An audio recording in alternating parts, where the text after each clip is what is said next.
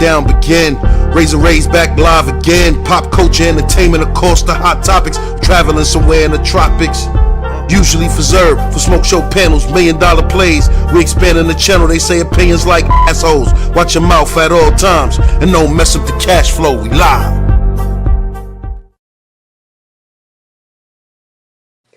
What up? RAZE back live again on this Tuesday early morning live stream. And a Diddy trial is live right now, guys. The Diddy trial is live right now. Multiple people will testify today. Diddy's assistant from about 2007 to 2009. He's testifying right now. We're going to go into what he's been saying on the stand over the past 15 minutes. He is just letting it out, ranting on the others, the security team that he was around. So we're going to get to that. Diddy's personal chef, is supposed to testify today. And also Cassie's mom is supposed to testify. Hit that like button, guys, because I've been following this case. And shout out to Ajima's World, Ronin Travelers. Salute to you guys. Shout out to both of you guys' channels also. Yeah, I've been following this case, guys. And I asked the question, is Diddy winning? I know it's shocking, you know, to hear me ask that question. And shout out to Troy. Shout out to my guy Troy from Queens. Shout out to you, Troy. You know, is Diddy winning in the sense that the prosecutors so far up to this point have not proven RICO, conspiracy, trafficking. They have not proven it outright. Now, I've been watching some interviews over the past 24 hours from some people that have been inside the courtroom.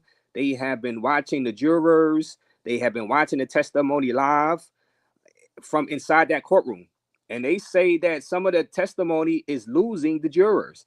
They are saying that some of the testimonies putting some of the jurors pretty much almost to sleep. And some of them are saying that it is kind of muddy, like the waters are muddy about proving the testimony that has been heard so far reaches RICO, you know, as far as, you know, trafficking, you know, it's muddy. It's like 50-50. It's not really proven that Diddy actually did RICO. Now, we know a few people have already testified in this case. You know, of course, Cassie. They said mainly what they have proven so far is definitely they have proven spousal abuse, right? They have definitely proven spousal abuse, like you know, which he's not on trial for, and that's the issue right now. They have proven domestic violence, and this is right here. This is some photos of, and I'm going to ask you guys, you know, have they proven their case of Diddy racketeering and RICO? Because he's facing 15 years at minimum on that charge alone, you know, all the way up to life. Now, they have proven he's a domestic violence person. He's a violent person. And we'll see if the jurors, you know, how the jurors feel about that. Would they put you know, would they find him guilty of RICO and racketeering just because they don't like that he physically abused Cassie? Most of the witnesses came out. You had Dawn Richards came out, said she's seen him beat up Cassie.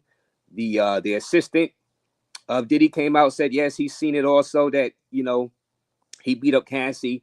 So basically they have proven that he is a domestic violence person, which is awful, which is bad. But let's be honest, he is not on trial for that. So and these are the pictures right here of the abuse, you know, that has been released in the court. So they have proven that she got beat up. Like I said, Cassie's mother is going to testify today also, along with the assistant that's been testifying. And I got some keynotes. Now, they have released the freak off guys that have been at the freak off parties, you know, doing the escorting and the stripping. We'll see how these guys come into play, because the prosecutors did release these guys' photos. You know, will they say that they were bought across state lines for pay to do sexual acts with Diddy and Cassie? Would that be considered trafficking? You know what I'm saying? And you know, so let's see. So I have saved some main points that from yesterday. We're going to get into what's going on right now in the trial right now. But music A-listers were at restaurant where Diddy punched Cassie in the stomach. Sex trafficking trial witness says singers Usher, Neo, and hotshot music exec were at a restaurant when Diddy Combs punched Cassie Ventura in the stomach, according to dramatic testimony in Manhattan court. Which basically we know they have proven that he is a domestic violence person, right? And this right here, this is David James, the person who's testifying right now, who was his assistant from 2007 to 2009. He's on the stand right now. I'm going to get into what he's testifying right now, what they questioned him about. He was on the stand yesterday, and this guy said yesterday that Diddy, he worked for Diddy pretty much 20 hours out of the day. And then he also added that Diddy's security team worked for him 20 hours out of the day. So only like 4 hours of rest. Or they trying to set up to where this is a forced labor situation. I guess they could throw that into the RICO. What are they trying to set up? Why would he say, he worked 20 hours out of the 24 hours out of the day? It didn't voluntarily add that security did too. Because he voluntarily said, hey, I worked 20 hours out of the 24 hours of the day, and security did too. So are they trying to set that up to where they can claim that that's RICO? That's forced labor. You know what I'm saying? Like I said, this stuff is not really clear cut, though. That's the thing. These are grown men and grown, adults and grown women testifying. And a lot of this stuff was voluntarily. I know Cassie's former best friend testified yesterday. Also, let me see, Kerry Morgan. Yes, Kerry Morgan testified yesterday that that Diddy, beat up Cassie a bunch of times. He even choked her out and hit Kerry Morgan because he was trying to find out who Cassie was cheating on him with. So Diddy supposedly grabbed up Kerry Morgan, who was the best friend of Cassie. She was young too, and hit her, I believe, with a hanger or something like that, because he was trying to ask her who is Cassie cheating on Diddy with. So, and now this was one part of the testimony right here from the from Diddy's. Let me see, Diddy's assistant. He recalled in another incident in 2007 when he smoked cigarettes with Cassie and her pal Kerry Morgan during a trip to Combs' exclusive Star Island. He says, man, this lifestyle is crazy. All right, no, she said, man, this lifestyle is crazy, Cassie said to him as he told jurors. He then asked Cassie why she didn't leave the rapper Sean Diddy Combs, to which she responded, I can't get out. Mr. Combs oversees so much of my life. In addition to having total control of her music career, Diddy oversaw Cassie's finances, James said in court.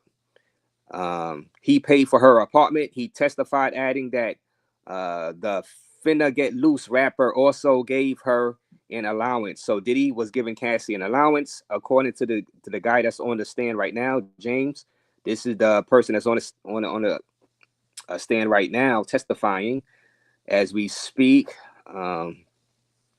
So Kerry Morgan, like I said, Kerry Morgan documented a lot of physical abuse, mental abuse. But is that RICO? Did the prosecution so far with these witnesses prove RICO? Now, I know the federal agent testified a few days ago, also last week, about the arrest of Diddy and what they found inside Diddy's house. That they did find ketamine, which is some type of drug, knockout drug, and you can also get high with it. I believe they found all kinds of narcotics and stuff to get high with. They found a bunch of baby oil, but are they proven? I'm asking you guys, or have they proven RICO? That's the thing. Now, also, Dawn Richards, who was from Danny DeCane, she testified yesterday And she said that Diddy once stormed into her dressing room and groped her, touched her breast and booty, you know, and she sued him for S assault because of that incident at one point. But Diddy's defense team came back at her saying, look, you saying he did all this, but as recent as 2021, you hit him up to try to get Diddy to sign you as a solo artist. Danny DeCane was back in around 2000 and what's that, 6, 7 back in the days when they had the Making the Band. And she was in that girl group, Dawn Richard. So she testified, and the defense kept asking her, wait a minute, you knew Diddy did all this stuff to Cassie. You seen it with your own eyes. He even made threats to you, allegedly, that if you say anything, something bad might happen to you. But why would you continue going back to Diddy to try to get new contracts?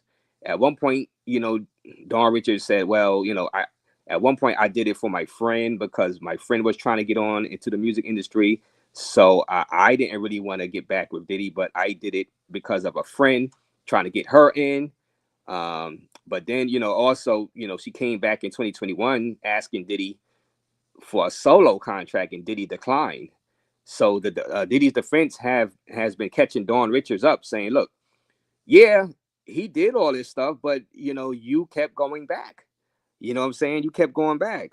I said Dawn Richards confirmed that the musical group she was part of, Danny DeCane and Diddy Dirty Money. So she was part of two groups with Diddy. So they also asked her that. They said, "Why would you go into Dirty Money, that group, knowing what you seen Diddy doing when you was with Danny DeCane?"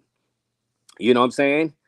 She testified that she felt saddened by Diddy Combs deciding to dismantle both of those groups and confirmed that the music she released since hasn't reached the same level of success. Danny DeCane was formed by Sean Diddy Combs as part of the MTV reality series Making the Band, and Diddy Dirty Money was a trio that included Richard Combs and singer Kalina Harper. You felt like Holmes ruined your career, not once, but twice. Defense attorney asked her. Then Dawn Richards says, yes.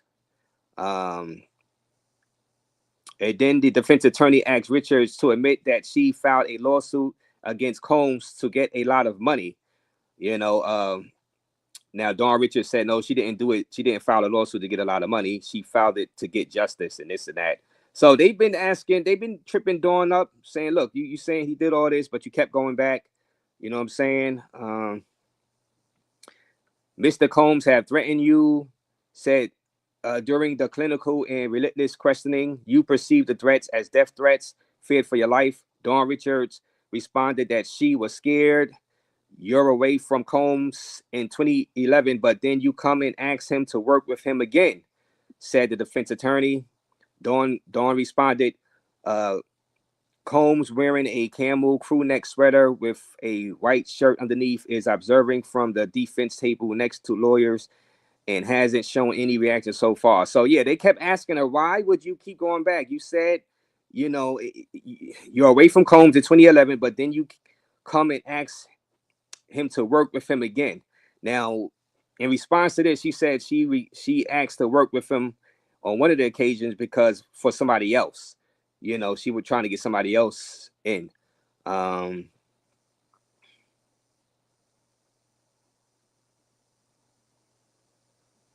at one point, they was asking Dawn about why she kept trying to get back in with Diddy after all of the stuff she's saying that he did.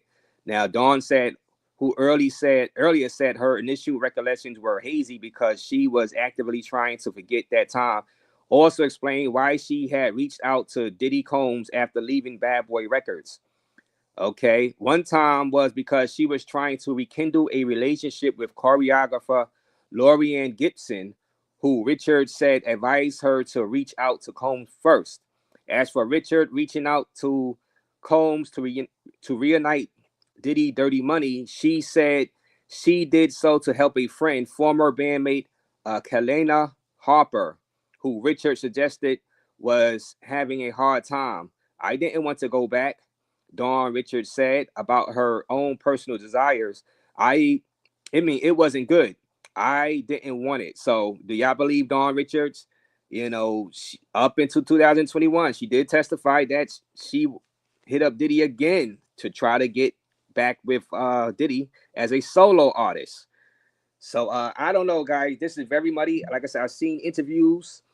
I've seen the interviews with people that was in the courtroom watching this, and they say, "Look, Diddy is a bad person for beating her up." I say, RAZE says Diddy's a bad person for beating her up, but are they proving, or is the government proving RICO and racketeering? Like I said, so far they have only proven domestic violence. Now, when you talk about RICO, racketeering, trafficking, they can broaden the law to make it like the interpretation that he's, you know, doing this stuff, but it's not clear cut. Now, I know the feds have a great record out in New York State, you know, prosecuting these things, but so far, all they have proven to me is domestic violence. How about you guys in the chat? And they started asking about, you know, was she angry about her career? Let me see what else I had from yesterday. I'm gonna get to you, guys, as far as what's going on in the courtroom right now, because the assistant is on the stand. Cassie's mother is supposed to testify also, and the personal chef of Diddy is supposed to testify. All right. Now, Kerry Morgan was the best friend.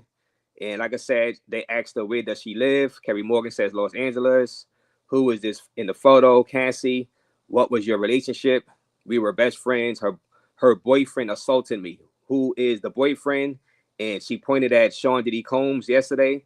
And of course, like I said, she said that Diddy assaulted her because he was trying to find out who Cassie was cheating on him with. And one day he grabbed her up and hit her with a hanger, you know, trying to get information on the whereabouts of Cassie, about who she's cheating on Diddy with. So, and she said she stopped being friends with Cassie Rivera because she told Cassie Rivera this. And Cassie said she was over exaggerating, but she did say Diddy paid her $30,000 after that incident. It didn't go to trial or nothing, but Diddy, she said she was going to sue Diddy, but Diddy paid the $30,000 for hitting her and this and that. And she told Cassie brung a NDA, non-disclosure agreement, for her to sign. And she said after she signed that, she said that was the last time she actually talked to Cassie. They were best friends for years, you know, actually lived together in Manhattan when they were teenagers. And that was it. So we basically caught up on that, the Diddy trial. And once again, these are the photos of the male escorts right there. You know, I don't know why the prosecutors released these, but the prosecutors released these photos of the freak off escorts. I guess maybe some of them will be called to testify. And like I said, the person that's on the stand now, David James, you know, he worked with Bad Boy Records from 2007 to 2009. He was Diddy's personal assistant. You know, let me see. He said that Diddy told him that, and he told the jurors this yesterday, that the music mogul saw Cassie as a young and moldable. You know what I'm saying? He saw Cassie as young and moldable. You know, so however y'all want to take that, meaning that I guess she was around 19 when he first met her, right? And that she was young and moldable. But Kim Porter, who was his real current girlfriend at the time, was the real lady in his life. He just wanted to mold Cassie Ventura. You know what I'm saying? Young and moldable. So what are y'all guys thinking right now? What are y'all guys thinking? Is this S trafficking? Does this rise to S trafficking? 15 years to life in jail? Is this RICO? Is this RICO? Let me get to some of your comments in the chat. Salute Ajima's World. Salute Ronin Travelers. Salute. My guy Troy for Queens. Backpack Val is in the building. Salute. Yes, his defense is top notch. Yeah, and people have been you know, and I see some people covering this trial, and they get mad every time the defense examination of the witnesses, and they get mad saying they're dirty, they're sleazeballs. But I'm like, well, that's the defense's job to defend their client. You know what I'm saying? Even though they know Diddy, they admitted that Diddy probably is a bad person as far as treating women. He loves baby oil, but their job, the defense job, is to get their client off. So they're gonna, they're gonna say some, despicable things sometimes to the witnesses and try to trip the witnesses up. You know what I'm saying? That's part of their job, backpack. You know. And I want to thank Extreme Traveler with the $10 through the Cash App. I highly appreciate you, Extreme Traveler. Thank you, Extreme. I highly appreciate your donation. He says, Diddy did it. All right, so Extreme said Diddy did it. Hey, like I said, they have proven domestic violence. But does it rise to, like I said, the level of, RICO? That's what the prosecutors have to prove, and I don't see they didn't prove that yet 100%. 100% they didn't prove it. Now, maybe a little, because she felt that she couldn't leave. So if y'all want to say that's S trafficking, but thing is, she was in a relationship and she said she loved him. So that's why it's so murky right now. It's so 50-50, but that's S trafficking. It's hard to really prove. It's not really clear cut. Like I said, some of the witnesses that were in that courtroom said it's not clear cut. They did not prove that. So Jack Black says early live. Yeah, we covering it early. The trial started right now. They are in the courtroom right now. I'm going to read to you what's going on right now in a few minutes. The guy, the assistant is testifying right now, spilling the beans right now. The freak off begins. It's a lot of freak off stuff, James. A lot of freak off stuff. It's not really. It's I don't know. It's a lot of freak off stuff. If he was on trial for domestic violence, he would be found guilty without a doubt. Without a doubt. But this is Ronin Travelers at RAZE. What Cassie? All right. Would Cassie? All right. What her mother say to say except for fear say from her daughter? Yeah. What Cassie's mother's gonna testify. I'm interested to see what she says, but really, I pretty much already know what she's gonna say. Pretty much, I think she's gonna say that Cassie feared for her life. Cassie was, she's seen scars. Cassie didn't really tell the mother much in the beginning, and this and that. So really, how much is Cassie's mother really gonna add to the RICO charge, to the S trafficking charge? Is Cassie's mother going to say that? Cassie could not leave him because she feared for her life, which we already heard. Cassie said that already. You know what I'm saying? What is Cassie's mother going to add? So it's interesting to see, is Cassie's mother, like I said, some of the jurors is in there hearing this and they are losing the jury because I guess they're getting bored. There's no smoking gun as far as the jurors are there to either convict Diddy on S trafficking and RICO racketeering, to convict them or find them not guilty. And all it takes is one juror to say, look, this is not, they didn't prove their case. Let me see. What's up, fake Miko? Pathfinder, Diddy is not winning according to my observations. Yeah, well, like I said, Pathfinder, they have to prove RICO. So Pathfinder, did they prove RICO and racketeering and that's trafficking? Did they 100% prove it? That's the thing. So Pathfinder believed that Diddy is not winning the case. Like I said, all he has to have is one juror says, nah, you didn't really prove RICO. Remember, RICO was what they took down the mafia with. Giuliani took down the mafia with in the 80s and 90s. Racketeering, conspiracy, criminal organization. So far, what I'm seeing is a bunch of bodyguards and security guards who refuse to step in when they seen, abuse towards Cassie. Like I said, this is domestic violence. They proven definitely. Now, who knows how the jury would feel? Would the jury convict them because of the domestic violence? Would they say, yeah, he committed S trafficking, he did RICO because they don't like the fact that he beat up Cassie? Would all 12 jurors do that? That's the question. I don't think they will. Honestly, to be honest with you, I think these next, you know, batch of testimonies and witnesses, they're gonna have to come better and prove the RICO portion.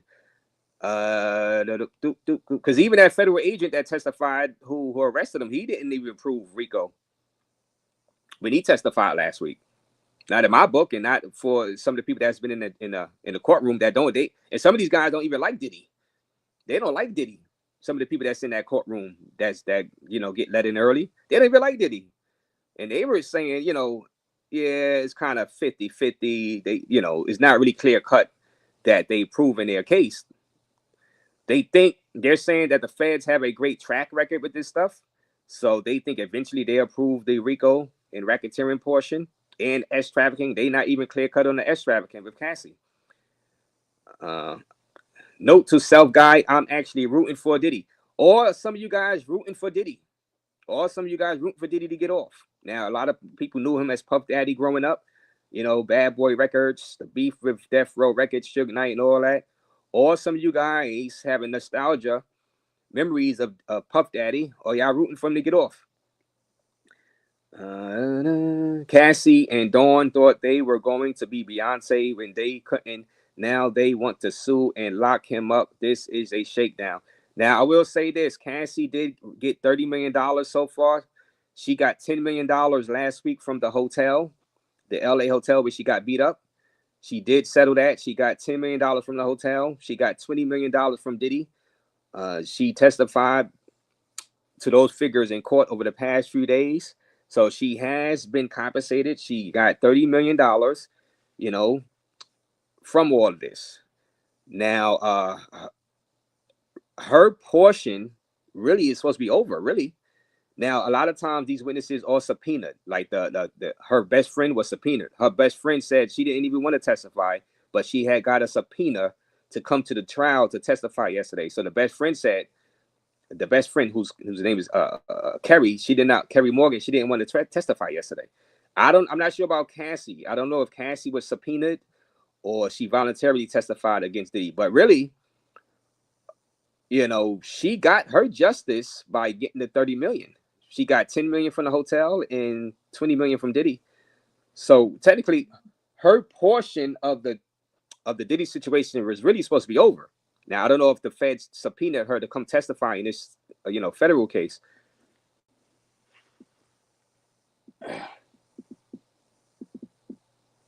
But yeah, you know, she got paid the 30 million. Let me see. If Diddy is going to jail for freak-offs, I should go to jail too, along with everybody that travels to other countries for cat. Now, this is a fine line. This is a thin line because, you know, they're saying, you know, bringing prostitutes over across state lines, that could be considered sex trafficking nowadays. So it's a thin line, but is that worth 15 years in jail? You know, is that worth 15 years in prison? If you decide to bring over, he says you just want justice. Yeah, we all do. I'm rooting for justice, yes. But he's not on trial for domestic violence. They have proven domestic violence. I will give you that. They have 100% proven domestic violence. I showed the photos. They showed the photos. They got plenty of witnesses, you know, that says he did that to her. And security wasn't going to stop it. Security didn't stop them. You can call them cowards. You can call them this and that. You know, but that's domestic violence. Yeah, that's domestic violence. Has anyone on the chat served a jury before? I have been called to jury duty before, but they settled out of court. So they settled out of court very quickly. So I didn't have to really. I was picked as a juror before years ago in the case in New York City, but I did not have to come up with a verdict or anything like that because they settled out of court, or they handled it before the trial. They settled it before the trial even really got started. Guess he did a plea deal, which Diddy was offered a plea. Also, he's also offered a plea deal before the trial started. A few days, he turned it down. I don't know what the plea deal was. Shout out to T. Williams in the building. Tony Hernandez says free Diddy. Free Diddy. Tony Hernandez says free Diddy. Like I said, they're gonna the prosecutors in my book, they're gonna have to come harder. You're gonna put this guy in jail for 15 to 20 years. Now you can lock him up for a few years. You can say, no, you're a domestic violence person. And if they can prove that he actually did drug people and assault them, yeah, then lock him up, throw away the key. But they have to bring in the witnesses to say that. I haven't heard a witness say that he's actually even drugged them. I heard about narcotics. I heard, Cassie say she got high and stuff like that. I didn't hear Cassie say that he slipped any narcotics in her drinks without her knowing to take advantage of her. I haven't heard her best friend say that. I haven't heard any of the male escorts say that either. Now, I know they found ketamine. So what was he doing with that ketamine? Ketamine can be used as a knockout drug. You know what I'm saying?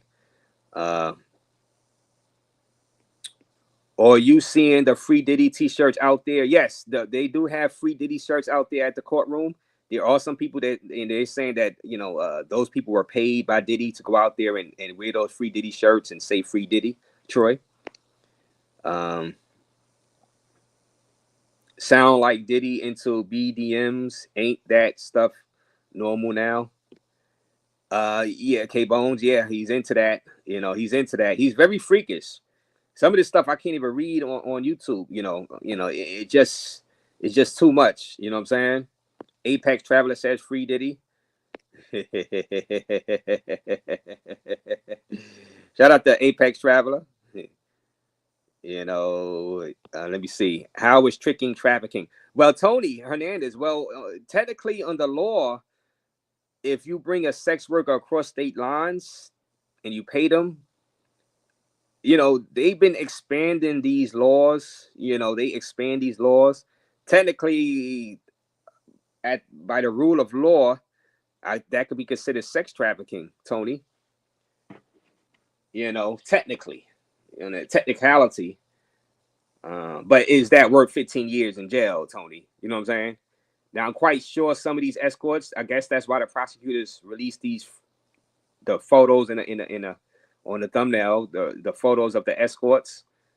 I guess they're going to try to say that some of them cross state lines and try to nail him on the technicality of sex trafficking because he paid them money to come in and do S acts with him and Cassie. But is that 15 years of prison, Tony? Let me see. Now, I'm going to get into the courtroom right now. I'm going to read the updated stuff that's going on right now as we speak inside that courtroom. Right now, the personal assistant is on the stand. The personal assistant, this guy right here, David James, on the stand. Yesterday, he testified that he worked 20 hours out of 24 hours of the day for Diddy every day, right? Hardly no rest. And so did Diddy's security team, right? Or they trying to nail Diddy on forced labor, where they add that, as far as the RICO racketeering, forced labor. I don't know what that was about. He voluntarily said that the Diddy security team had to work 20 hours out of the 24 hours. You know what I'm saying? He volunteered that. So this guy looks like he's about to spill the beans. Looks like he's about to rat and tell it all, spill all. So let's see. So he's been on the stand for the past hour right now. And I'm gonna go through what the prosecutors are asking him right now. Let me see. Okay.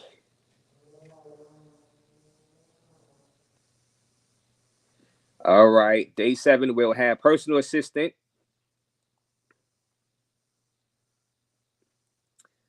Diddy's chef, and Cassie's mom is going to testify today. So this is the personal assistant in the court right now. So the prosecutors ask, what did Mr. Combs say? And then David James, who is the personal assistant, who was the personal assistant in 2007 to 2009 for Diddy. So what did Mr. Combs say?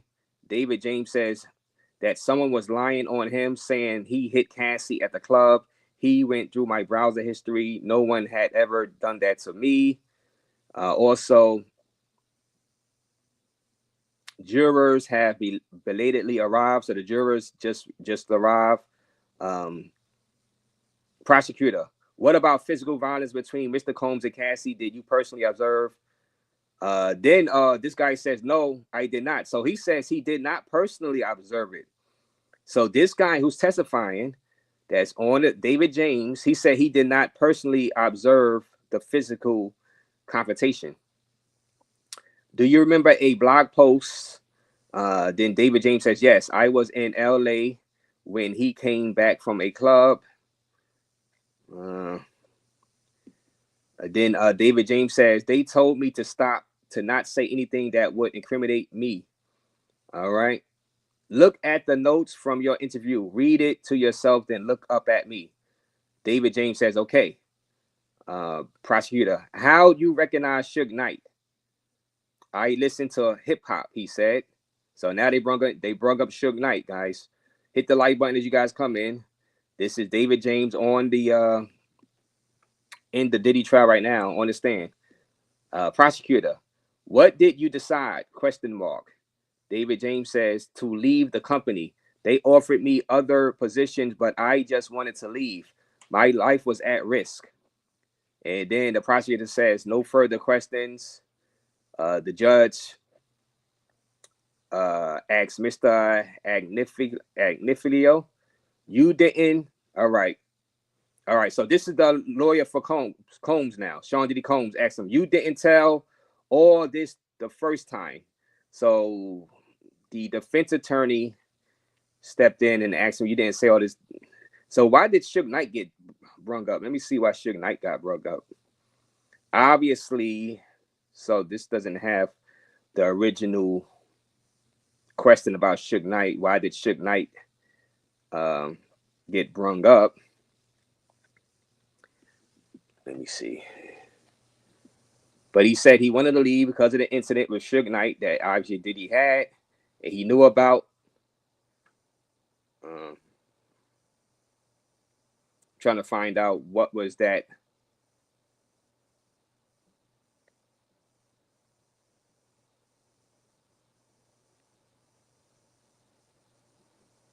All right, decided to leave the company.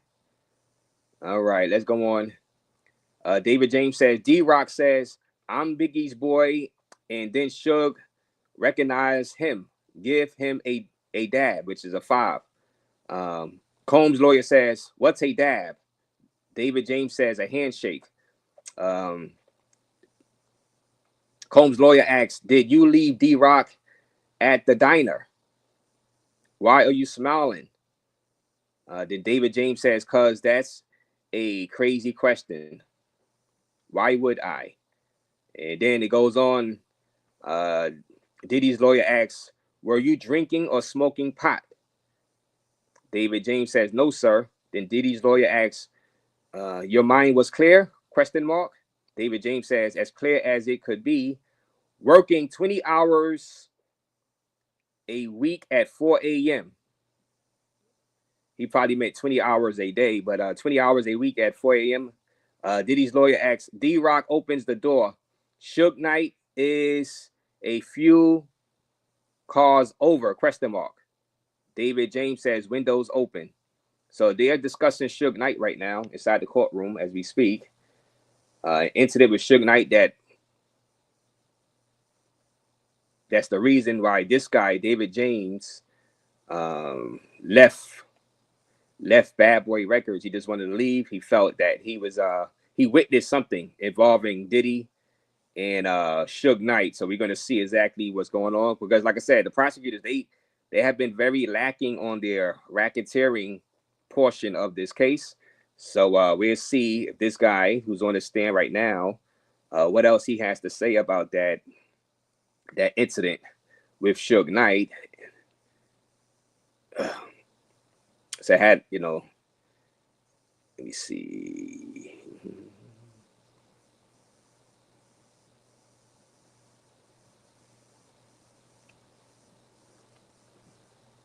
Yeah, so as we wait for that to update, We'll see. Let me see what y'all saying in the chat. Miko, what the F, bruh? Yeah, well, yeah. Shout out to Real One is in the building. Eric Terry says, Diddy is a very strange man, but I don't see a trafficking or racketeering. So, Eric Terry, you haven't seen it yet. We're going to continue to read what this guy on the stand is saying about the Suge Knight incident. Will this be part of the RICO?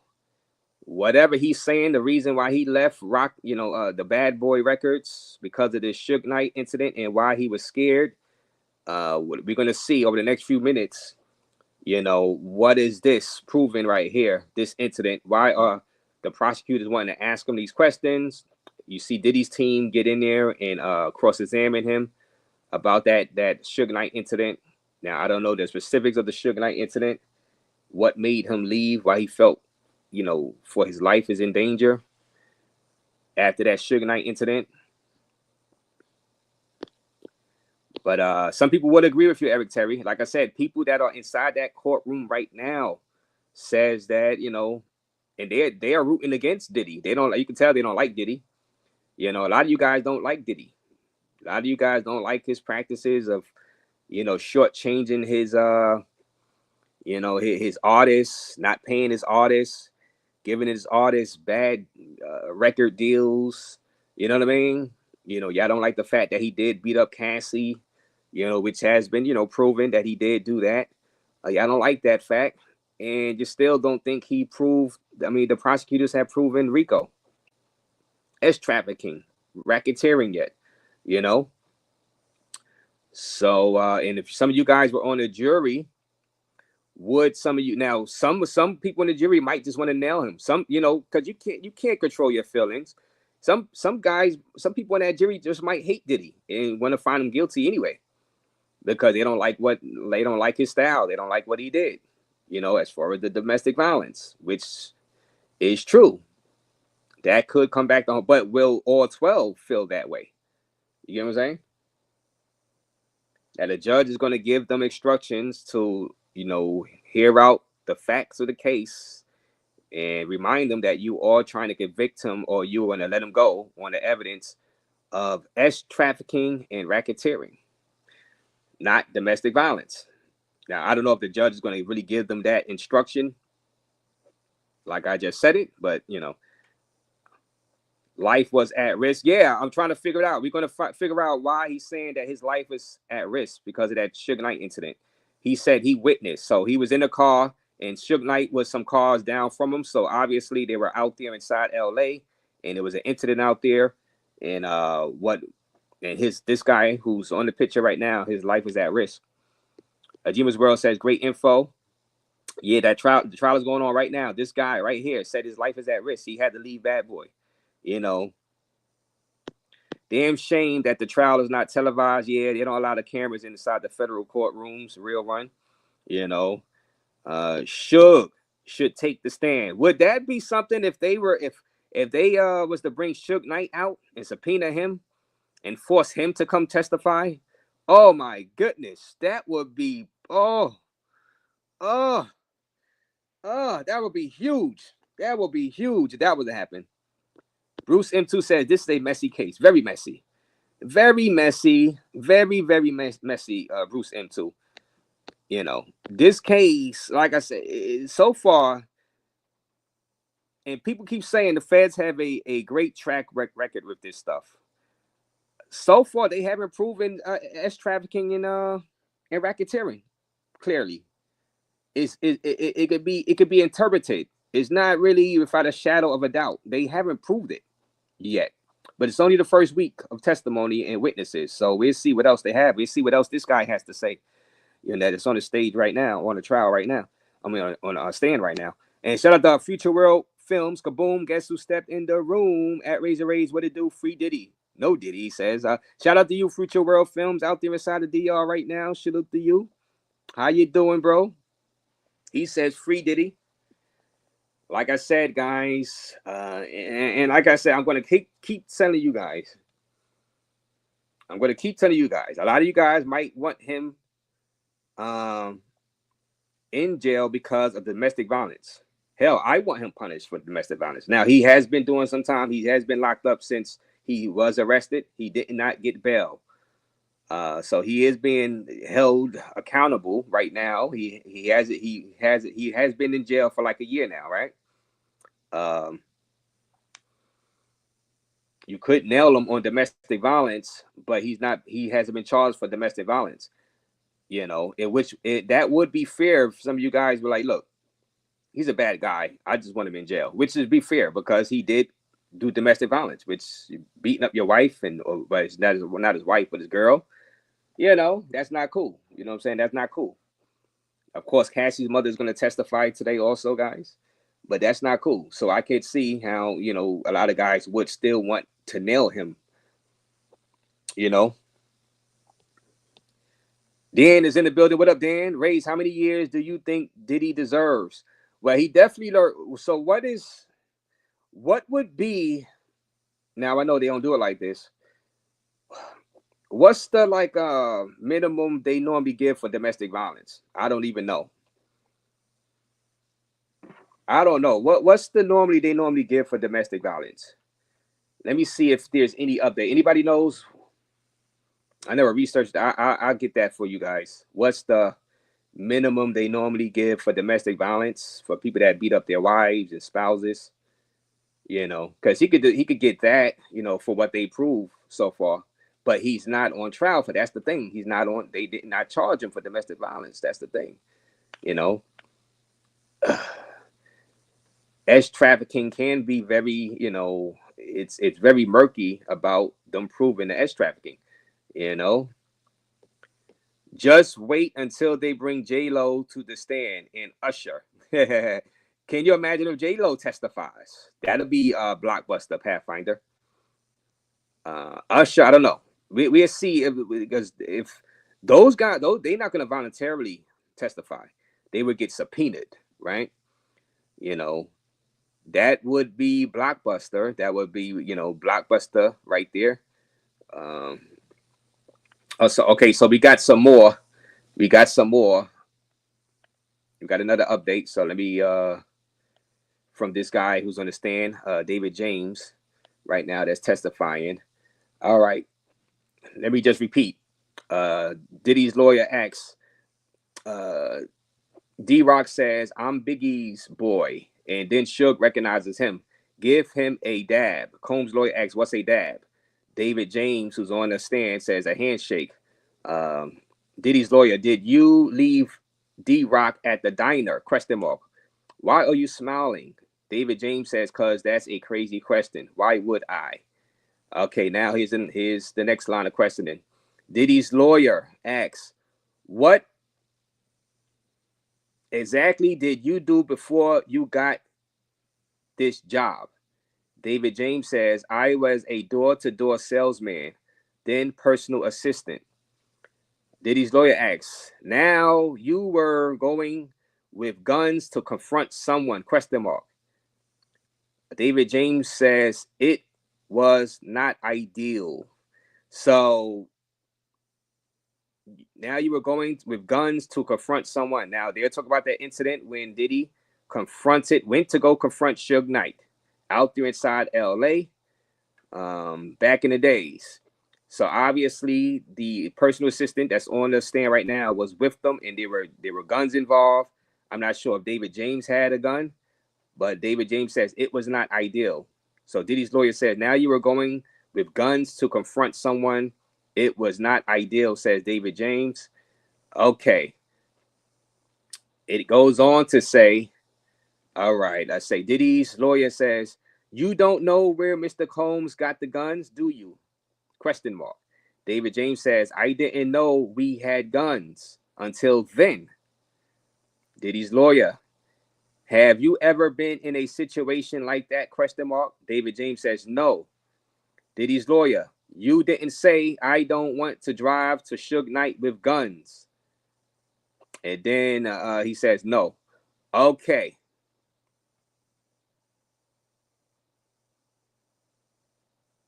All right, no. All right. So Diddy's lawyer asks, you didn't say I didn't want to drive to Suge Knight with guns? Question mark. No. So let's see how he answered that. Diddy's lawyer: this is a radical departure from your job description. Is that an understatement? Question mark. David James says it's the understatement of the day so far. Then Diddy's lawyer: do you have immunity? Question mark. David James says, ask my lawyer. I have some kind of offer agreement. Then Diddy's lawyer says, proffer, Proffer. And then Combs' lawyer says, you knew how to get to Mel's Diner, right? David James says, I frequent there all the time. Then Diddy lawyer, you've never seen guns before, right? Question mark. David James says, no, I've never seen guns before.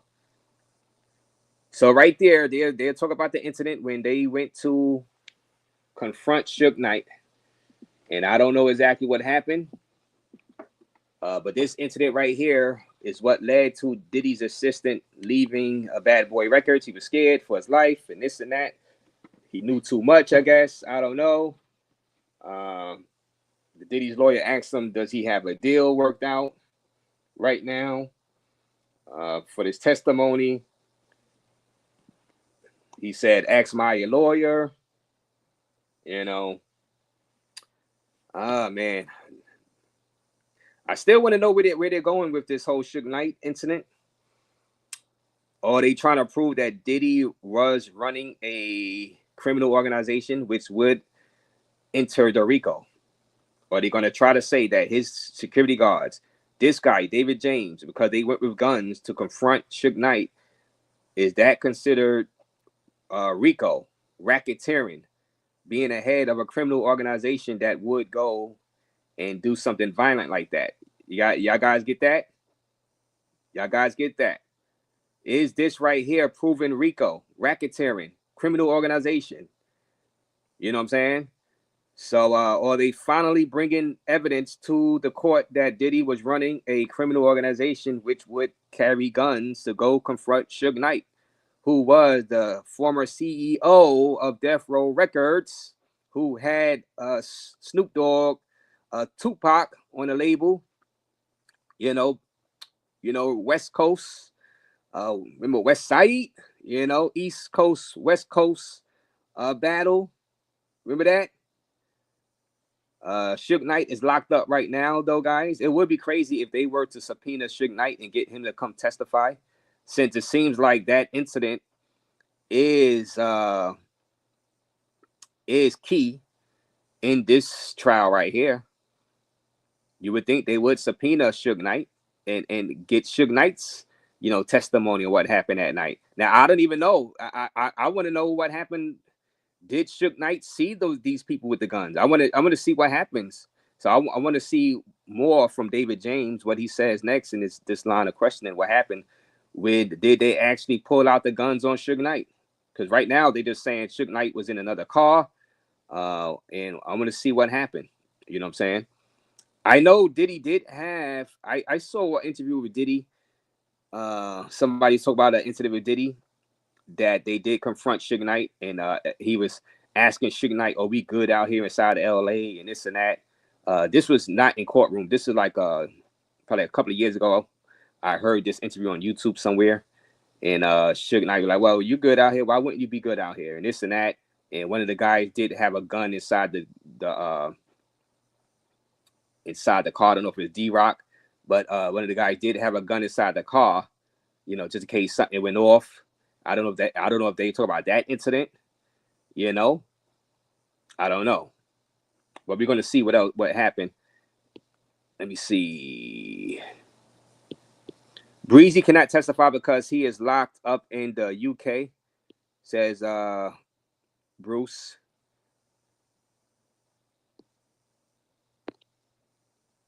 Yeah, I heard about homeboy got locked up inside Chris Brown. Chris Brown got locked up inside the UK. Yeah. Chris Brown is locked up. He should get around 10 years. He let Sean rot for 10 years for a charge he didn't even drop a bag on Sean when he came out. Nasty work. He didn't. So Sean said he didn't drop a bag on him. and hit that like button, guys. So a lot of people want Diddy to do some time anyway because of stuff like the Shine incident. You know what I'm saying? You know that he sat in there for 10 years for that shooting in that New York nightclub. You know, when J-Lo was present back in the days. I remember that incident. You know what I'm saying? I do remember that, Dan. Africa, this right here proves forced labor. So it proves forced labor. So that files underneath RICO forced labor, Africa. Hit the like button, subscribe to the channel. Anybody new to the channel, we are covering the Diddy trial. We cover multiple things in the channel, travel related, but also we do these hot topics. We're going to be covering this Diddy trial until there is a verdict, whether he's guilty or not. We will be covering this. Shout out to everybody watching, any new people coming in. I never seen you here, Africa, so hit the like button, subscribe to the channel. So Africa is saying this proves forced labor.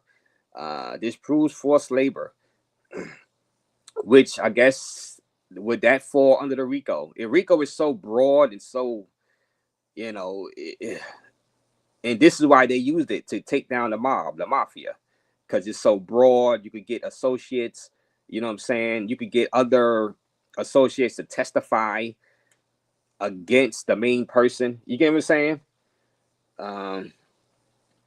You can flip, you know, people to testify against the main person that the government wants to nail. You know what I'm saying? The co-conspirators. Who were Diddy co-conspirators? Was this guy, David James, a co-conspirator, since he did go towards Suge Knight with the gun? And did they flip this guy? Was he a co-conspirator? Did they say, look, we got you, we're going to prosecute you, but you come and you testify on, you know, and we work out a deal, which obviously I think he did work out a deal. This guy that's on the stand right now. Razor, I have served as a juror. What your audience needs to understand is the Fed definition of racketeering and S trafficking, not what they think they know it is. Go read the letter of the law. Yes. Now, I have been reading what S trafficking and racketeering is. It's so vague, and then, you know, the interpretation of it, like, is kind of fluid. They be adding stuff, it seems like, each time. You know, it's very, it's written. Is that y'all can everybody could Google it. Matter of fact, I'm gonna Google it and I'm gonna read to you what it means. But it's still vague. And let me see. You can add stuff to it. It's up for interpretation a lot of times too. Some of the stuff is not clear cut. Like I'm saying, this stuff that Diddy did is not really clear cut. You know what I'm saying? I guess you could say, like I said, these guys going with the guns, you could say that that's a criminal organization. That's a violent criminal organization, since they pulling up on Suge Knight with the guns. You know what I'm saying? They need to bring Suge Knight in to testify. Since they bringing up Suge Knight, this is going to be all right. Let me see any updates. Let me see the updates, what this guy had to say about the Suge Knight incident. It is getting very interesting with this, with this testimony from this guy. Like I said, Extreme Traveler, thank you for the cash app. I highly appreciate you. That's going to raise your RAZE travel. Even with raise your RAZE travel, we are going to still be covering this, even when I'm abroad for my birthday this month. So we still going to be covering this, following this. Let me see.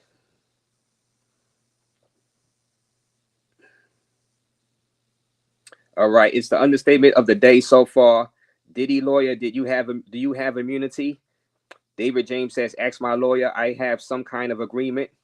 Diddy lawyer, Profer. Okay. Combs lawyer, you knew how to get to Mel Diner. David James, I frequent there all the time. You never seen guns before, right? David James says no. And then it goes on. This is replying. All right. Combs lawyer, you didn't tell anyone about this, question mark. David James, only my wife. Diddy lawyer, did you meet with the government this morning, question mark? David James says yes, briefly, about what might come up in cross-examination. Diddy lawyer, did the Mel's Diner incident come up, question mark?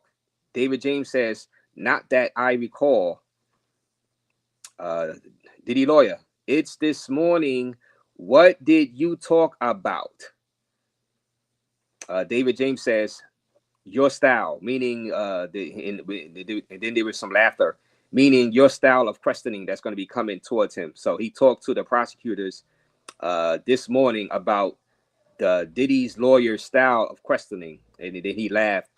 Diddy's lawyer says, I'm dying to ask what they said, but I won't. Yeah, so this right now, they still, I want to know the details of what happened with that Suge Knight incident, you know, to make this guy, and what kind of threats did he make to this guy to make him leave, and why did he feel like his life is in danger? So that's when you're going to get to that. And will this portion be the RICO? You know, would this guy be David James be considered a co-conspirator in the RICO if he didn't get this the deal, work out the deal? Is David James a part of, because he went to go confront Suge Knight with, and knowing there were guns around? You know what I'm saying? Did he commit a criminal act? You know, doing that. I don't think any gunshots were fired during that incident, but I need to know more details of that incident. Like I said, I heard about that incident. I heard about an incident where Diddy confronted Suge Knight in them, but I'm not sure if Suge Knight knew they had guns. I just know that I heard where Diddy had asked Suge Knight, were we good out here in LA? And Suge Knight said, why wouldn't you be good?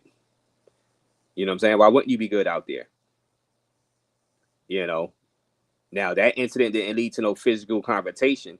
I'm not sure if this what this guy is that the same incident this guy is testifying about.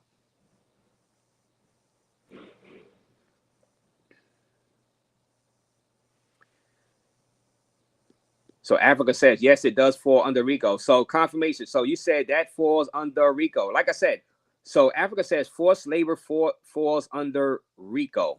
Okay, so you having like a slave, you know, a slave, and that's how sometimes, you know, people have, you know, the migrants work for them under like forced labor sometimes, you know what I'm saying? So yeah, forced labor would fall under RICO, says Africa.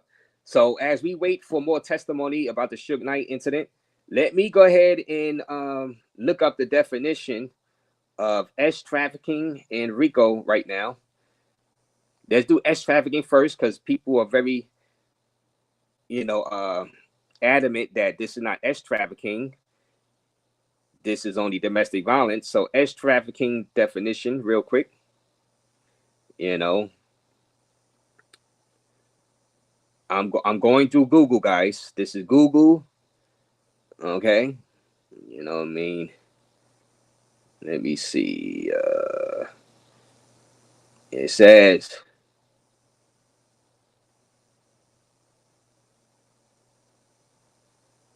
let me see.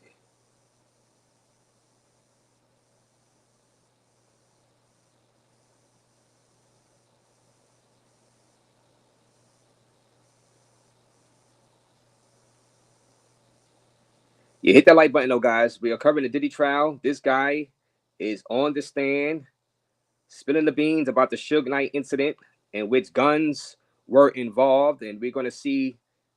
All right, it says, this is the dictionary. This is from Oxford. It says the action of sex trafficking is the practice of illegally transporting people from one country or area to another for the purpose of sexual exploitation. He was arrested on suspicion of sex trafficking and other crimes. Let me see. Sex trafficking is human trafficking for the purpose of sexual exploitation. Perpetrators of the crime are called sex traffickers or pimps. People who manipulate victims to engage in various forms of commercial sex with paying customers. Okay, so that's the definition right there. That one is according to Wikipedia. Did he do that? Did the prosecutors, or the prosecutors, proven that Diddy did this stuff? Sex trafficking is human trafficking for the purpose of sexual exploitation. Perpetrators of the crime are called sex traffickers or pimps. Did Diddy act as a pimp with those sex workers? Now the prosecutors have released, or these guys right here, they have released the photos of the male sex workers. Would you consider these sex workers that were at the freak-offs, would they be victims of sex trafficking? They are grown men, grown adults. They were paid. It says the action of practice of illegally transporting people from one country or area to another for the purpose of sexual exploitation. Were these people exploited? You could say they were brought from another area, not another country. They were brought from another area. Maybe they, crossed state lines for the sexual exploitation, but were they exploited as adults? That's the question. Were they kidnapped? Were they forced to do this? Now, I know they were trying to use Cassie, trying to say that she maybe was forced to do a lot of stuff, but she kept coming back. She claimed blackmail and this and that, but she kept coming back. She did still say she loved them. And so, oh man, what a messy. So that's why people are saying they're not proving sexual exploitation as for these consenting adults, right? Now, if they were to find out any of these people were underage, then they nailed them. But they have not. I have not heard any of that right now. I have not heard any of these guys say that they were underage. Anybody that's going to testify, you would think that the feds would put up people that were underage at the time, because if you're underage, you can't consent to that, right? So that's where they can nail him on the underage stuff. But nobody underage has testified, that they were underage at that time. You get it, guys? So that's what I'm saying. They have not proved S trafficking clear cut yet. In my opinion, I don't know what you guys have to say. You know what I'm saying? In my opinion. Now let's get back into the courtroom and see what else this guy has to say. But let me see some of your comments first. You know what I'm saying? Let me see some of your comments first. We just analyzed what's going on inside the Diddy trial, guys. I said I was going to be covering this. This guy, he's still on the stand right now, testifying about the Suge Knight incident involving guns, and Diddy pulled up on him.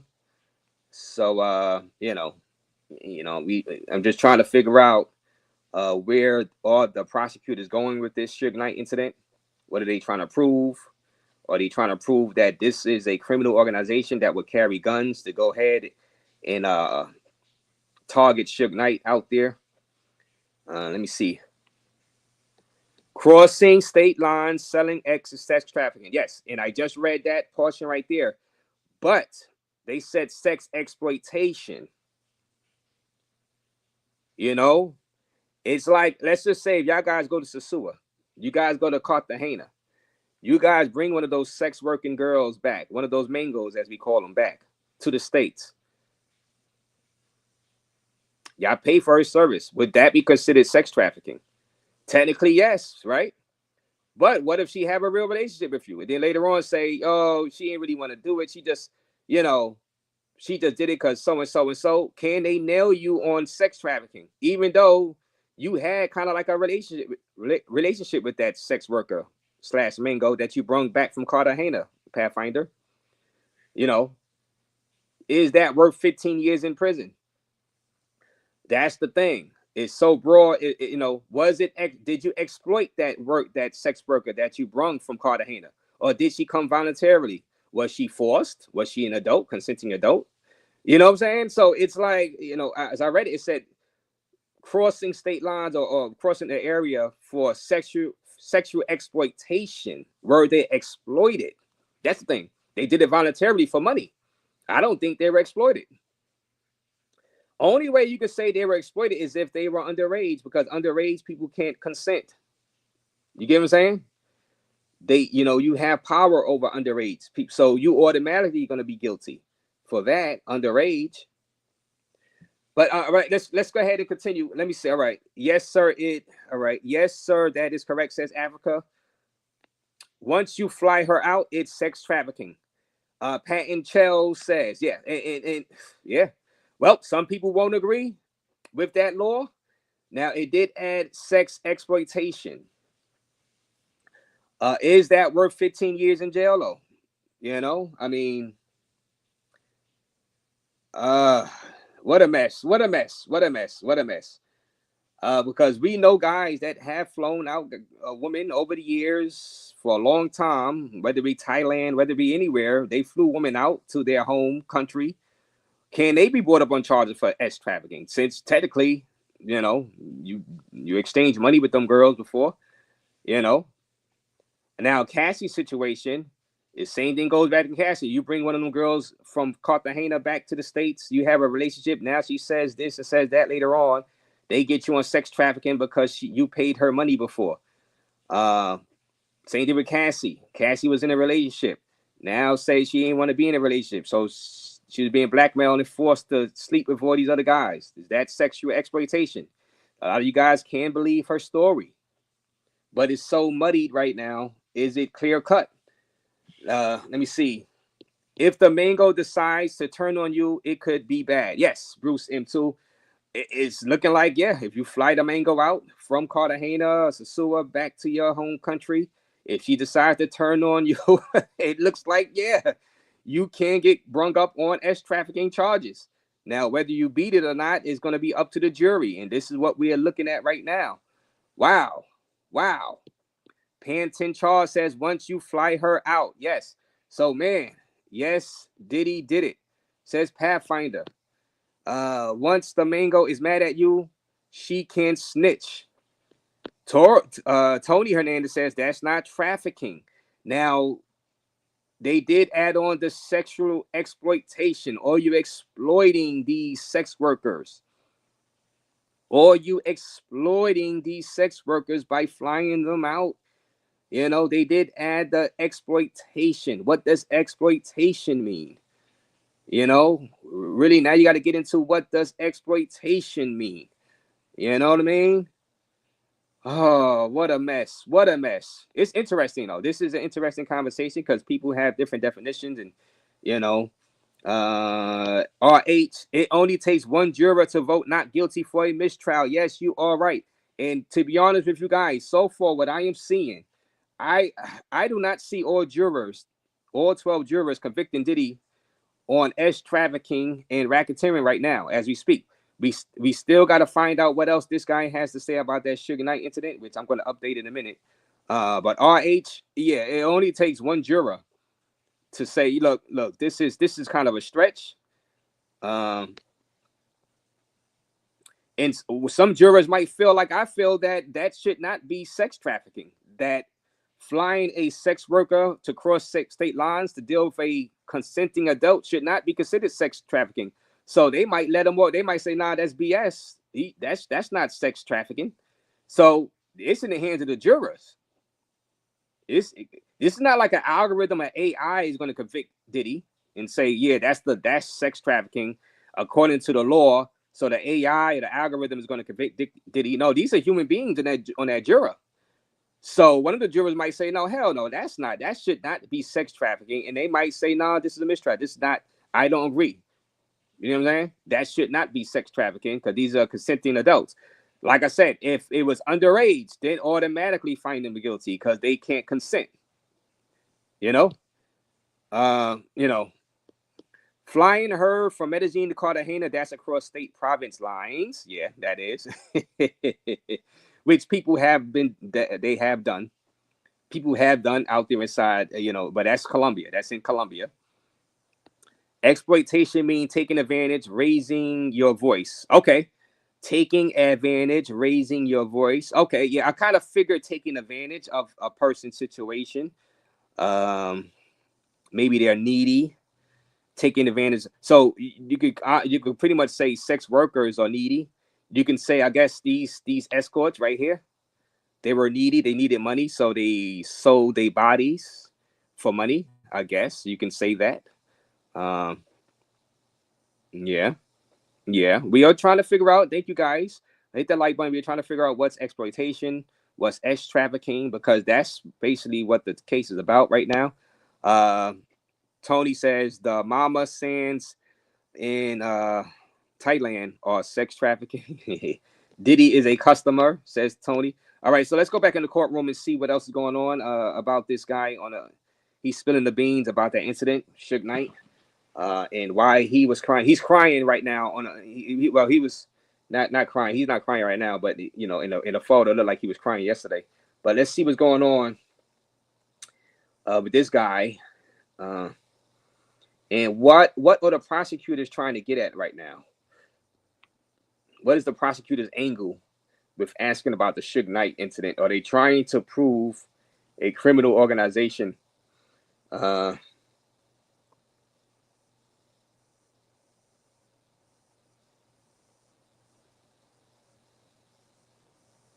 Okay.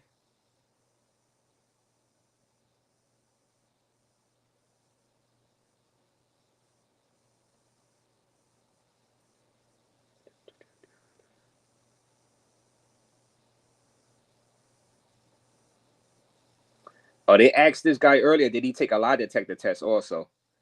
Did you ever take a lie detector test? That was earlier. And this guy, David James, says yes. Who was present? Asked. This is the prosecutor that was asking him earlier. Just me and this gentleman. It was very intimidating. They put monitors on my head, my chest, and my hand. Then the prosecutor, could you refuse not to keep my job?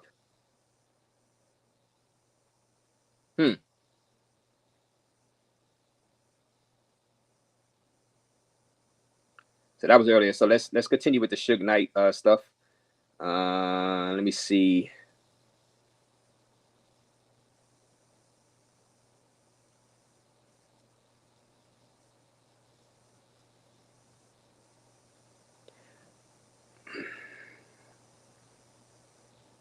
All right, Combs' lawyer. He had security because people wanted to touch him, right? David James says yes. In the airport, in McDonald's. Diddy lawyer. Was he gracious? Question mark. David James. I don't think gracious is a word I use for Sean Diddy Combs. Diddy lawyer. Did he sign autographs? Question mark. No. All right.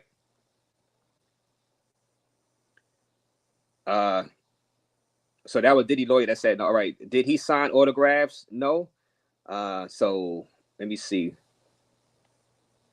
That was the latest right there. Trying to find out more about that that Suge Knight stuff and why they asking about the Suge Knight incident. Did they just stop asking about it? Let me see. Trying to look for another update for you guys.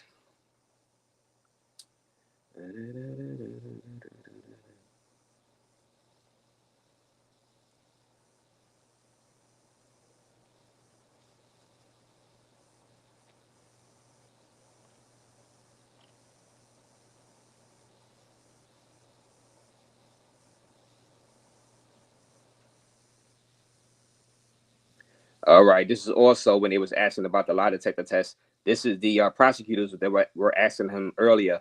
Did anything ever go missing? Question mark. David James says they said a bracelet was missing.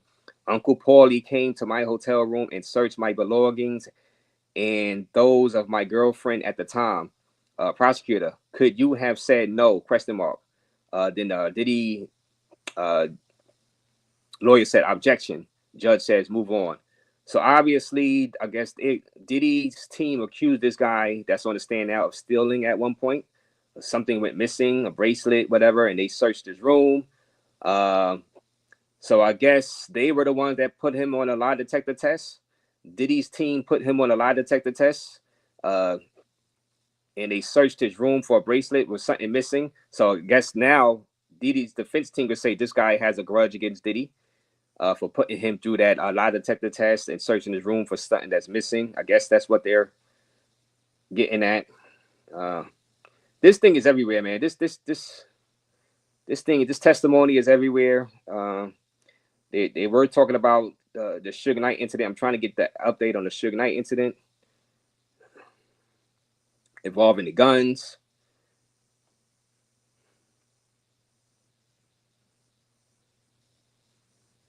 Last thing from here was about asking about, he had security because people wanted to touch him, right? Yes, in the airport, in the McDonald's. Was he gracious? Asked Diddy's lawyer. He said, I don't think he was gracious. I don't think gracious is a word you want to describe Sean Diddy Combs. And then Diddy's lawyer said, did he sign autographs? No. So, all right. So this is the latest. This Diddy docket. Asked and answered sort of on May 15th. Press challenged the number of judicial documents not being made public in the docket. Just now, Judge memorialized his oral ruling of yesterday docket. Okay, so yeah, so I'm waiting for any updates. I specifically want to hear about the Suge Knight stuff. Let's see what y'all got. Diddy is a customer. So you're saying Diddy is just a customer? Africa says the video is about 2 minutes long. So let me see what you was talking about, Africa. Let me see. Yes, sir, is correct. So I find it earlier. She got ran through by all those dudes. Pathfinder Africa, just look up the definition of RICO. Yeah, we were trying to, look up the definition of RICO, as trafficking, and do they have Diddy dead the rights? They should have protected their privacy. Like I said, I'm just saying, guys, when it comes to, adults consenting, man, those adults are selling their bodies, and they are adults. They are adults. They got paid. They paid a lot of money.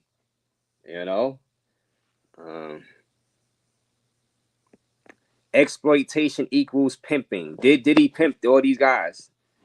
Do y'all guys agree that Diddy pimped these guys, or did he just call in? And well, he was a customer. Like Tony said, Diddy was a customer to these guys. He didn't necessarily pimp these guys.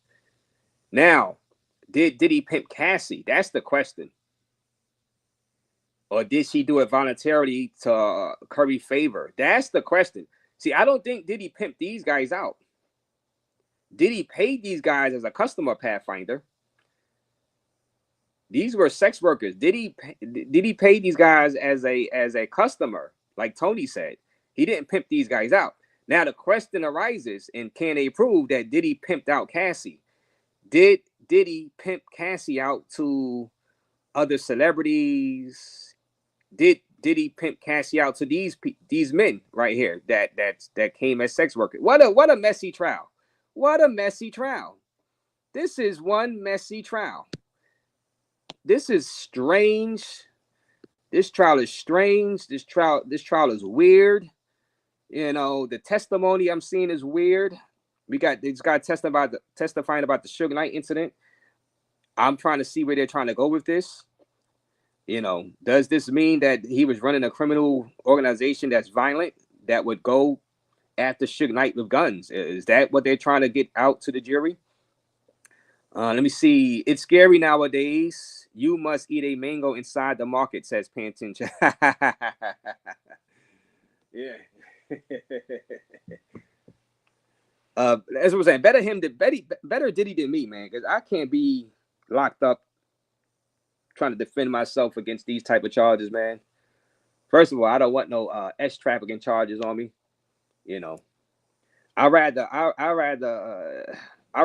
have assault charges against some ninjas that's been messing with me or something like that. Then this is just too weird. These charges, weirdo stuff, which we do know Diddy is weird. He's a weird guy. He is a weirdo, very weird. You could say but this is just very weird. I guess it goes down the line of the R. Kelly. Now, why did R. Kelly get convicted, guys? I didn't really follow that this closely.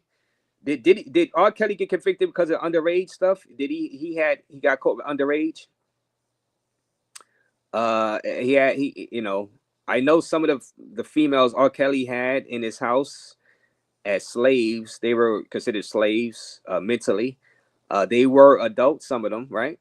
Did he get caught? We all know about that sex tape he had with the underage, but did he which he claimed wasn't him, and he got off on that. I don't know how, but he got off on that. But did he get convicted because he had some underage, or were they all consenting adults that were just manipulated to stay with him? We all heard either surviving R. Kelly, you know, I know it's different juries, different jurors, right? Different evidence. So one juror, one 12 jurors might feel different than another set of 12 jurors. So it won't necessarily be the same result because this is a jury trial. This is not artificial intelligence judging these cases. So it's not one size fits all. You get what I'm saying? Different jurors have different opinions on stuff. You get what I mean? So exploitation can also mean you, Mango A, was flown first class while Mango B flew economy. She feels taken advantage of. Yo, that's a good one, Pants and Shells. Yes. And she can now go and be like, she could cause problems for you, the Mango, the sex worker that you flew from DR to USA. Since she flew economy, she jealous that you flew the other one first class, and now she can start saying all types of stuff about you. You know what I'm saying? And get you in trouble. What a disaster. Africa, the video is 2 minutes long, and I prove consent is not needed. So you're saying, all right, so you did a video, Africa, so you have a channel. I guess you saying you have a channel, so I'm gonna check your channel out. You saying you did a 2 minute long video, and I prove consent is not needed. So you're saying consent is not needed to prove exploitation. Consent is not needed. No, this Tracy says yes. Jay White says wow. Salute, Jay White. Let me see what y'all talking about in the chat. Y'all have your own conversation in the chat.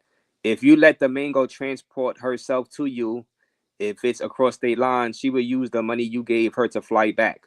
That's trafficking. I guess if you fly in a Mango from DR to your house in, let's say, New York City, and you pay her money, and then you fly her back, I guess the letter of the law, that's trafficking. But is that exploitation? I guess it's not pimping though. You're a customer. I just say, well, I guess if she was underage, that'd definitely be exploitation. That'd be illegal, of course. I know they do that. They put that law in to protect people that are sex trafficked. I always thought it was sex traffic because I always thought because people do get kidnapped, right? And forced into that stuff. I thought that was for those instances where people are being kidnapped and forced into it. You know what I'm saying? Being held against their will and forced to, turn tricks and, sleep with men, but they have no choice because they're forced to. I guess the letter of the law is written like this now because I don't know, maybe they feel that some of the females, they doing it to make a living and they have no choice because they're poor.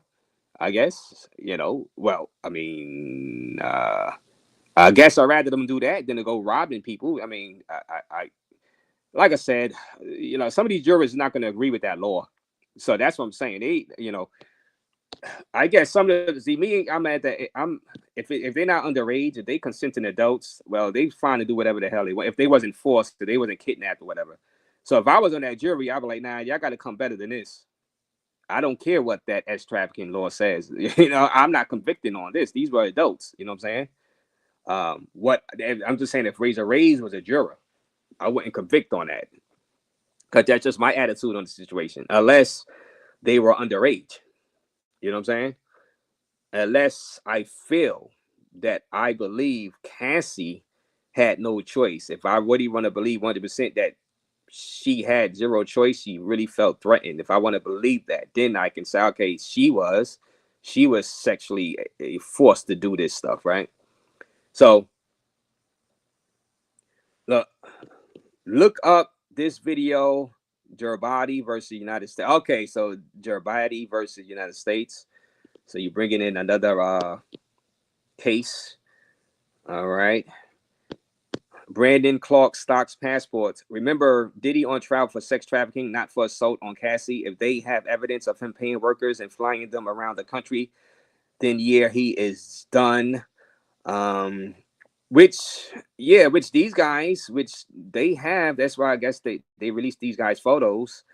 These guys, I guess, traveled around the country to go to those freak offs. You know, I guess they crossed state lines. I don't know, or were they getting locals? Were these guys locals? Let's say if they had a party, a freak off in LA, did he get local sex workers from LA? Did they actually come from Ohio? You know what I'm saying? To fly in. You know what I'm saying? And really, would you really, these are consenting adults, Brandon Clark. That's what I'm saying. The jury, would you really give Diddy 15 years for that? You know what I'm saying? I wouldn't. I'm gonna tell you right now, I wouldn't, because I'm like, these guys are adults. If they were underage, then yeah, you convict them, you fry them. But these guys were adults doing that, so I'm not convicting on that. You know, would you guys yeah, all right. Let's be honest, let's be adults here. Y'all see the letter of the law, S trafficking, right? Cross state lines. These guys were adults. If he actually flew these guys in from Ohio to LA to do a freak off, would you convict him, give him 15 years because of it? And these are consenting adults that got paid money to have sex with these people. You know what I'm saying? Would you really give Diddy 15 years? Or let's just say if you took out his abuse of Cassie, if y'all did like, if this was just a regular person and y'all want a jury and y'all, you know, didn't see anything about no physical abuse to Cassie, because some people will convict him anyway because they don't like the way he treated Cassie. He beat her up and stuff, which is bad. But if y'all erase that because he's not on trial for domestic violence and y'all just had to see this case, would y'all give a man 15 years for flying in prostitutes from Ohio to LA? Consenting adults? Would y'all really do that? Even though y'all know that's sex trafficking, but y'all had the power to put him in jail. Would y'all really convict him? That's what this is going to come down to. All Diddy needs is one juror to say, yeah, I don't agree with the law the way it's written. I can agree with the law if it says they were forced, they were kidnapped, they were underage, and stuff like that. All they need is one juror to say, nah, these are consenting adults, and they got paid. So let me see. Personally, I think prostitution should be legalized in the U.S. It's legal overseas. Another reason overseas is better than the USA. A regulated industry would make it healthier on both sides, says Bruce Sim too. I personally would not convict Diddy if I was a juror, and that's what we're talking about right now. We're being realistic with the evidence. You know what I'm saying? No matter what the definition of S trafficking is, it is not AI convicting. It's not AI that's going to, you know, read off the definition and convict them automatically. It's going to be jurors with their own personal feelings or what should be law and how to interpret. Should they give a guy 15 years in jail and in prison?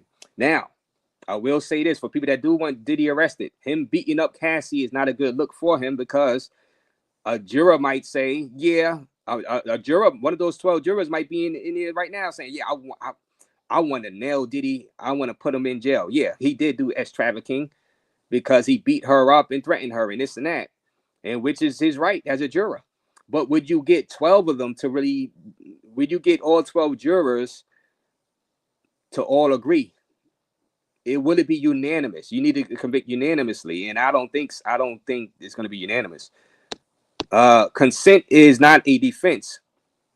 Please, the video of Jarbadi versus United States. Yes. Okay. So I'll take a look at that. Thank you, Africa, for joining us with this thing. But like I said, it's going to be up to the jury, man. Really, you know, it's going to be up to that jury. If Diddy is guilty, we need to lock up Bang Bros and NYC the Future. Oh, Tony. Oh man. Well, NYC the Future, he did not bring anybody to USA. He did not bring anybody to USA though. They talk about like transporting sex workers to pay them and exploit them. You get what I'm saying? He didn't do that. Bang Bros, they went across to like Brazil and stuff, right? They were in Brazil, doing that stuff, but they didn't. transport any. Well, who knows? If he gets off, he is still done. Hope his money is saved. No more big money for him or record deals and artists. Polo Style says not guilty. Mistrial. And the thing is, going into this, who would have ever thought? Who would have ever thought that he might have a chance to have a mistrial and be found not guilty? Who would have ever thought? People were saying he is done, but even now, people that's in that trial, they're kind of conflicted on, is this really as, or the jury going to convict him for S trafficking? Before it was a slam dunk. They were like, feds don't miss with this stuff. But all right, let's see what else this guy has to say. Let's see what else this guy that's on the stand right now. Remember, Cassie's mother is going to testify, but really, what else is she going to say? Cassie's mother is going to talk about the abuse, and you know, she'll be crying on the stand. She's going to, I mean, Cassie's mother is going to prove more domestic violence, which we already know. Let me see.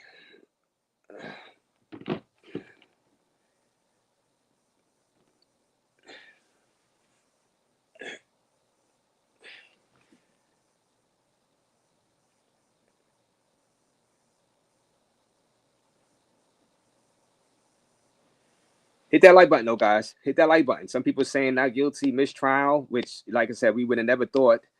You know, we would have never thought. But we still got to see more testimony, though. We still got to see more testimony from this David James guy. You know, let me see what he has to say. What else? What other question they asked him?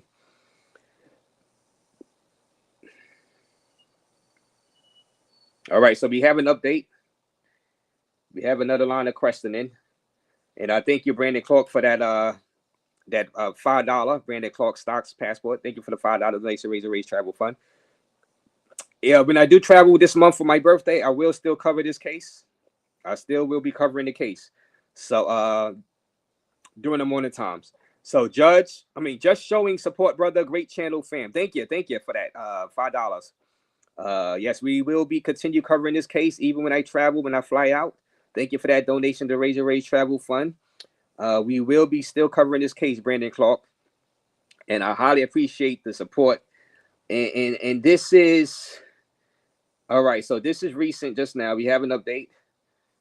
You know, and let me see.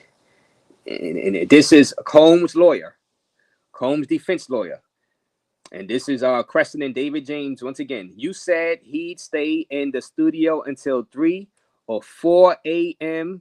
and you'd stay with him. Question. David James says, yes, it was common. Diddy lawyer, what sort of things would he want to always have with him? Question mark. David James says, ketchup, for example. I don't know, man. This is if I was a juror listening to this,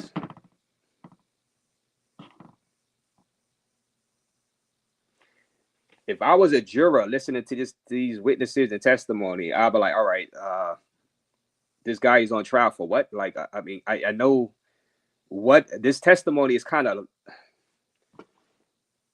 it's, I wanted them to stay on the Suge Knight stuff. Maybe they're not like putting out what more of the Suge Knight incident with the guns.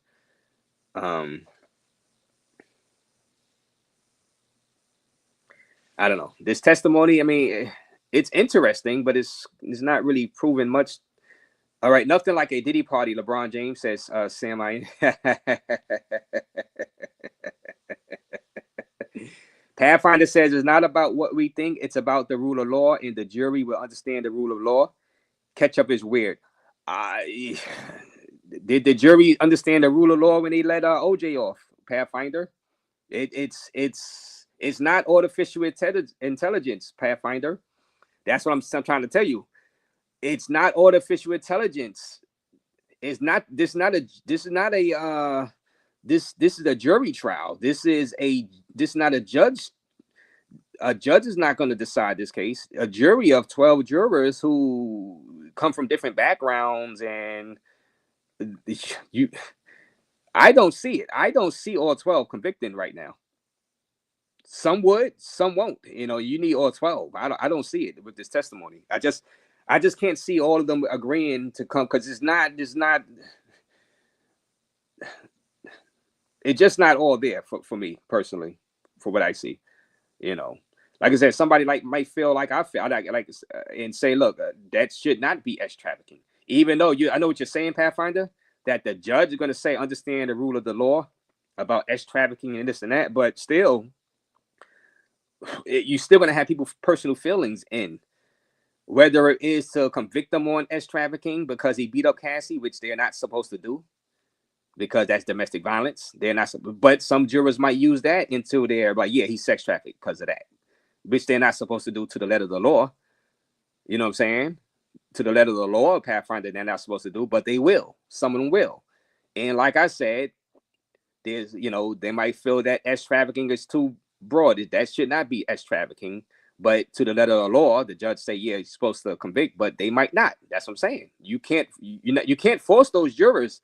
You know what I'm saying? It's not AI. This is not artificial intelligence. You don't know what the jury is gonna decide.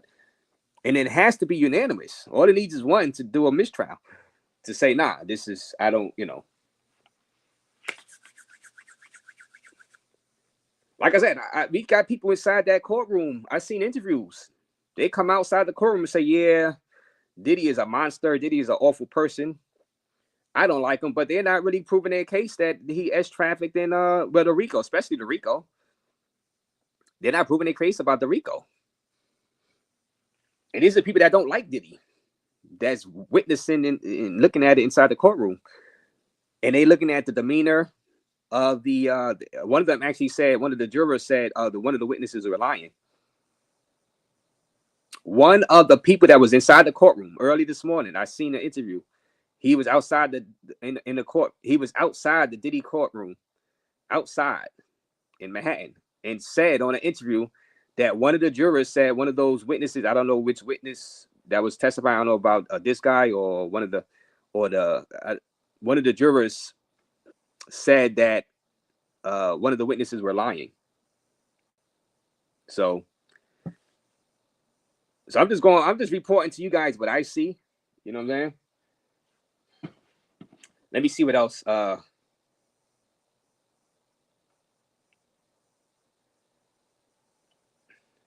Hopefully I'm making enough sense to you guys. Common sense. I'm just doing a common sense type thing. Some of us might want him to be found guilty because of we don't like him and what he did. He did beat her up. But like you said, Pathfinder, according to the letter of the law, it's not domestic violence. It's not a domestic violence case. Let me see. All right. Mr. Combs told me, all right, this is David James. Mr. Combs told me you can't be putting your hands on women. He told me to give her a gift. Diddy lawyer, what did you give her? David James says, I rolled up a blunt and gave it to her. Did she like it? Asked Diddy lawyer. It appears she did. So who the hell are they talking about right now? Hold on. Let me see.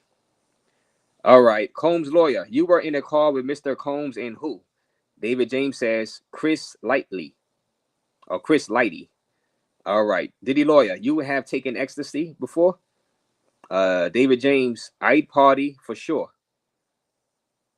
Diddy lawyer, what were things like in the studio? Drugs? ? David James, yes, it's a creative environment. So he says a creative environment.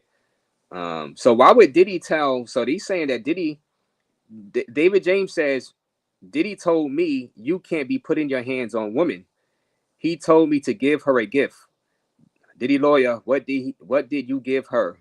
David James, I rolled up a blunt and gave it to her. Did she like it? It appeared she did. So what are they talking? Are they referring to Cassie?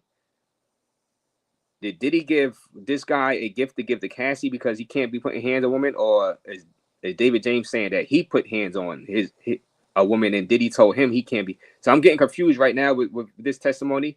I'm going to wait another minute because I'm trying to understand.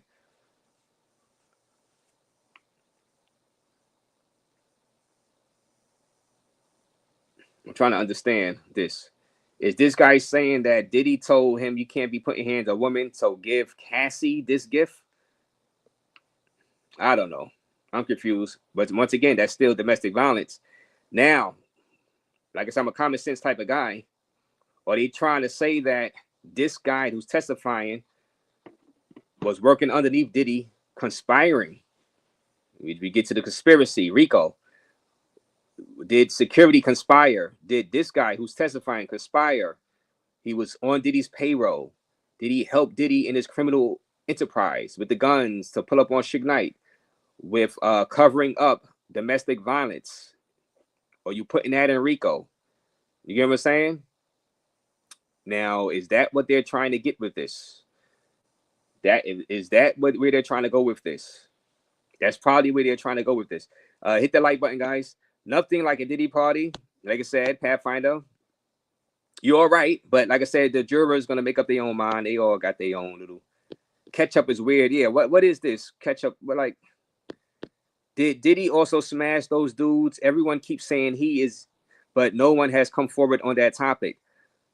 Well, the one guy that testified last week did not mention Diddy smashing. He's just said Diddy was watching.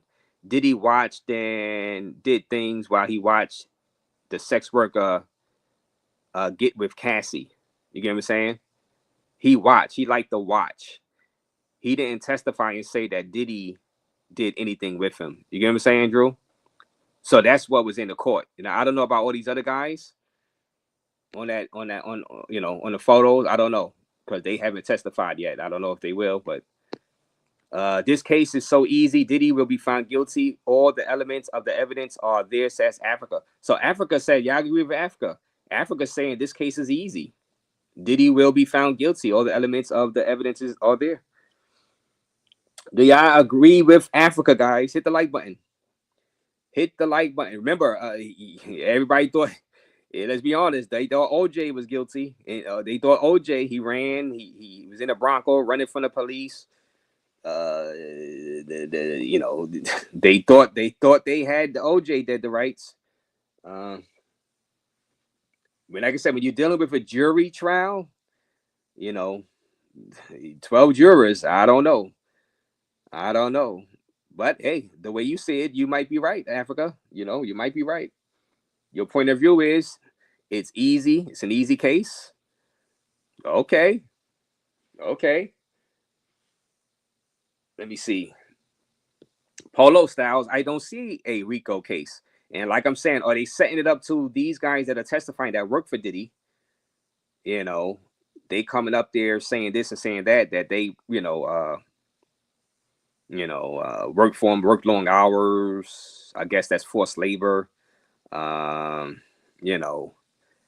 guess so. Some technicalities, you could say some of this stuff is trafficking and RICO. Now I still haven't heard about any of these S workers crossing state lines technically, right, just yet. I haven't heard that yet. If that person that testified last week, did he cross state lines, or was he already in the state? You know what I'm saying? And there are no grounds for a mistrial, says Pathfinder. The jury instructions given by the judge will prevent jurors from deciding the outcome based on their personal beliefs. Okay. You still can't force it, though. You know what I'm saying? Because the jury, they're going to have their personal beliefs, bro. They are. Jurors always have their personal beliefs. They won't admit it. They might come out in interviews after they make their verdict. But jurors always, have their personal beliefs. You can't stop them. You can instruct them not to, but like I said, it's not artificial intelligence. They're not robots. They're always going to have their personal beliefs in mind. So the judge can instruct whatever. You seen John Gotti got off. They used to call him Dapper Don. Yeah, the judge instructed them not to take bribes. The judge instructed them to you know what I'm saying, based on the law. He said not guilty. I mean, because they were scared. They got, threatened by Sammy the Bull, Gavano. You know what I'm saying? It's like the judge could put his hand in the Bible, or have everybody put their hand in the Bible and say, you must uphold the law. That don't matter. Those are not robots. It does not matter at all. All right.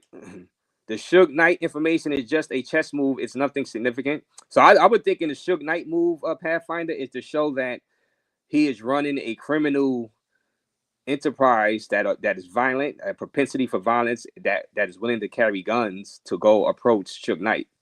And that right there shows a criminal enterprise for people that work under him.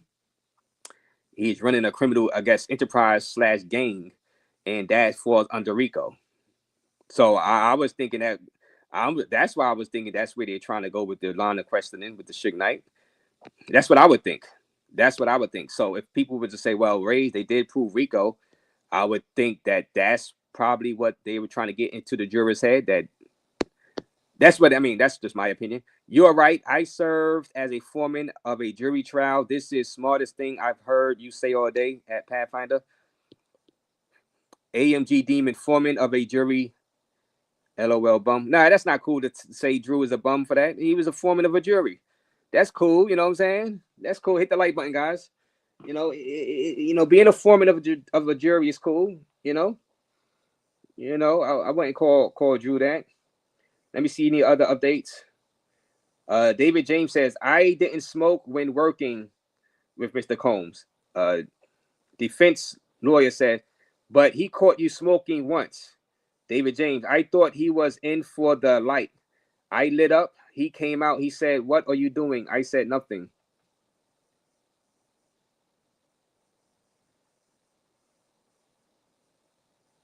Yeah, so, I mean, that's the latest right there.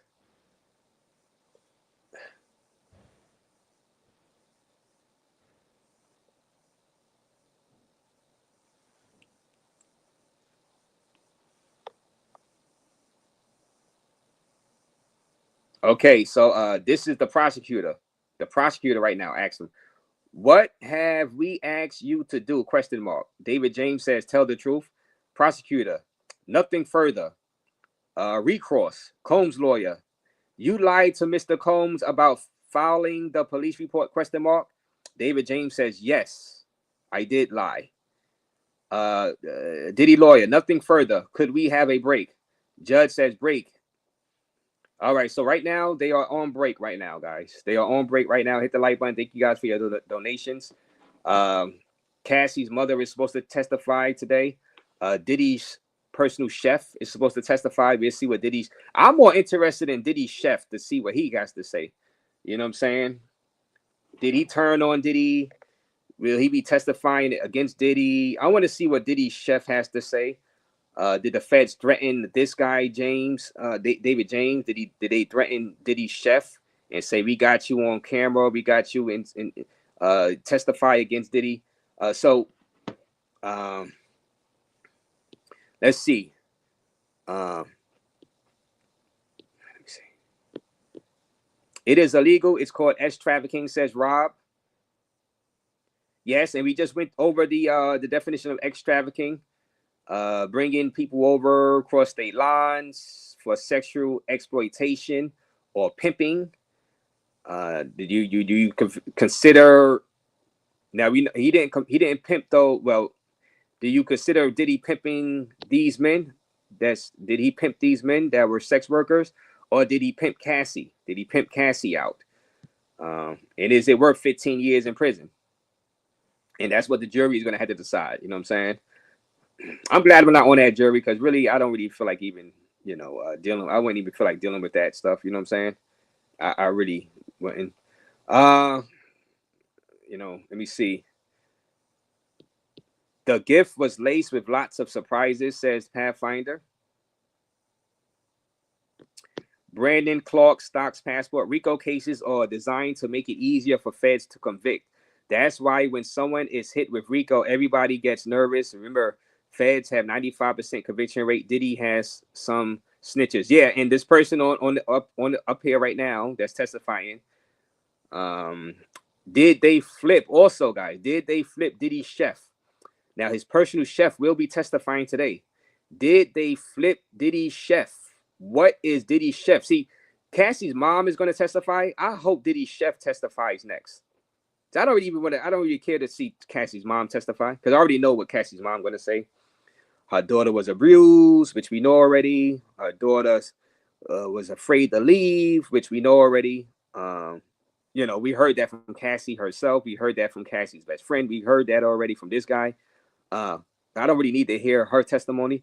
I want to hear Diddy's personal chef. What does Diddy's personal chef have to say? You know, the prosecutors are going to get some good stuff out of Diddy's personal chef. That's why they're bringing him up to testify. We'll see. Hopefully he doesn't disappoint. We'll see. Maybe he can prove more Rico too. Maybe he can prove. Maybe he was involved with Diddy. See, they're trying to label like this guy that's on the stand, David James, his personal assistant from 2007 to 2009. They're trying to label Diddy's security team, his personal staff, and maybe his chef as co-conspirators underneath the Rico.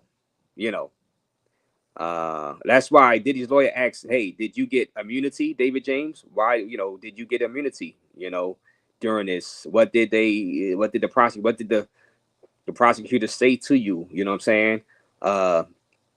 Does Diddy's chef have immunity to come say some words to speak bad about Diddy? What type of line of question? I hope it's not centered around Cassie again, because all the questions around Cassie is just about domestic violence, which we know, we get it. He abused her, which is awful. Hopefully, the chef comes out and they ask him more than just Cassie questions, which they're going to ask him Cassie questions. He's going to say he probably witnessed her getting beat up. Now, this guy, oddly enough, this guy, David James, says he didn't see her getting beat up firsthand. I just read that. I read that like an hour ago. He didn't see her getting beat up firsthand. I thought he did see her getting beat up firsthand, but this guy says he did not see her getting beat up firsthand. You know, but he did have a conversation with her, and she told him that you know, she did get beat up and this and that. He asked her, "Why didn't you leave?" And she was like, "It's hard to leave him because of she's scared and this and that." So let me see. You know, because like I said, it's so many layers to uncover. Diddy's chef will be testifying, and is Diddy's chef going to rat? Like I said, please, for the love of God, let it not just be a whole line of Cassie questions. I'm just, you have to come with more than that. You got to come with more than that. Well, for me to have any interest, like I said, and you might lose your jury. You might lose. If I'm feeling this way, I'm tired of hearing about the Cassie beatdown. You know what I'm saying? We already came to that conclusion. She was paid $30 million. She got $10 million from the hotel that she was beat up in, and she got paid $20 million from Diddy already. So we got that part of it. I want to hear more about the Rico. I want to hear more about the racketeering. I want to hear more about that goddamn Suge Knight. Why did he just stop questioning about the Suge Knight incident? You know, maybe they did question him more. Maybe it just didn't come across my feed. Let me see. Let me see if I can go back. Let me see if anything I missed as far as that, the Suge Knight. Let me see. Because that Suge Knight situation was getting interesting. Let me go back and see if I missed anything about the Suge Knight. Did he say anything else about the Suge Knight? Because there was no gunshots fired off. He just said he quit after that Suge Knight incident because I guess he escorted them to confront Suge Knight that night. You know what I'm saying? With guns. And he got scared. He got spooked.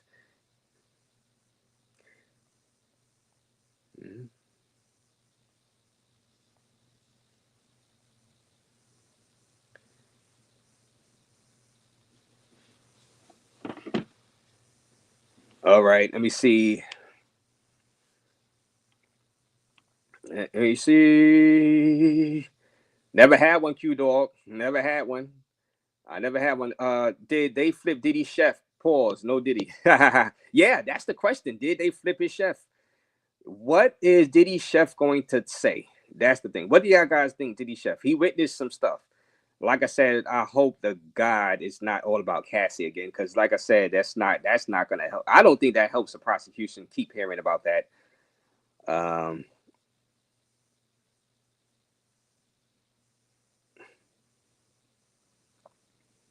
Some of these witnesses are going to have to start saying that they were abused themselves, or they were held against their will. Now, Dawn Richard, claimed that she sued Diddy for groping her one time. He went inside her dressing room and groped her. She filed a lawsuit against him, but then she went back to him trying to get a record deal in 2021. So that hurts her case. You know what I'm saying? So it's like, yeah, he did this stuff, but y'all kept going back. You know what I'm saying? Cassie going back for whatever reason. You know, she said she was with Kid Cudi. She said she cheated on Kid Cudi with Diddy. I mean, you got a history of going back. You get what I'm saying? Maybe it was mental, maybe, but you kept going back. Don Richard, you kept asking Diddy for a record deal. You kept going back, knowing what he was allegedly doing. You know what I'm saying?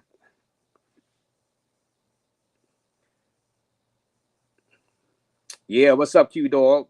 I've been good, man. Just covering this case. About to go on a birthday trip over the next few days. Shout out to everybody who's been donating. Like I said, Stream Traveler, thank you for the $10 to the Cash App. Thank you. I appreciate you. Let me drop the Cash App again. Thank you, everybody. For anybody that wants to donate to the Cash App, you can. We will be taking a trip over the next few days for my birthday this month. We still will be covering this Diddy trial. Thank you, everybody. Anybody new to this channel, please hit that sub button, subscribe up, because we still going to be covering this Diddy trial even when I'm away from New York City. We will be still covering this, following this until there is a verdict, guilty or not.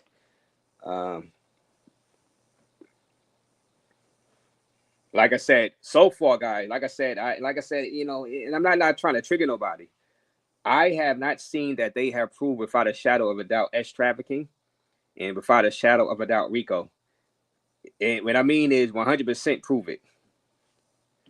You know, and to where I can see how the jury going to say, yeah, all 12 jurors is going to convict. That's what I really mean. I don't really see all 12 jurors convicting him at this stage, in the stage of the game. I just don't. I really don't. That's my honest opinion. Now, we might want them to convict because you just don't like Diddy. We don't like his ways and stuff. He thinks he's an awful person, but I don't think they're getting it done right just yet. Just yet. It could change later on today. It really can. Did they flip Diddy chef pause? No Diddy. Like I said, that chef. I want to hear from that chef. Because this guy that's on the stand now, you know, he's saying some things about. Let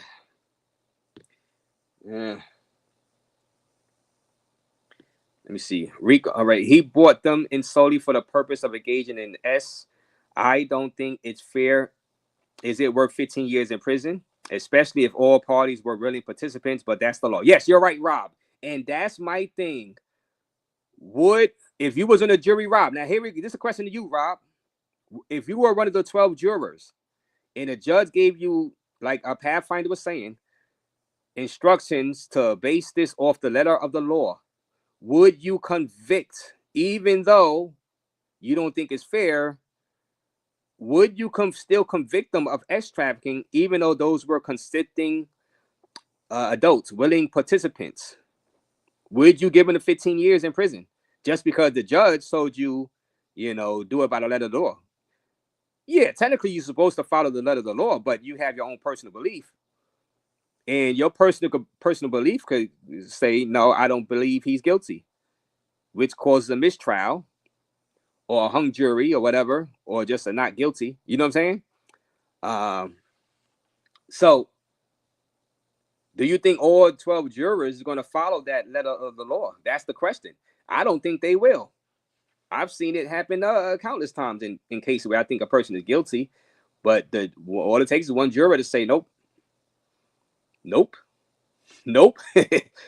know, so Rob, if you was on that jury, would you follow the judge's instruction, like Pathfinder was saying, and convict them all because of that? Give them 15 years, or say, nah, I don't feel, you say not guilty. Because all it takes is one. Like I said, this is not AI. It's not artificial. It's not robots. This is not a robot jury. You're going to put that code in and say, follow the letter of the law. This is the definition of S trafficking. And automatically you get a result from robots on that jury. No, that's not that. These are human beings. So you said according to the U.S. government, I guess so. but would you? But you're a juror, Rob. Would you convict? Would you convict? Would you convict? Letter of the law. Would you convict? Now, like I said, some jurors going to go the opposite way. Say, I'm going to convict because I don't like that he beat up Cassie. That would be them not following the letter of the law, because it's not about a domestic violence. It's not a domestic violence, case. So they'll be putting a personal thing in there saying, well, the judge told me to follow the letter of the law. Technically, it's not trafficking. He just beat her up. He beat up his girlfriend. I'm going to convict anyway because I don't like him. You know what I'm saying? So that juror won't be following the letter of the law in that way.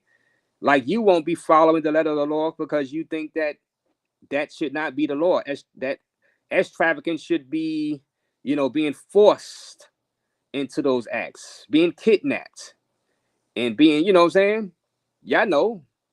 Y'all know. It should not be transporting adults across state lines for pay. That should not be. So people gonna have their personal feelings on that jury. If we're as tourists, then we're the victims. We were trafficked. Cassie loved the freak off, says Ash L. She participated hundreds. Drew, Razor, the sad part of being a black juror is you realize that black defendants will have a hard time winning because white people show up for jury duty.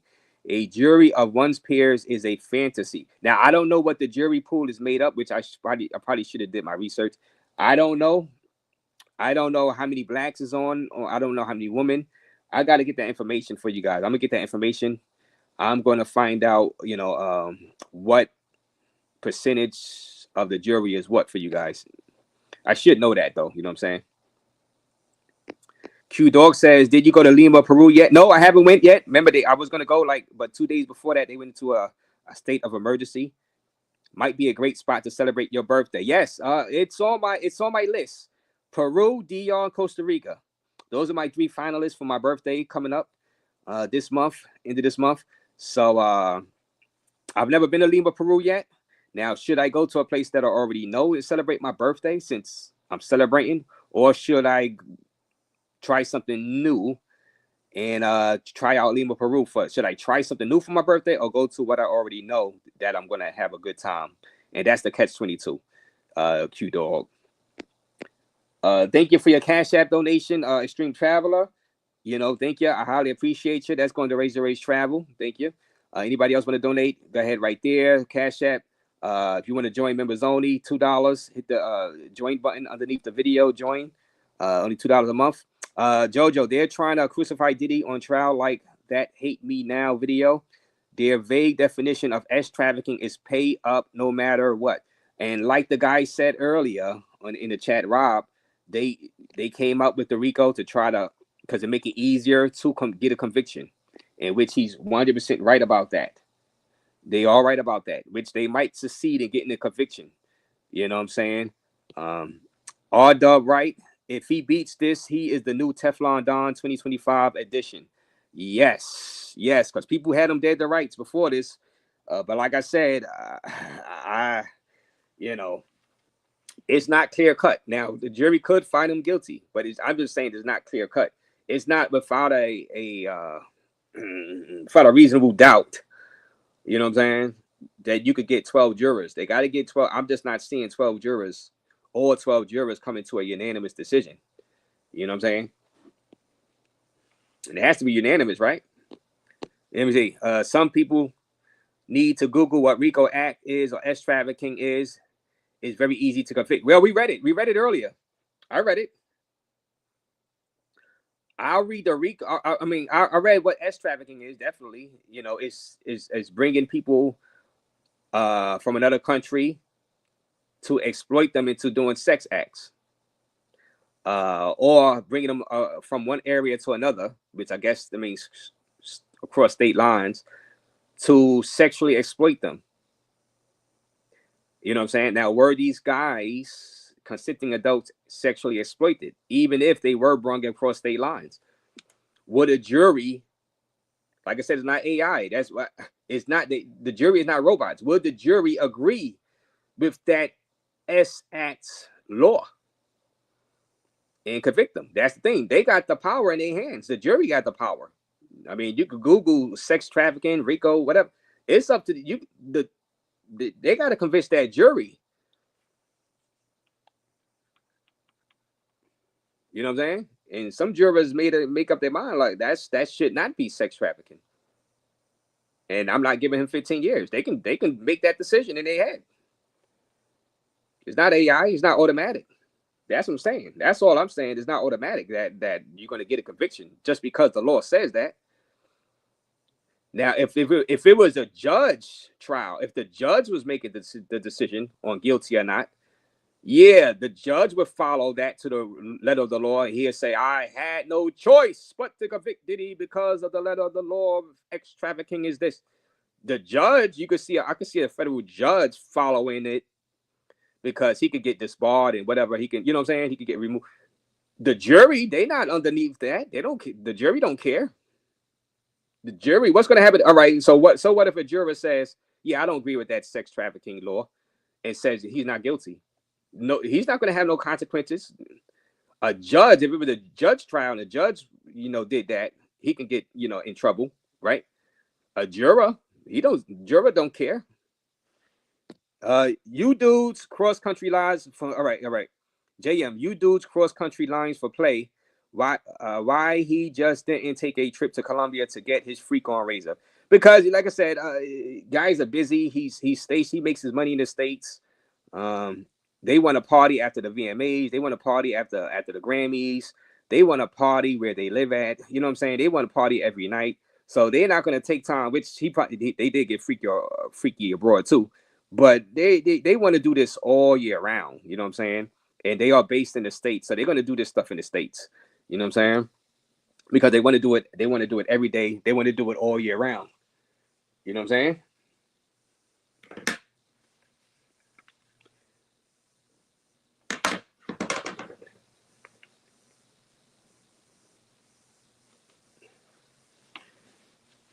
But as for the jurors, and this is very important, this is why they do. That's why they do a process of selecting the jurors. That's why they release some jurors, and they come, both the defense and prosecutor, they come to 12 jurors to pick to see who's gonna be on a side or whatnot. You know what I'm saying? So those jurors can make up their own mind. Like I said, if I was in the jury, the judge can read me. I can Google what S trafficking is, and I don't have to follow that as a juror. Even if the judge tell me, because what is going to be the consequence of me saying not guilty because I feel that S trafficking should not be what it is? There's going to be no consequences for me. There's going to be zero consequences. So I don't have to follow that. Let me see. And neither none of you, if y'all was on the jury. X trafficking shouldn't be like that, but the reality is otherwise. Transporting a mango once she's mad at you. Yeah, I mean, it shouldn't be like that. But like I said, yet again, you gotta. I don't know how many more times I can say it. I have to say it, but it's a jury trial. He would be really screwed if the judge was deciding his fate. If it was a trial by judge, if the judge had to say whether or not he was innocent or guilty, because like I'm saying, listen, the judge would have to follow those standards more than the jury. The jury, there's no consequences for the jury if they say they don't like S trafficking. Like you just said, Panton. You just said, so if you was on the jury, Panton Chels, and you said it shouldn't be like that, would you convict? Would you say Diddy is guilty? You could say no. You would have zero consequences. You would have zero consequences. If a judge did that, there might be some consequences for him, for the judge, because he has to follow the letter of the law, the judge. So he will be more bound to that.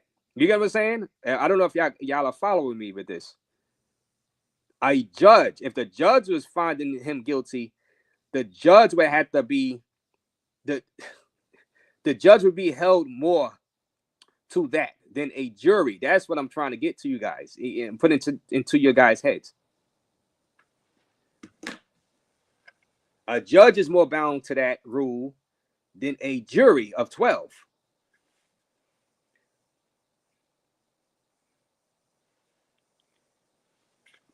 Because hell, all right, if that's the case, then just say, look, those people were across state lines, trial is over. Why have more testimony? Then the trial is over then. That means he's automatic guilty then. If that's the case, because, all right, they cross state lines, he's automatic guilty, 15 years. That's sex trafficking. Case over then. They should end the trial now. Why go through another 3 weeks of this nonsense? Case is over if it's that clear cut. It's not.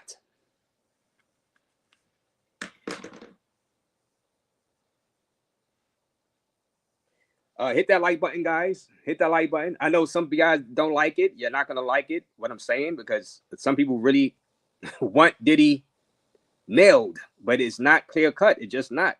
It's not clear cut. You're going to get a conviction. Those 12 jurors, they all got to come to a unanimous decision. And I don't see that happening right now. I'm going to just be honest. JoJo, they're trying to crucify Diddy on trial like that. Hate me. So I read that. All right. So I read, let me see. And like I said, you can read it all you want, but, you know, the jury, you know, that's the jury decision. Let me see. You know. Totally agree with you. Sam, I am. Airfares to Costa Rica cheap as I've seen in years, waiting for October when it's prime weather in South Caribbean. Yes, yeah, sometimes you could get good prices, but it'd be rainy season in some of these places, so be careful with that. You don't want to go to a place when it's but if the flight price is so low, you might have to just go ahead and go during rainy season. Just hope it don't rain all day. You know what I'm saying? You know, if the ticket price is that cheap, you might just go ahead and have to just go. You know what I'm saying? Camille Chavalier, hit the like button, guys. Subscribe to the channel. On the bad boy jet for S sounds like a criminal enterprise to me. All right, on the bad boy jet, question mark for sex sounds like a criminal enterprise to me. Yes, criminal enterprise. Is it RICO, racketeering?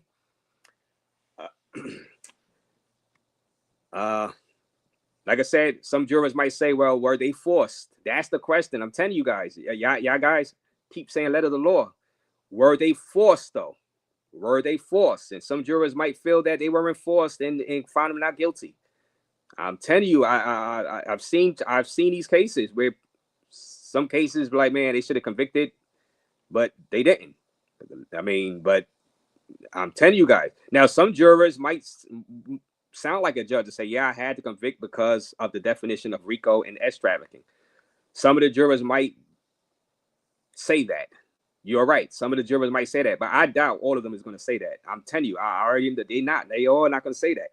You're not going to get every single juror to think alike. Not when it's not clear cut.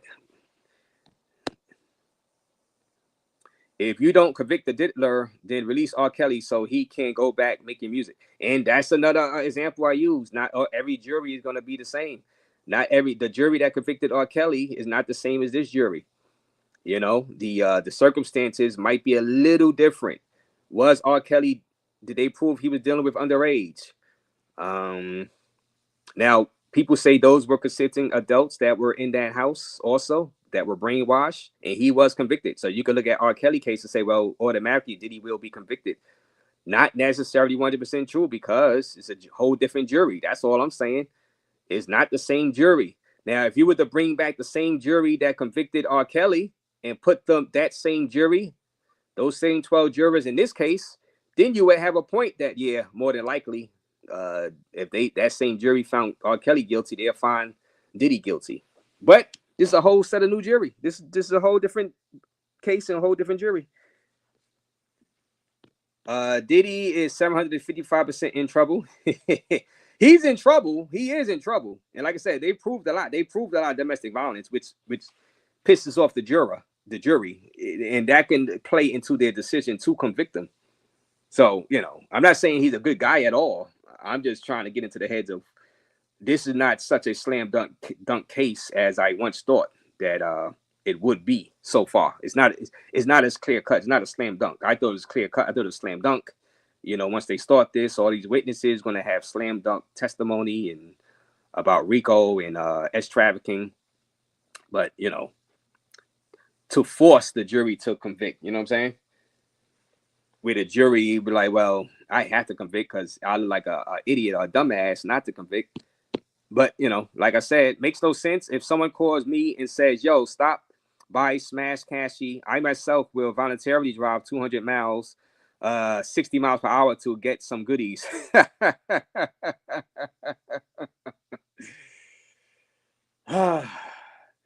Now, like I said, they are trying to set it up to where, say, one of the jurors might just say, well, he did sex traffic Cassie. You know, he blackmailed her. He started sex trafficking her. He started, you know, you probably get all 12 jurors to say that, you know, you just never know. But I'm just saying, I'm just putting it out there that it's not 100%, guys. I'd say it's 50-50. I say it's 50-50. It's not slam dunk to me. But some of you guys are going to have your own opinions on the situation. So, but that's why we're here to discuss it. You know what I'm saying? You know, it's not, you know, it's not clear cut to me.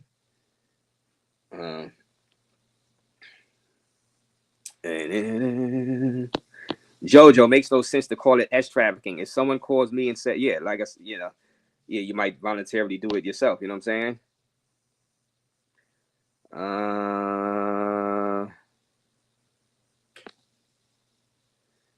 From now on, let me see.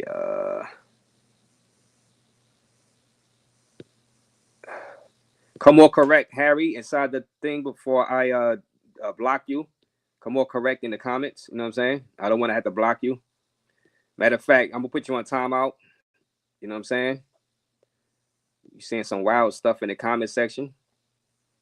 You know. Matter of fact, hey, you just banned. I'm banned. I don't got time for that. All right. Let me see. Ask Andre crossing borders. He said that's how he got caught, thrown in prison. A chica opened her mouth to get out of jail time. I heard. I mean, I didn't hear the full story of Andre. Shout out to Andre. Love crossing borders. He did tell the story. I didn't hear about the chica about opening up her mouth. In his case, it wasn't S trafficking. I think he said it was narcotics. He got thrown in jail for. It wasn't. I don't think it was S trafficking. No, it was narcotics. Shout out to Andre Love crossing borders. From now on, dudes who don't want to take their passport and smash offshore will be open to lawsuits in the USA. Yeah, guys. Yeah, and just don't watch this trial, guys. Learn from it. You got to learn from it, man. It's open season, guys. So you got to learn from this. Let me see if they're back. They took a break. Let me see if they're back. I don't want to miss anything. Let me see if they're back with this guy testifying. But let's be honest, a lot of guys still going to get caught up even after this trial, guys. Pantene. Because, you know, men like women, and, you know, they're always going to get caught up. They're going to get tripped up, you know, in similar situations. Not the exact situation, but in similar situations. You know what I'm saying? Okay, so we got some more testimony. Okay, so the mother. All right, so So hit the like button, guys. The mother is on the stand now. Cassie Ventura's mother is on the stand. I was hoping that the chef would be on stand first, but the mother, okay, the mother has entered the courtroom. She is taking the stand right now. She is on the stand, and the prosecutors are questioning Cassie's mom. So let me get to some more of your comments, and I'm gonna get to what she's saying on the stand. RAZE is correct. If it's a judge, then Diddy really is done. Yes. But anything random can happen with the jurors, with the juror trial. Trials like Casey Anthony, OJ Simpson. Yes. Bingo. Boom. Boom goes the dynamite. If this was a trial by judge where the judge was making the final decision on guilty or not, then the judge more than likely will say, I gotta follow the letter of the law. I have no choice but to convict because of the S trafficking crossing state lines. Although they were consenting adults, by the letter of the law, crossing state lines for that is illegal. Bingo. Bingo. But the jurors are not locked into that. They have zero consequences. They don't have to follow that. They don't have to follow that. Some jurors might follow it, pretend that they're a judge, but they technically don't have, because there's no consequence for them to follow it. They're not going to jail. They're not. Well, Africa, all right, RAZE. Yes, the prostitutes were forced to stay in the rooms for hours against their will. So has that come out, that some of the prostitutes were forced to stay against their will? I know the male prostitute, did he testify? He testified that he was there. He just was testifying that he seen Cassie getting beat down a lot. He was paid some money to keep quiet. I don't think he testified on testimony. Now I'm talking about the people that was on the stand, Africa. The witnesses. The one guy that testified, I don't think he said he was held against his will like that.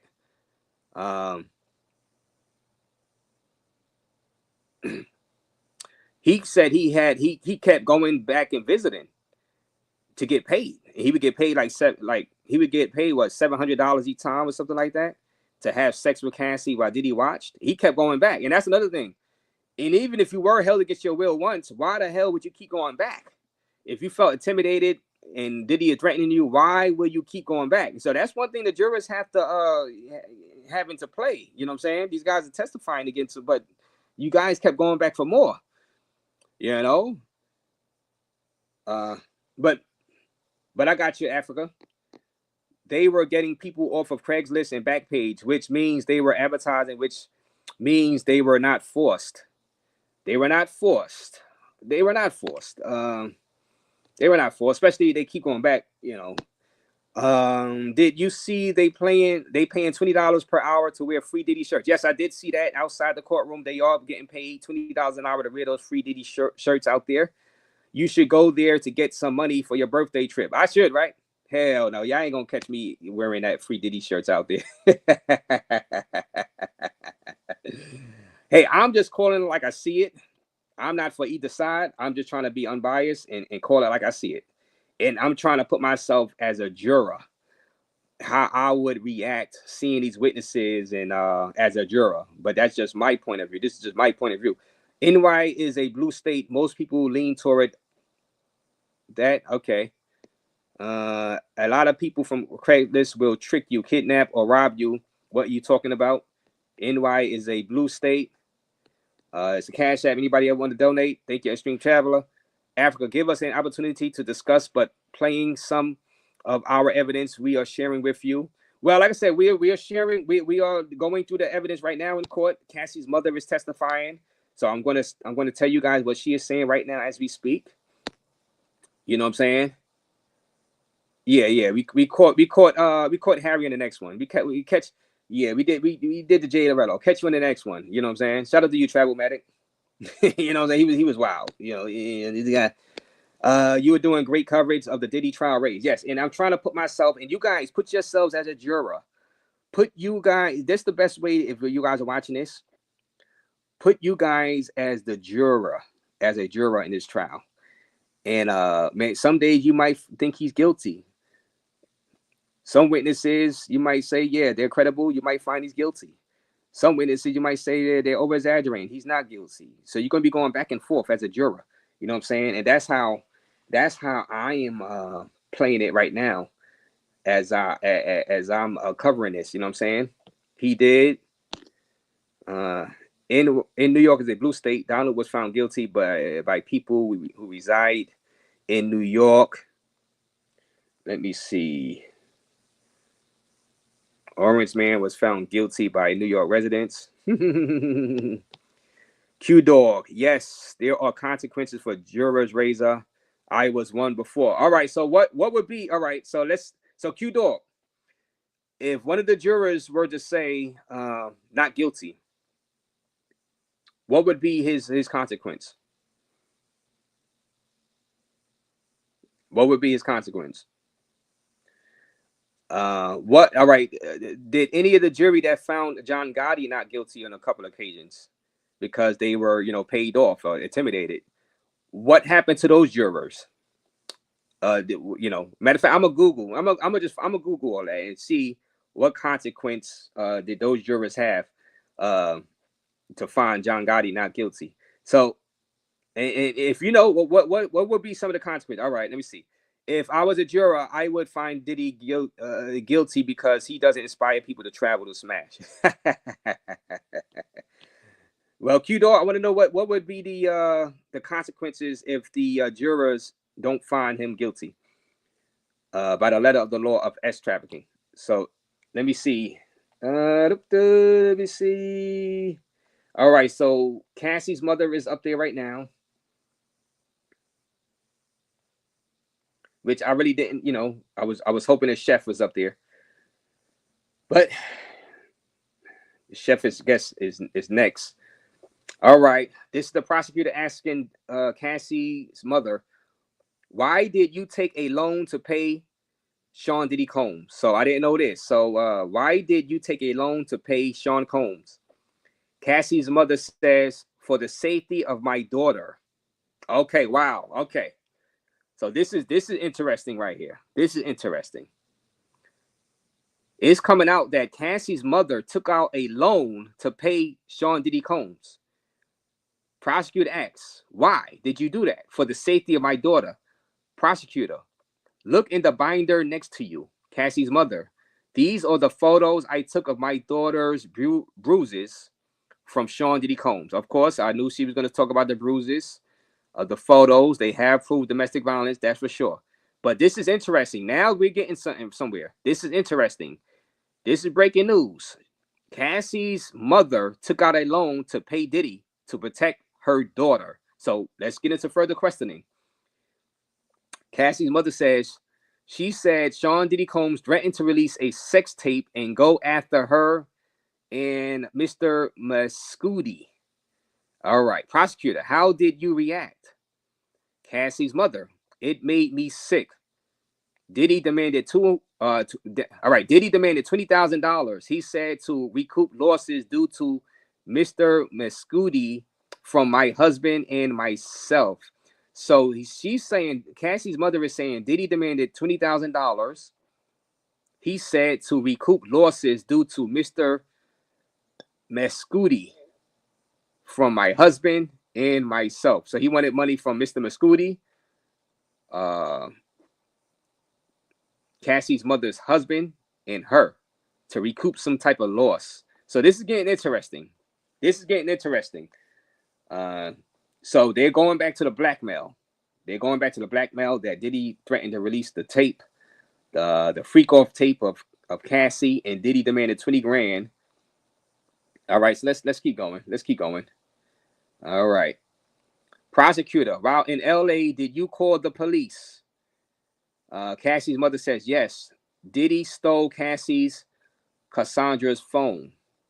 They had a bitter argument outside her apartment building. She lived on the 17th floor.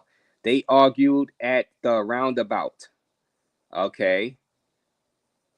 Now, prosecutor, did you know Mia, M-I-A, Cassie's mother?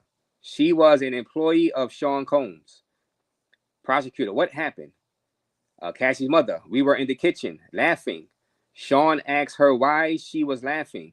She stopped and looked plain. Prosecutor, now to August 2016, we're done with the binder. Okay, so this is current testimony. Now, the interesting part of this testimony is that Diddy demanded $20,000 from Cassie's mother. She's claiming that he was threatening to release the freak off. Now, she didn't make it clear, did he ask for the $20,000 so he won't release that tape of the freak off? She said, and this is where I'm reading, I got to make sure that I'm reading it properly. He said to recoup, he asked for $20,000 to recoup something from Mr. Cudi. She didn't make it clear, was he asking for $20,000 for him not to release the tape? That's the thing. I'm quite sure the defense is going to cross-examine Cassie's mother, but I'm just reading it. Y'all guys can make, whatever y'all want to make of it. I'm going to read it again. She said Sean Combs threatened to release a sex tape and go after her and Mr. Cudi. All right. How did you react? Cassie's mother, it made me sick. Sean Combs demanded $20,000. He said to recoup losses due to Mr. Cudi. All right. To recoup losses from Mr. Cudi, from my husband and myself. So he demanded $20,000. What were the losses? What were the losses? And was it to not release that that sex tape? Which you could say that's, I guess that's blackmail, criminal offense. Does that fall underneath RICO or S trafficking? So, and like y'all said, they introduced RICO to make it easier to get a conviction. S trafficking, which also. So, let me see. Yeah. This is a weird case. These are some weird people. Let's be honest. We are following a weird case with some weird celebrities. These are some weird celebrities. Holly weird, right? Holly weird. These are some weirdo celebrities, I tell you. All right. Ash L says, I call Cap. Jurors can cause a mistrial as a result, which might be the defense tactic, but contempt of court, criminal charges, juror replacements, or some consequences. So a contempt of court, criminal charges, juror replacement, or some consequences. Okay, so all right, so we just read off some of the consequences of a juror finding him not guilty, right? Well, really all that juror has to do is not really tell the real reason, and don't be a vigilante, and don't be speaking out against that sex trafficking law. All he had to do is just keep his opinion to himself and just find him not guilty.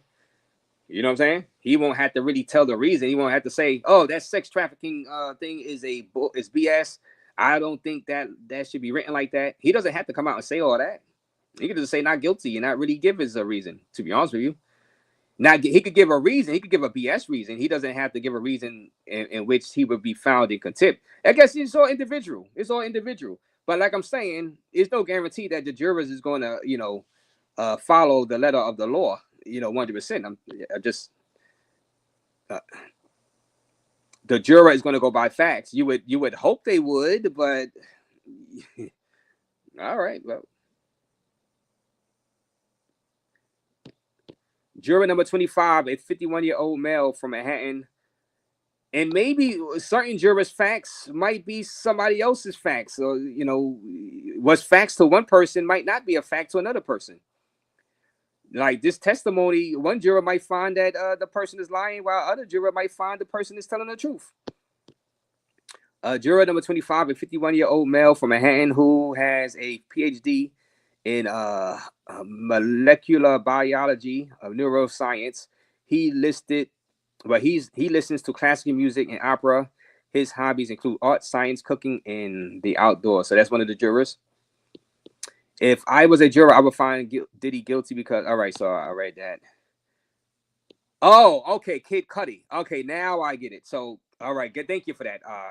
Kid Cudi is Miss Cudi. So he demanded $20,000 from Kid Cudi and the family of Cassie, the mother and the father. Okay, I got you. Thank you for that. That was very important. Thank you. Kid Cudi. That's the person who allegedly Diddy blew up his car because he found out that he was in a relationship with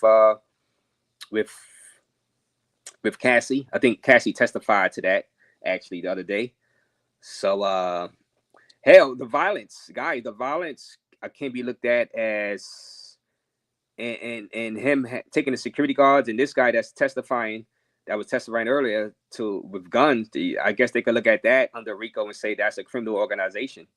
He was running a criminal organization. You could find him guilty on that, I guess, also. So it's different layers to peel back. I'm just trying to analyze it as a juror. You know what I'm saying? Will I be willing to convict? Let me see. Let me see any updates.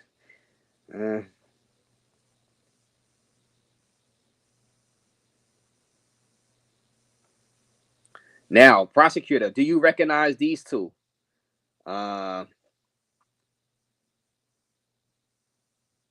Okay, hold on. What's going on? Hold on. All right, let me go back. Now, the prosecutor asks, who else was there? Cassie's mother says, D-Rock. Prosecutor, is Damian Butler his government name? Cassie's mother said, he was standing between us. I tried to hit him.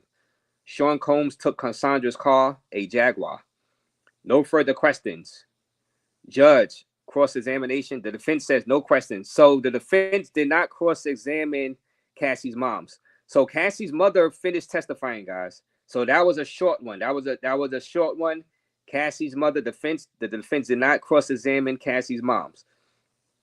Now, so there's a new witness. Judge says next witness.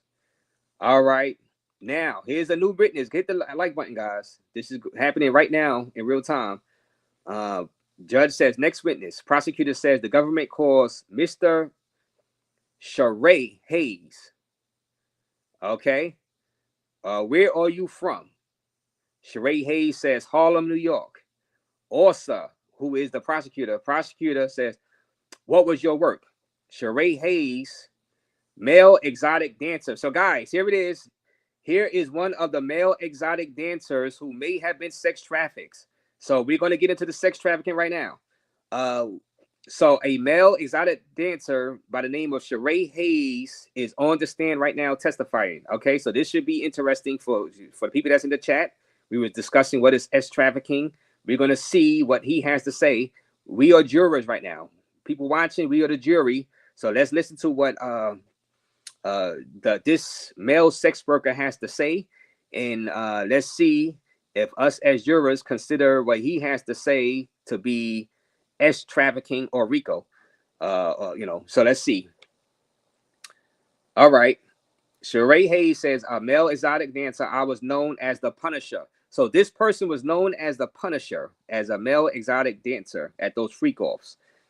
All right. Prosecutor asks, do you recognize these two? Sheree Hayes, aka Punisher, says, I do. Sean Diddy Combs and Cassie Ventura. I was hired in 2012 to create a sexy, erotic scene for them. Okay. So he was hired. I want to know if he says he had crossed state lines, because that's what y'all are saying in the chat, that if you cross state lines and participate in this, automatic, that's sex trafficking. So this is the perfect witness right here. He is known as the Punisher, male exotic dancer who was hired by Diddy and Cassie to create an erotic environment. All right. So like I said, Cassie's mother testified. Her portion is over. They getting right to the male exotic dancer. Okay. It asks, why were you called the Punisher? Asked the prosecutor. Sheree Hayes says, playing basketball on West 4th Street. So he was called the Punisher because of his basketball playing days on West 4th Street. Prosecutor, the woman who called you, what time did she book you for? The Punisher says midnight at Trump Tower. So Trump Tower, Central Park West, striptease for a small group of friends. So he was hired to do a striptease at Trump Tower for a small group of friends. Prosecutor, when you got there, how did Mrs. Cassie Ventura appear? The Punisher says, in a bathroom with nothing underneath and a wig. I was expecting a crowd, but there was no one else. It was just Cassie. She told me she and her husband wanted to create a sexual scene with baby oil. Oh, the baby oil. These freaks, boy. Hit the like button, guys. Hit the like button, guys. Hit the like button. So Sheree Hayes, who is nicknamed the Punisher, went there expecting a crowd, but it was just Diddy and Cassie with baby oil. So I guess we're going to see if Diddy participated or did he just watch like he did with the other sex worker. And key is, did he cross state lines? He said it happened at Trump Towers. Did he come from outside New York City? That's what they need to ask. Because you guys in the chat are saying S trafficking, crossing state lines for this. Would it matter? Would it matter if this S worker, the Punisher, resided in New York and did these things voluntarily for pay and not cross state lines? Then it wouldn't be S trafficking, which is wild. It's still wild to me. Because what does it matter if he came from New Jersey? Like if he's a consenting adult, guys, that's why I'm like, if I was a juror, I would say not guilty on this. They're like, this is BS. I'm like, yo, what's the difference? All right, what did he do? He came from across New Jersey to do this, or he was living in Brooklyn and just went to Trump Tower in Manhattan to do it. He still committed the act. So it's okay for him to do it as long as he lived in New York, but it's not okay for him to do it to take the PATH train from Jersey to go to Trump Tower. Like, it's so ridiculous. It is ridiculous. It is idiotic. It is stupid. That's why I can't be a juror, because I put my own personal stuff in. Like, get the hell out of here. You know what I'm saying? Really, really. Like, it comes to a point where, you know, it's just common sense. Is like, no. Like I said, that's crazy. All right. It goes on to say, all right. All right. So no other update from the Punisher yet. So I want to hear from what else he had to say. So the Punisher is testifying, guys. I'm going to wait until there's another update. Why would he need 20K when he was already making millions? Yeah, why would he ask for 20K from Kid Cudi? I am talking about jurors violating the terms such as being influenced or accepting a bribe from plaintiff or defendant. Okay, yeah, okay. So I got you. Yeah. Punishment. Yeah, whatever happened with the John Gotti jurors? That, okay. Juror tampering is a real thing. Well, yeah. If they accept a bribe, of course, they would, you know, there'd be some consequences. I got thrown out or replaced as a juror because I told them I would convict anyone alleged for anything dealing with a child. Okay. Yeah. Okay. I got you. Diddy blowing up cars too. What's next? He had Biggie Smalls hit. Yeah. They can say that that's all part of RICO, and he's running a criminal enterprise. Those acts alone, and he hiring people to do that, is criminal acts. So to be fair, so that can fall under RICO. Hit the like button, guys. Hit the like button. We're trying to figure out. And if I was a juror, you can convict on that. RAZE and Crime Network. Yeah, well, yeah. We turned it to Court TV over here, right? RAZE Court TV. Calling someone the Punisher is diabolical. Hey, the Punisher, he's testifying right now. The Punisher is testifying right now, guys. Hit the like button. And Punisher got flew in to pee on a broad. Oh, man. Now, did he cross state lines? Did he cross over from Jersey? And if that's the case, this is why I don't agree with that S trafficking thing. Because if y'all were to say, RAZE, he was located in Manhattan. He was located in New York. And he just took the A train to Trump Tower to do the sex acts with Diddy and Cassie. That's okay. That's not sex trafficking. But RAZE, if he took the PATH train out of Jersey to come across to do it, that's sex trafficking. We must, by the letter of the law, find this man guilty. Though y'all know how silly that sounds. That's why I won't be able to convict on that alone. That's why I'm saying the jurors, I mean, they got comments. Some of the jurors are like, nah, I don't feel that I should convict on that, and just won't convict them. That's all. Now, the judge might, if the judge was making the decision. That's all I'm saying. That's all I'm saying. That is all I'm saying. Do y'all see how stupid that sounds? That sounds like the dumbest law you can ever write. All right, RAZE, do you put Diddy in your prayers? No, I do not put Diddy in my prayers. And Cassie's husband punching the air, right? Cassie's husband. Now, Cassie's husband, he's staying with her because he got her pregnant, and she just got 20 million, and she got 10 million last week. So he got 30 million reasons to stay with her, but he is married to her, so he could divorce her and get some payout, right? I don't know if they did a prenup. You know what I'm saying? He did. I don't know if he did a pre. So technically, he could listen to all this and say, this is just too disgusting. I'm not staying with Cassie. She done did too much with other men." And he could get some of that money, maybe, because he did marry her. He was the her personal trainer. I do not care how many millions Cassie has. I cannot be with a woman like that. Well, you can marry her and then divorce her and get some of that money. But she is pregnant right now, so he is the baby father. Cassie's husband should wait for the child to be born. Let Cassie drive while drunk and call the cops. He will have full custody of the child and child support. Boom goes the dynamite. Oh, hey, Panton, that's diabolical. You are diabolical, Panton. Hit the like button, guys.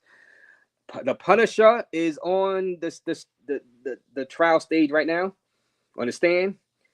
A male sex worker. We're going to see if sex trafficking comes into play with this male sex worker nicknamed the Punisher.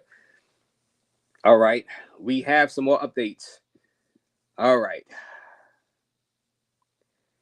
What did she? All right, so let me go back. Why did they call you the Punisher? He said Cassie came out. It was just Cassie and Diddy. They wanted him to make a erotic environment. All right, prosecutor, what did she hand you? The Punisher says $800. So there's money exchange right there.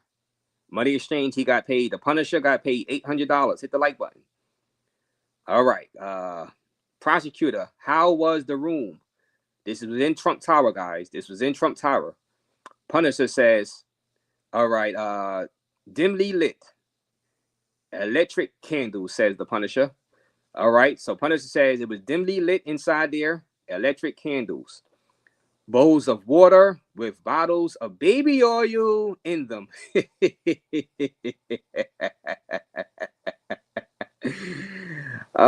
She told me not to acknowledge her husband, not to look at him when he came out. Okay, so not to even, she said, don't look at Diddy when he comes out. These are some freakish people. They are freaks. These are weirdos. They are weirdos, guys. Hit the like button. These are weirdos, man. These are weird. Electric candles, bowls of water with bottles of baby oil in them. Okay. Prosecutor asks the Punisher, how did it end? Punisher says, she went into the other room with him. When she came back, she asked if I wanted to finish. I said no. If they were happy, I was happy. She gave me more money. Prosecutor, did you do it again? Punisher, yes, 8 or 12 times. So he did it 8 or 12 times. Now, I don't know if you mean that day or on different occasions, different days. Let me see. Prosecutor, did he come out? Punisher, yes. He was naked, but I could not see his face. It was like what a Muslim woman wears. So he said Diddy was covering his face with a veil or whatever they call what a Muslim woman wears. You see only the eyes. He had a bottle of Astroglide. What's Astroglide, guys? He had a bottle of Astroglide. What the hell is Astroglide? This is weird. Prosecutors, how did you recognize it? Punisher, I use it. The purple top. You know what? I don't even want to know what Astroglide is, to be honest with you. Don't tell me, guys. I don't even want to know what Astroglide is. I don't want to know. I don't want to know. Oh God. Oh God. What the hell? What the hell is going on out here? I do not want to know what Astroglide is, guys. You know, I just don't want to know. I already knew that this trial was going to be freakish, and there's going to be some freaky things coming out in this trial, guys. This trial is getting weirder and more weird by each testimony, guys. You know, this is what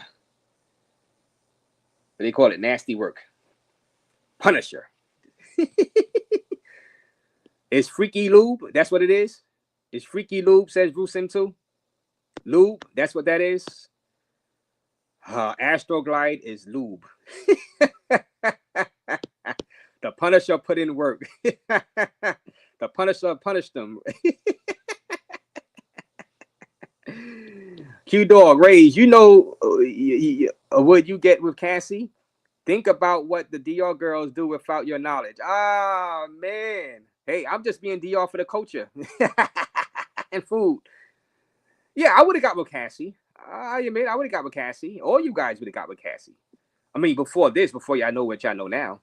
But even some of you guys, too, y'all would give her for now after she had the baby because she got 30 million in her bank account. So some of you guys y'all to take advantage of that 30 million. You know what I'm saying? But yeah, most of the guys, 99% of the guys watching this stream would have gotten with Cassie, especially in her heyday. After she released that album, hell, even if she didn't never release that album, y'all would have seen her walking down the street. Y'all would have said, if she would have gave y'all attention, y'all would have got with her. Hell, y'all would have got with her. The question is, would you guys get with her now? Knowing what you know about what she been through, what she did, you know, now that's a different question. You know, you're not going to get 99% of the guys say they would get with her now after knowing what she did. Now, some of you guys, a high percentage of you guys will probably still sleep with her on the low, but y'all won't have a real relationship with her because of her past. You get what I'm saying, Q-Dog? Some of you guys would have a real relationship because of her bank account, but some of you won't because of her past. But 99% of you before all of this was known, y'all would have got with her. Hell yeah. Y'all know it. Yeah, baby oil. Yeah, you know. I need to consider a new career if people are getting paid $800 per hour. Yeah, so they paid this sex worker $800 named the Punisher. I want to know, they need to ask the real question. Did he cross state lines since they are trying to get him on S trafficking?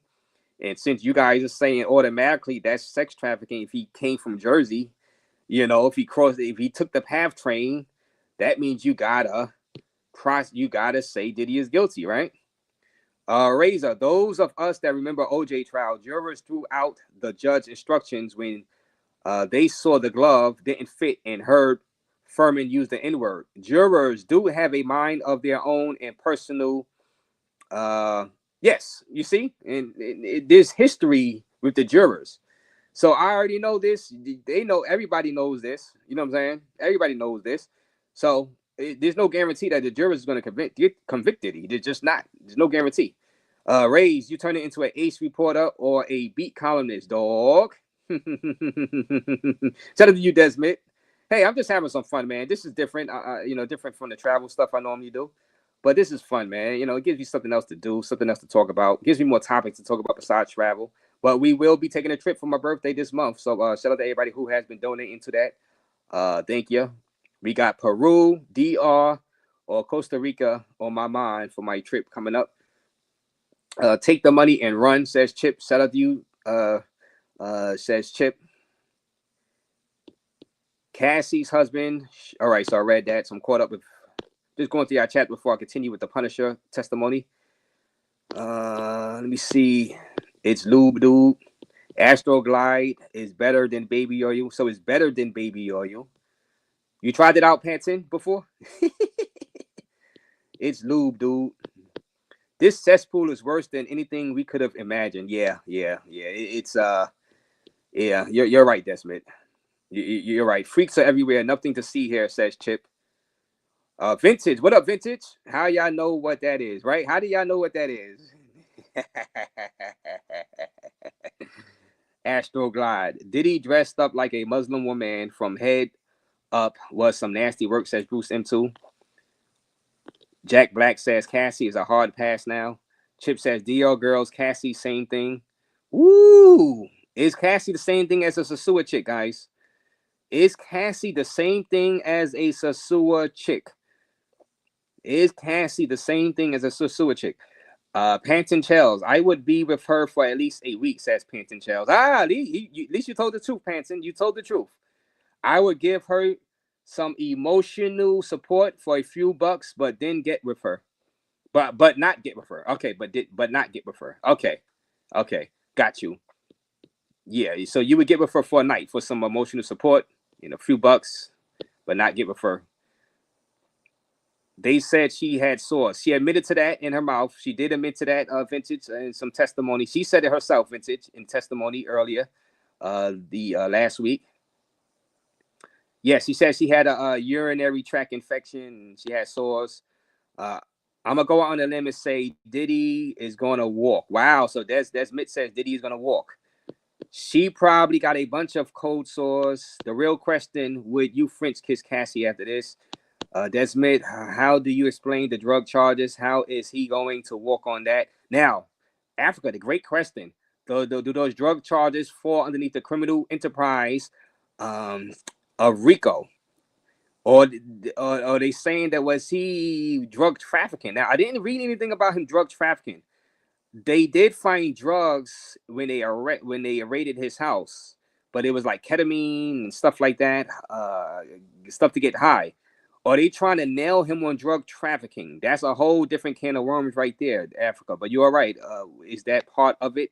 If he doesn't walk, then the punishment will be dwindled down to a powder puff. Yo, what up, Ray? Shout out to you, Vintage. Now, let's see if Punisher said anything else in his courtroom, which he did. Let me see. Let's see the updates on Punisher, guys. Punisher, a.k.a. the male dancer, who is testifying right now on stand. I would French kiss Cassie even. All right, so we can't get too graphic, but okay. Let me see. Let me see what's going on in this courtroom. Punisher, guys. Punisher is in there testifying. New character unlocked in this Diddy trial.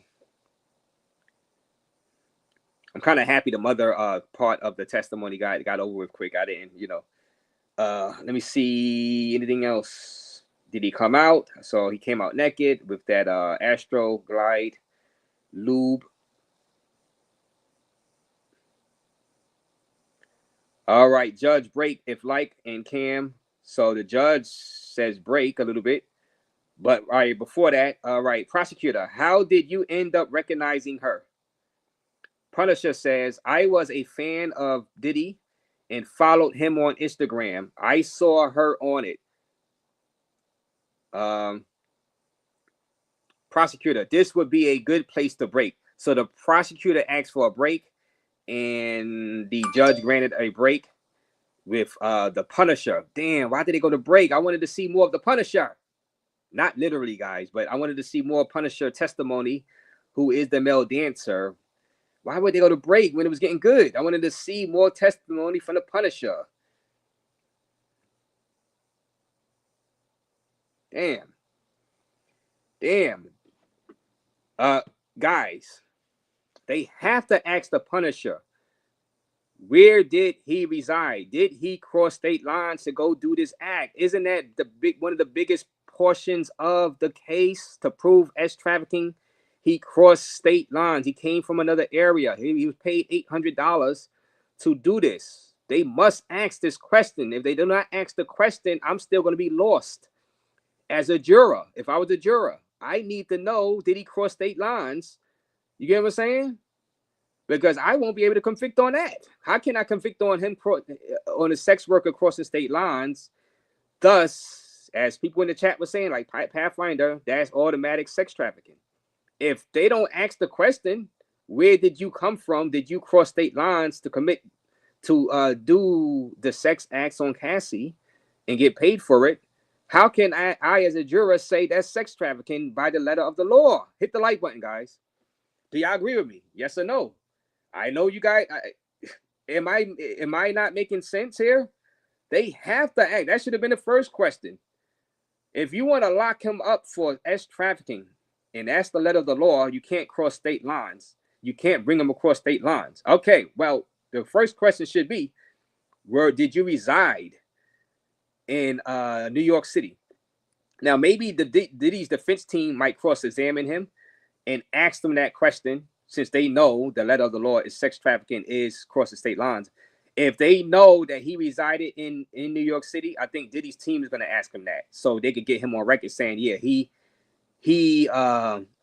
resided in New York City. Now, if Diddy's team know he resided in Jersey or Ohio and they flew him in, they're not going to ask him that question because they don't want that answer on record.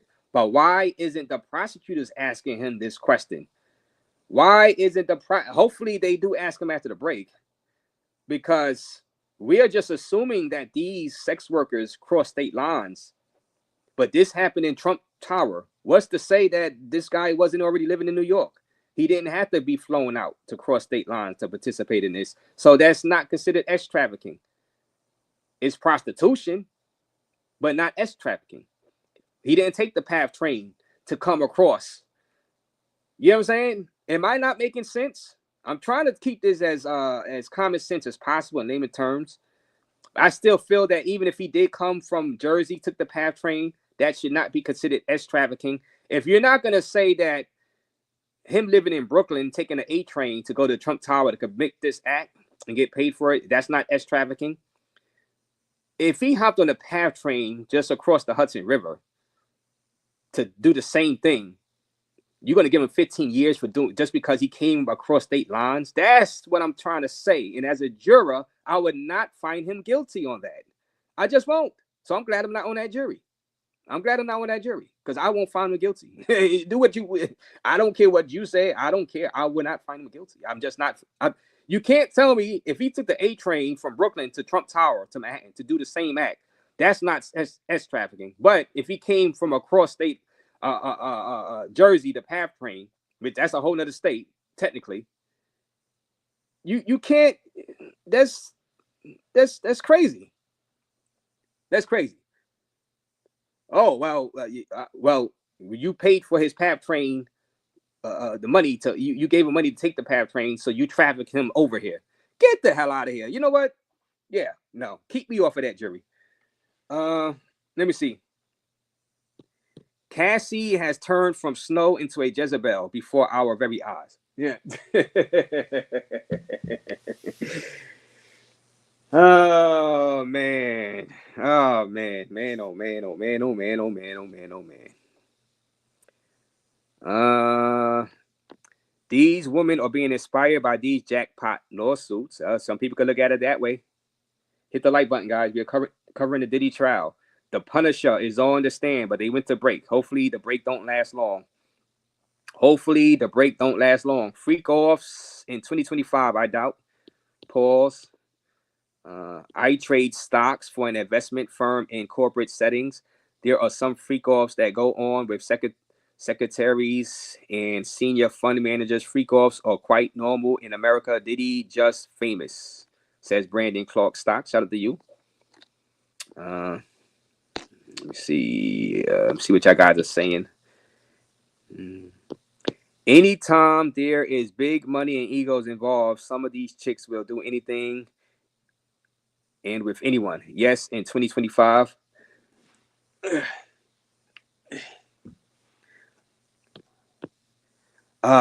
Most people know he threatened to sue the wrong people of Ciroc and expose them. After that, Cassie got the green light. Africa, the Punisher has been hired 8 times. I'm sure at least one of those times was cross state lines, and that is all that it takes. Not so, ? All right, yeah, and it's up for the prosecutors. See, me as a juror, we playing jury now. I can't convict them on assumptions. Like I say, don't assume anything, Africa. You can say that you assume he crossed state lines. They paid for him to cross state lines, but they didn't explain where the other 8 times it happened. Did it happen in Trump Tower in New York City? And did he reside there the other 8 times? That's what I'm saying, Africa. They have to pin him down and ask him them questions. They didn't even ask the other sex worker that testified last week the question. That's why I can't say that these people cross state lines to even get them on the sex trafficking. They didn't ask the damn question. They did not act as a juror. I'm not assuming that these people cross state lines. I would think they did, Africa. You're right. I would think they did, but I have no proof and no evidence. They didn't ask him. They didn't ask him. So how can I assume? If I'm a juror, I can assume, which won't be fair to convict somebody on an assumption. Or I can assume that the guy lives in New York and he didn't cross state lines. You get where I'm going with that, Africa? I'm going to give somebody 15 years in jail on a technicality of sex trafficking because I'm just assuming that they flew him in on some of those occasions. Well, no, I need proof. I need evidence. I need some testimony. You got to give me something if I'm going to do that. That's all I'm saying. Because, like I said, that other sex worker that testified last week, I never got word that he flew over state lines either. So how many? All right. So, all right, let me see. RAZE, I'm gonna need you to represent me next time I get in trouble. Madlock. Now, like I said, if I'm Diddy's lawyers, if I know that this Punisher guy lived in New York City, he didn't cross state lines, I'm bringing that up. I'm going to ask them, hey, I'm throw that out there. Where did you reside? Where was your home? If I know he lived in New York. Now, if I know he didn't live in New York and he flew out, I'm not going to ask him the question. You know what I mean? If I'm Diddy's lawyer. But if I know, all right, does the prosecutor in Africa, we got to ask this, do the prosecutors know, why aren't the prosecutors asking him where did he reside? Do the prosecutors know that Punisher lived in New York? So they're not going to ask him that question to have that on record. You know what I'm saying? That it's that he lived in New York, because that's not sex trafficking in you know what I'm saying? In the finest definition. But it's going to be up to if you know what I mean? That's what I'm saying. As a juror, I need to know these things, man. Because, you know, RAZE, how many New York residents think like you? Most of them think blue. I don't know. Like I said, I had to do a survey. I don't know. I had no idea. I don't know. You got to convince those 12 jurors. I'm trying to look at this from common sense, both sides. I said he's guilty of domestic violence. He's an awful person, awful human being. I'm giving y'all that I'm saying that some of the jurors might take that into consideration and still convict them because of the domestic violence, which would not be following the letter of the law and the instruction from the judge, as you guys are telling me when it comes to the other stuff. The jurors that find him guilty because they don't like that he beat up Cassie will be disobeying the judge's orders also, by convicting him because of the domestic violence and not looking at the facts of the case in the letter of the law. That's all I'm saying. It goes both ways. It goes both ways. So, yeah, let me see. But I know I'm not stupid. I know that some people in the jury would still convict him because they don't not like the guy. They don't like his tactics. They don't like him. They don't like they think Cassie was done horribly bad, which she was, even though she kept going back, but she was not cool to abuse somebody like that. And they would convict them on S trafficking because of that, which that's not following the judge's instructions. That won't be following the judge's instructions. But I know some people in the jury, individual, they would think that way. And like I said, I wouldn't convict them on S trafficking just by going by the letter of the law if the judge instruct me crossing state lines, because that's BS. Because like I said, if Punisher, this guy, committed these acts as far as getting paid to go to Trump Tower in Manhattan, and he lived in New York City, and y'all say that's not sex trafficking, but he crossed state lines, it came from Jersey and took the PATH train. Now we got to convict him because he took a PATH train out of Jersey to New York to do the same thing. So that's sex trafficking, but it wouldn't be sex trafficking if he just took the A train from Brooklyn to Trump Tower in Manhattan to do the same thing. That's BS to me, and I wouldn't convict him. So that would be me not following the judge's orders to stick with the letter of the law, right? So it goes both ways. Some would convict him because he beat Cassie up. That's not following the letter of the law. That's domestic violence. That's not the S trafficking. And some people would let him off and say, no, I'm not following the letter of the law because I don't believe that should be sex trafficking anyway. Now, salute, something like smokers in the building. Oh, man, not the Diddy. Yes. Let's see if the Punisher came back and started testifying some more. Like I said, thank you, Extreme Travel, for the Cash App donation. I appreciate you. Let me see. Let's see. Ball 4, he's going to walk. So Desmond says ball 4, he's going to walk. Yeah, it's strange to me if the prosecution in Africa, you got to admit to this one, Africa. It's going to be kind of weird if you're trying to nail him on S trafficking, these male workers, sex workers. Why wouldn't the prosecutors ask, did he cross state lines? Why wouldn't the prosecutors ask him, did he reside in U.S.? I mean, in New York? Was he flown in to go to Trump Tower? Why wouldn't the prosecutors ask this Punisher guy that? And as a juror, you got to ask yourself, yeah, why wouldn't they ask? That's a major portion of the sex trafficking. If y'all keep saying that's automatic conviction, wouldn't that be the first thing they nail him on? And to ask him, case closed, trial over, guilty. Jurors must find him guilty. That's just me, common sense talk. How many clients of the Punisher have the feds targeted? Diddy not the only person who knows the Punisher. Feds don't really care. They just want Diddy. Yeah, that's true. How many more clients did the Punisher punish in the bedroom? Did Punisher cross state lines to go punish other clients? Sex trafficking. Hey. Let me see if Punisher came back in. I'm interested to see more testimony from Punisher. Let's see. Because this is nasty work. They are freaks. Diddy's freaks. This is a freakish trial. Diddy is weird as hell.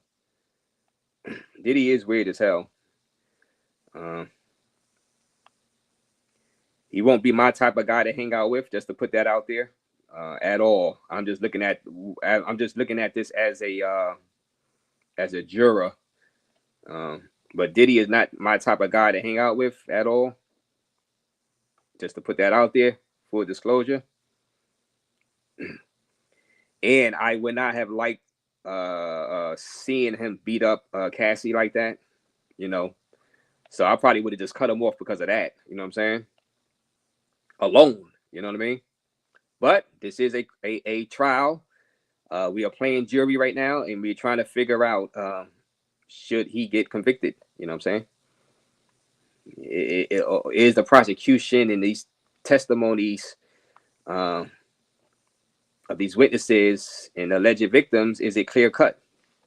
You know what I'm saying? Sunday Night Smoke says, salute RAZE in chat room, packing for epic Goodfellas Cartagena trip tomorrow. Shout out to you. Have a safe flight, Sunday Night Smoke. I'm sure you guys are going to have a great time out there inside Cartagena. Shout out to the Goodfellas, Fee Swells, Bandana Block. Is Backpack Val going? I think Backpack Val going too. I know Big Gains is going to be in Medellin. He said.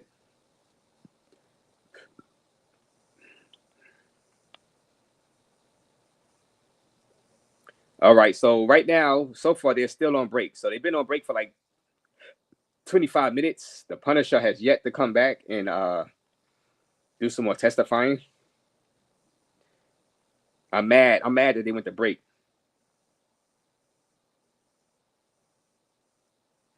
I'm mad because if the prosecutors did not ask this man, did he cross state lines, that's gonna say a lot. Federal law still applies without crossing state lines under 18 Code 1591, the federal sex trafficking statute. It is not required that sex trafficking cross state lines. Okay, so Africa come through with the receipts. So even if, so let's just say this, bro. Africa, I don't know if you're male or female. Let's just say this. Everybody in the United States, besides in Vegas where it's legal, everybody who hires a sex worker basically sex trafficking. If this is the law, everybody who's ever hired a prostitute, guys, and listen to this, and I agree with you, Africa. If you ever hired a sex worker to come rub baby on you, you committed sex trafficking, basically under this. I mean, if that's the law, that means everybody guilty that ever indulged in that. Hit the like button, guys. Hit that like button. 15 years in jail. All you guys who have been out to Jackson Heights, Queens, and you know, yo. I mean, I'm telling you, man. I'll tell you first. I admit, I have never did this in the States at all. I have never indulged in this type of stuff in the United States. Just to put that out there. I never paid for sex work in the United States. I am not lying, 100% telling the truth on that. Y'all can believe me or not, but I have never done that. But technically, under this federal law, everybody that has, y'all going to jail for sex trafficking.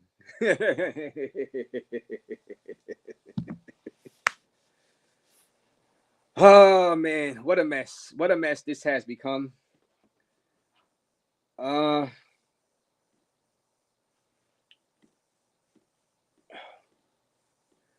What a mess. We got to get Punisher back in. We got to get Punisher back in the courtroom.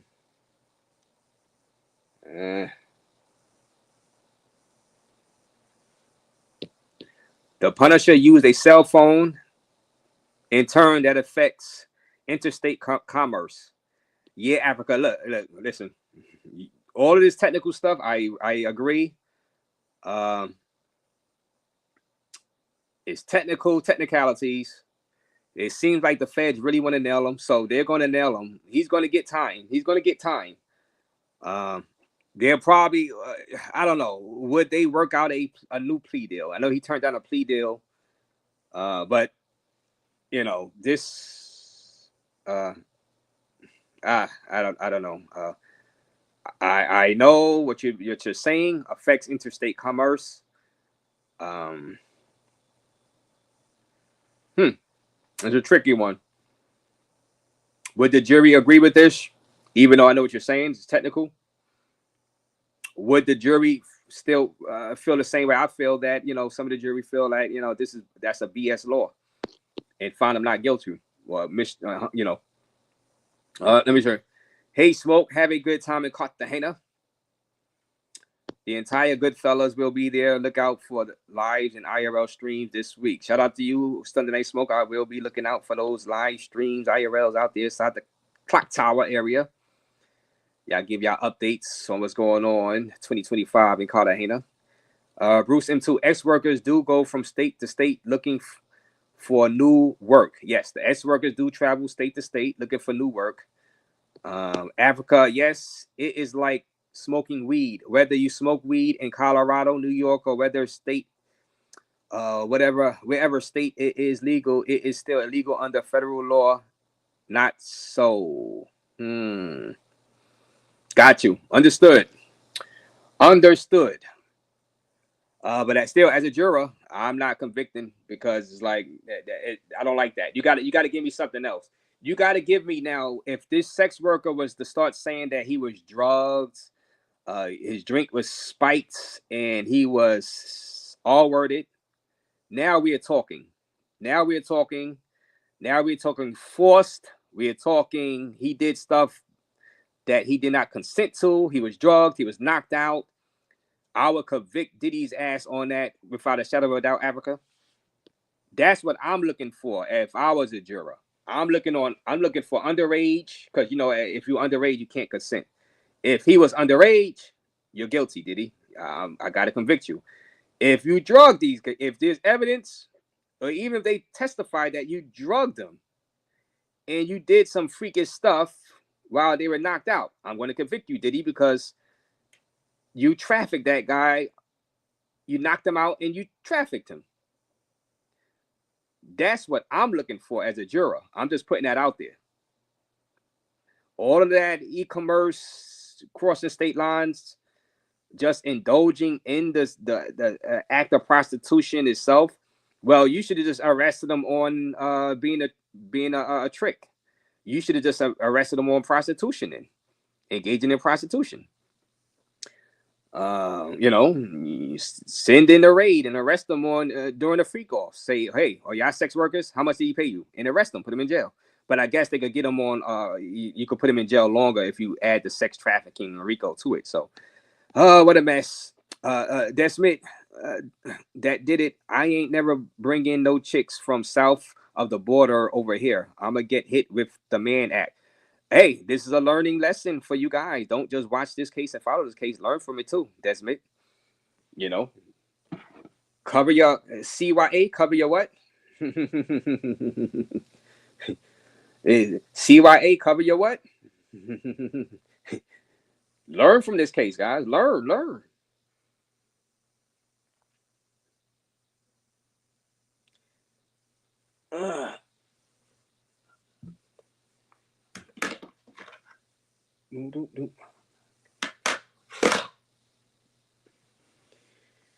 CYA, cover your what? We're waiting for the Punisher to. It was getting good. We're waiting for the Punisher to enter back into the on the stand. You know, if you guys want to do live streams like this, you get right there. You get $10 off StreamYard. $10 discount. If you guys want to do live streams like RAZE is doing, $10 off. Hit that link. You get $10 off the StreamYard, use of StreamYard.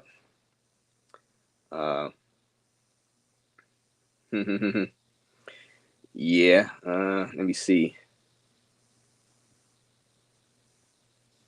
Now with now Africa, let me ask you this: with Diddy's with Cassie's mother's testimony that Diddy asked for $20,000, would you consider that Africa extortion? Can they get Diddy on trying to extort Kid Cudi $20,000 and Cassie's mom? They said Cassie's mom had to take out a loan to pay Diddy $20,000. Would you consider that extortion? You know, so many layers, Africa, and we just trying to unravel. Will the jury convict? Is that clear-cut extortion? You know what I'm saying? See, this stuff has to be clear-cut. And we are trying to find definitions. Is this clear-cut for a jury to convict? That's the thing. We are saying, yeah, this could be this could be that. I think this is that. Technically, that rule, that law, that means this, that. But will the jury convict? You know, is it 100% guilty? Chip, this is like a game of tag. You're it. The feds tag Diddy and Mad made up as many charges as possible. Yeah, and that's what RICO is for. RICO is, they use that to bring down the mafia. You know, and like somebody said earlier in the chat, it makes it easier to get a conviction. And it's an uphill battle for Diddy. But hearing the testimony for me as a juror, if I was a juror, I'd be like, this is not a slam dunk as I once thought it was when he first arrested. You know, it's not a slam dunk. It's like 50-50. I say it's like 50-50. This guy Diddy is freakier than Rick James and George Clinton put together. Africa says yes, I will. So you consider that extortion? So you're saying he did extort Cassie's mother $20,000. She had to take out the loan to pay. That's extortion. So that's falls under RICO, criminal enterprise. Like I said, they created the RICO to gain. Well, he might be going down. This is 50-50. I still say it's 50-50. Africa. You know, especially if I was on that jury. But I don't know. I'm not on the jury. I don't know. Those men better remain poor with no fame. Otherwise, they will come after their money, reputation, and freedom even after 30 years. Okay, man. Yeah, guys. So this is the Diddy trial. We are waiting for the Punisher to enter back into the courtroom. Like I said, this is some of the stuff. You know, we had Dawn Richards testify. We had Cassie Ventura's best friend testify yesterday. Cassie's mom testified. Now the you know, these were some of the men. Now I don't know which one is Punisher on this. Which one do y'all think is Punisher up here? Which one is Punisher in this list? Which one is Punisher?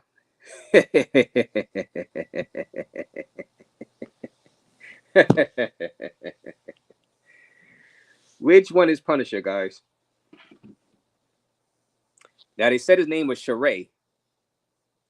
Sheree. Which one is Sheree? Which one of these guys is Punisher? That's what I want to find out. These are the freak off guys right here. Which one is Punisher? We could nail it. We could narrow it down because they did name the name. The name is Sheree. Now TMZ.com, they had the guys. Matter of fact, we're gonna find. I'm gonna search right now. I'm gonna find out which one of these people is Punisher. I'm gonna go to TMZ.com because they had the names of these guys. So I'm gonna go to TMZ.com and I'm gonna let you guys know which one is Punisher.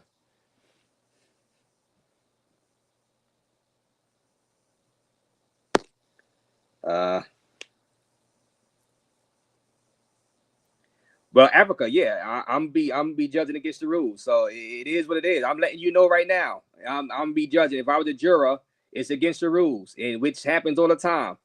You know what I'm saying? Like I said, I could go the opposite way too. It's against the rules to say that Diddy beat Cassie, so I'm going to find him guilty. And some jurors would do that because they don't like Diddy. So they going against the rules by finding him guilty. I'll be going against the rules by saying that I don't think that should be sex trafficking. I won't tell the court that, but I just found him not guilty. So both sides will be going against the rules, Africa. That's just part of the game. You know what I'm saying? We are not AI. We're not artificial intelligence. We're not robots deciding this case. We are not judges. You know what I'm saying? So it is what it is. Now let's find out which one of these guys is Punisher. Let me see. Razor, help me understand. This picture is the 13 men who smashed Cassie. These are 13 men that went to a freak off. Whether or not they all smashed Cassie or not, I don't know. Y'all can assume they did, but I want to know which one is I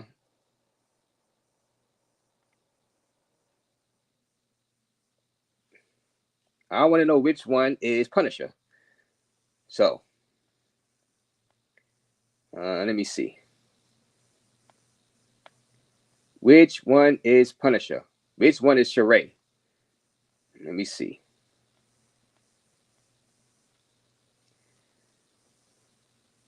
Like I said, I don't know if all these guys slept with Cassie, but they were all sex workers. I guess so. I guess you could say all of these guys were sex traffic. Consenting adults paid $800 each, sex traffic. I mean, hey, that's why I won't be able to be on that jury. You know what I'm saying? I would, matter of fact, when he was picking a jury, if that sex trafficking thing would have came up, I would have just admitted. I said, I don't to get off. I don't agree with the definition of sex trafficking. So I would have been excused as a juror. You know what I'm saying? Diddy team would have wanted me to stay on, but not the prosecutors. I would have been dismissed. TMZ, male sex escorts.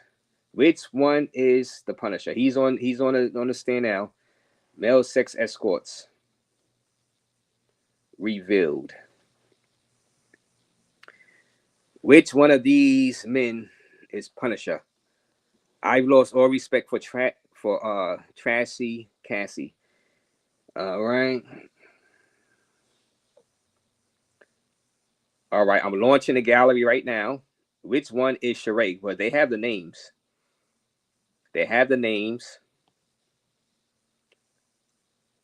All right. That one, his name is Skylar.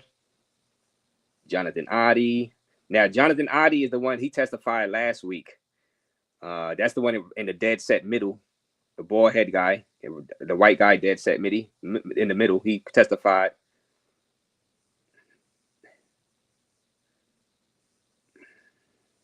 Brian from Craigslist, hired in New York, the black guy.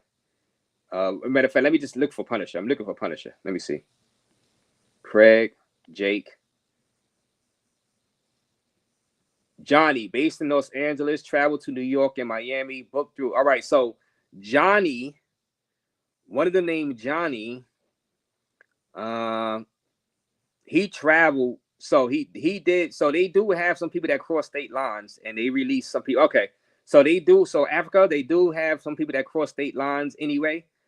That travel to New York. Okay. Okay, so we got that. Let me see. Jules. They got this black dude on the bald head in the bottom right. He's unidentified. The other black guy right that with the boy head, he's unidentified also. That's in the second row. And the guy up top, the white guy that's up top of the black man, the boy head, he's unidentified. So they got multiple unidentified men. Yeah, so we don't know which one. So yeah, so the identified ones is not the one that's on trial right now, because his name was Sheree. And these guys with the names is not named Sheree. One is named Jules, the other name is Johnny, the other name is Jake, the other name is Greg, and Brian, and Ash. And then of course Jonathan Adi, who testified last week, and Skylar. Skylar is in the top right. And let me see. Let me get Punisher's full name again. Let me get his full name. Let me get Punisher's full name, who is the person testifying now.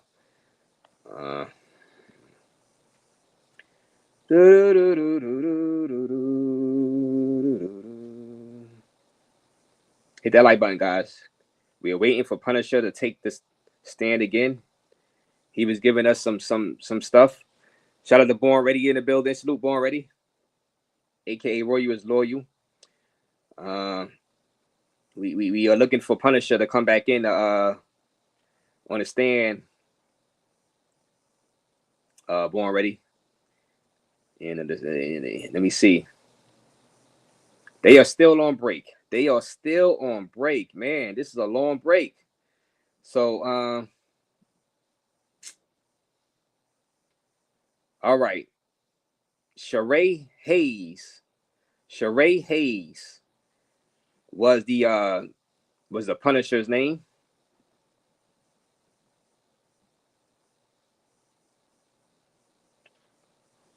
And I'm not seeing anybody with the name Hayes in his list. You see Skylar, Jonathan Adi. Did I name somebody with the last name Hayes? Ash, Brian, Greg, Jake, Johnny, and then the other ones is just unidentified. So yeah.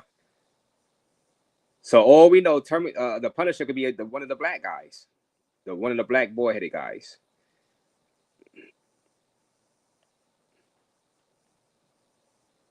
Or he could be the guy on top of in the first row, on top of the boy black guy. It could be that guy. He's unidentified. It could be the guy in the bottom right, the white guy in the bottom right, on the bottom in the last column with the blonde hair. It could be him. It could be the guy in the red hat, the red cap turned backwards. It could be him. So yeah, I don't know exactly who is the Punisher. Let me see from the photos.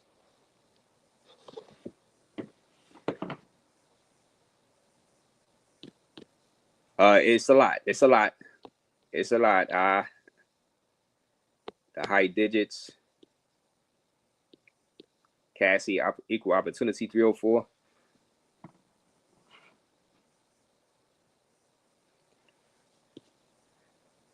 Like I said, man, and like when I covered the Jay-Z lawsuit, and I started seeing, wait a minute, this is not slam dunk that Jay-Z did that to that girl. And matter of fact, it's so more evident that Jay-Z didn't do that to that girl, and she had and Tony Busby, they had to drop the lawsuit. So, now this stuff right here, there's evidence that he beat up Cassie, and once again, I keep saying that he is a scumbag for beating up Cassie that way. I would not have dealt with Diddy after that, after witnessing that. He would not be my type of person to hang out with. And some of the jurors, Africa, would find Diddy guilty just on that alone. They say he sex trafficked because he beat her up. But Africa, like you said, that would not be following the letter of the law by judging him guilty on that. Same way like you said, me finding him not guilty because I don't like the sex trafficking definition. Crossing state lines or just, dealing in prostitution, baby. I don't like that as being sex trafficking.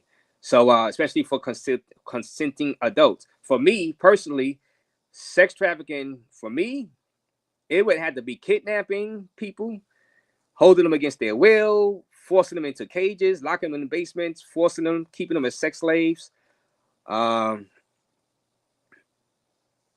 What else? Underage, like, getting underage prostitutes because they can't consent, and that's illegal anyway, sleeping with underage people. That's what I consider as trafficking. Or you can say now, in the case of Cassie, if she stuck around and had sex with these men only because she was being blackmailed because she didn't want her freak off videos to be released, I can give you that and say, you know what? She kept engaging, even though she did it voluntarily early in the relationship. She kept going back because she was forced to, because Diddy was threatening to release the freak offs, or Diddy was threatening to, so that's blackmail. So he sex trafficked her and had her have sex and do these freak offs, which sex trafficking, I guess. And or she feared for her life that he was going to harm her if she didn't come back to him and engage in sex. What a strange trial. It's cringe. I cringe talking about this trial because it's not the type of stuff I normally talk about in this manner, in this way. These people are freaks and they are weirdos. Let me see.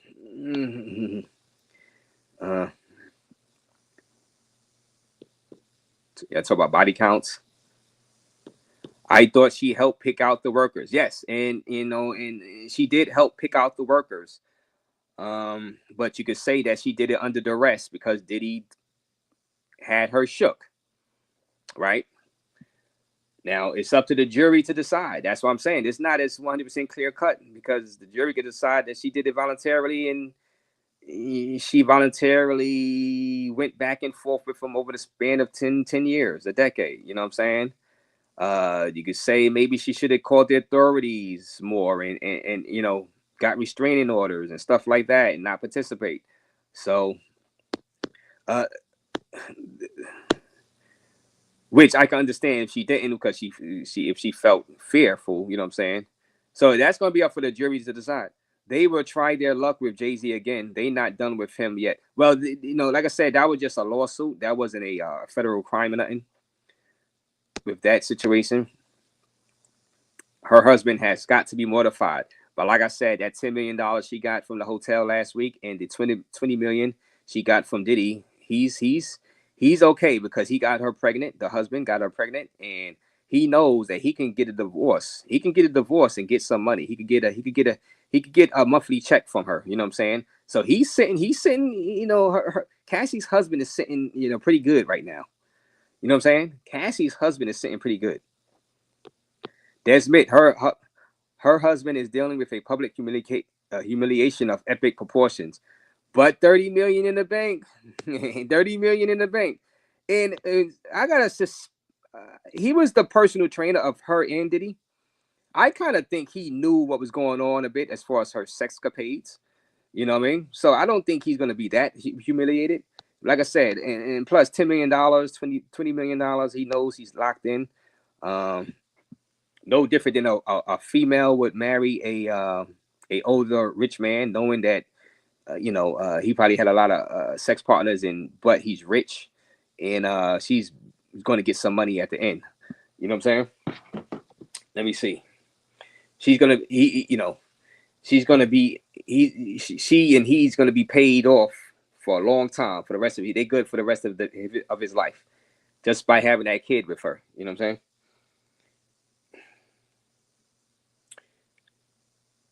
Okay, so they are back in the courtroom, guys. Okay, so we got some updates. Finally, we got some updates. They are back from their break. The Punisher is back on the stand. The Punisher is back on the stand. Hit the like button, guys. Punisher is back on the stand. Okay. This is not the Punisher. This is the version that was I'm gonna keep Cassie photo up there. Y'all get some eye candy. Okay. Now the Punisher is back on the stand. It says, all right. The prosecutor is asking Punisher how much baby oil did you use. Punisher says a lot. We were supposed to be glistening as much as possible. These are some freaks, guys. These are some freakazoids, guys. Hit the like button. These are some freakazoids. All right.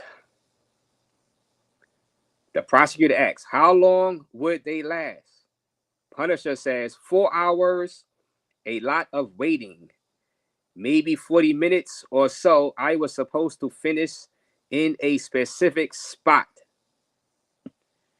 Guys, this is so freakish what I'm reading. This is freakish. We are covering the Diddy trial.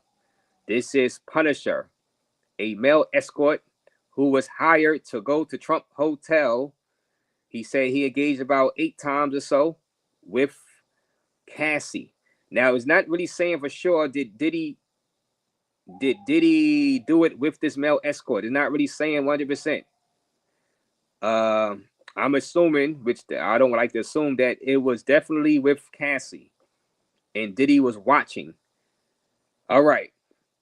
And we already said that he was paid $800. All right. Prosecutor, how did the direction work? Punisher says Mr. Combs might say, sit forward, move the camera, or what would happen sexually? You know, one time during sex, he dropped a stack of money. He said, I like this stuff. Okay. Does that mean he performed S on Diddy? What does Diddy mean? Does that mean he performed on Diddy? Hit the like button, guys. It says one time during sex, he dropped a stack of money. He said, I like that. I like this stuff. I like this, curse word. I like this stuff. Does he mean I like watching you do this on Cassie? Or I like this stuff on me? Hit the like button. It's all coming out. This is the Diddy trial. This is the Punisher, who is a male escort testifying. Mr. Combs liked a hell of a lot of baby oil to be glistening. These are some weirdo freaks, guys. These are some weirdo freaks. Oh, man. Oh, man. Oh, man. Oh, man. Let me see. I'm waiting for the next thing. Diddy was making it rain. Yeah, Diddy was making it rain on the Punisher. The Punisher was batting cleanup.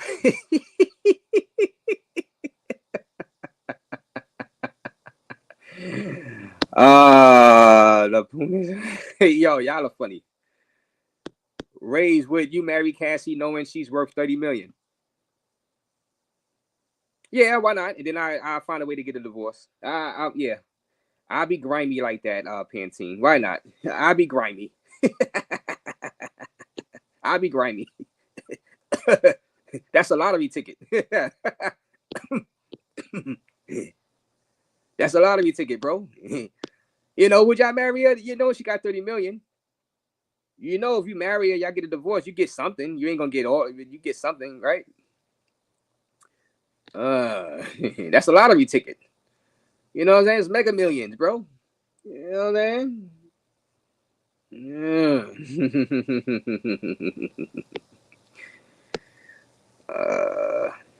Yeah, I'd be brought in that way. You talk about I'd be brought in that way. No Diddy stuff. I mean, no Diddy. What we're trying to ask what this male escort was doing with Diddy. Not in that way. It just depends. If you telling me to marry Cassie,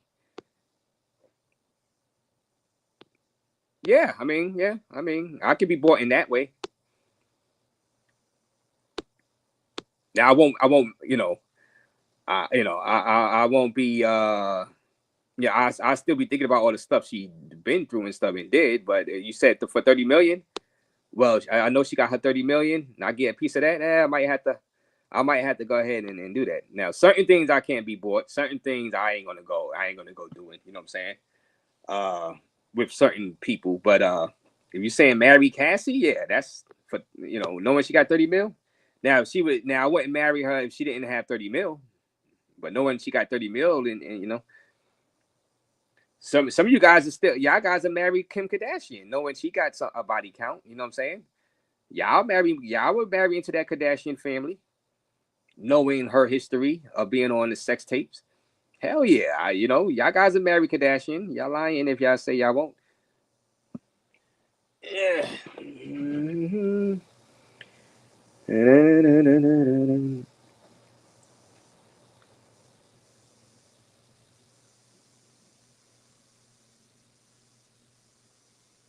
Now we're not telling you guys to marry Bruce Jenner or something. We're not saying that. That'd be a no. We're saying Kardashian. We're saying a legit female marry. You marry. Let me see.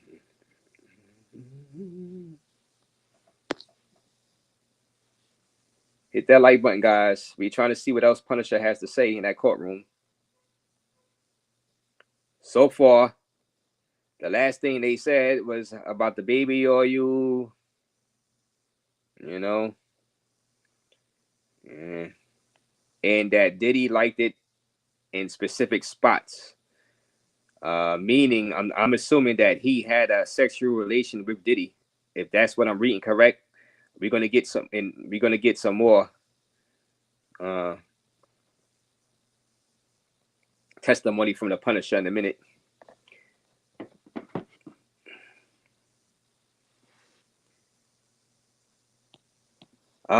David G. Did he do it? For sure. He grinded with the boys.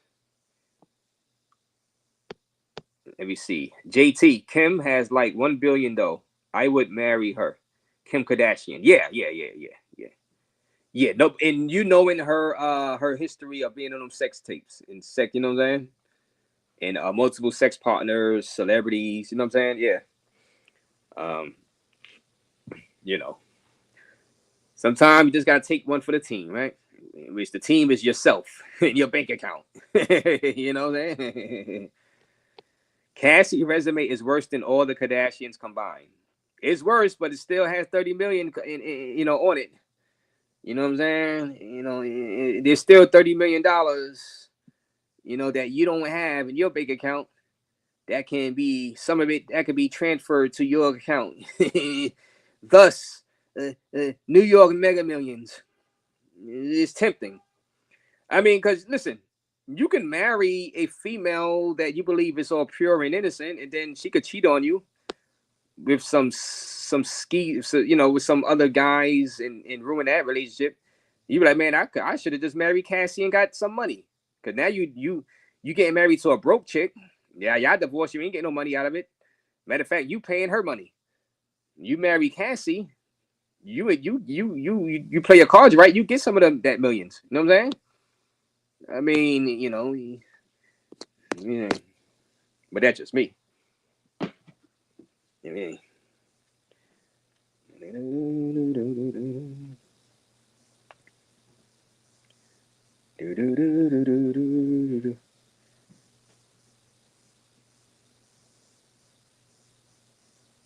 but that would be like gold digging. You'd be gold digging. That's like a guy.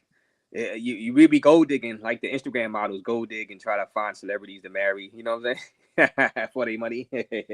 So RAZE, I would be gold digging. Yeah, I'd be gold digging these girls. Okay, so we have another update from Mr. Punisher. Let's see. We have another update. Hit the like button, guys. Let me see. And we have an objection too from the Diddy team. So, all right. Prosecutor says, then what? So then what after Diddy was like, he liked it in that spot. Punisher says, she, meaning Cassie, would leave with Mr. Combs 10 or 15 minutes. She'd return in a bathrobe and pay me $2,000 or $1,200 cash. Prosecutor, did you think Cassie was enjoying herself? Then the Combs team says objection. And then the judge says sustain. So you see where the prosecutor was trying to go there.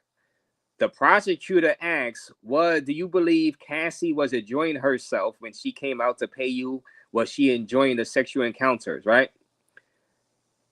They wanted an answer from Punisher to say she didn't look like she was enjoying herself. She looked like she was being forced to do it. That's when the Diddy team said objection, and the judge said sustained. Okay, so that's where we at right there. We're gonna. I'm trying to look for something else. The next update from Punisher. See, you see how the prosecutors try to do that. They try to get, the Punisher to admit that Cassie looked like she didn't want to be engaging in these sex acts. But what if the defense would have let him answer? What if the Punisher would have said, yeah, she looked like she was enjoying it. That would have helped the defense. But the defense didn't want to take that risk. So the defense said objection, and the judge said sustained. So that's what's happening right now inside the courtroom. It has gotten interesting. With this Punisher dude testifying. It goes on. This is more. Prosecutor asks, did you use drugs? Punisher says, I am not a marijuana smoker, but I did pull a Bill Clinton. I was handed a joint. Prosecutor, did you have performance issues? Punisher says, having the woman's partner there, yes.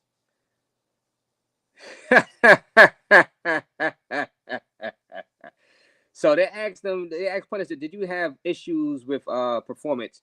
He said, because Diddy was there, yes. He did, because I guess he did not want to have Diddy be engaged and involved in that. So he was having some problems with performance. Prosecutor, did the issues affect your pay? And then Diddy's team says objection again. So objection again. So they stepped in. After asking, did his issues affect his pay? So what a weird case this is. This is weird. Ugh.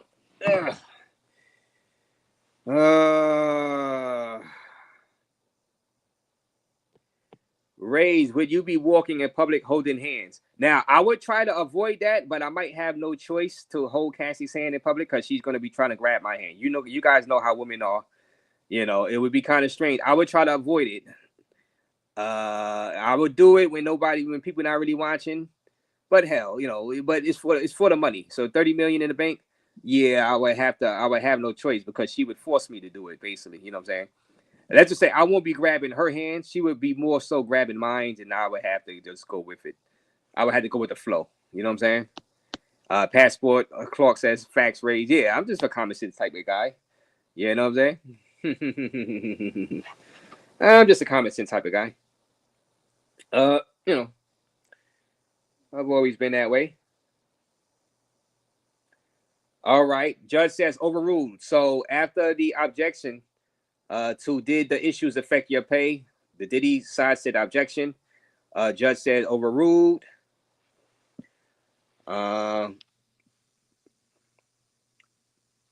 Punisher says, I wasn't sure how they calculated it. One time, Diddy threw condoms on the couch next to us. I struggled. It was a failure. Prosecutor asks, what happened? Punisher says, they went out. I finished. She came back and thanked me for privacy. This is weird. Oh, God. I'm not even going to comment on that testimony.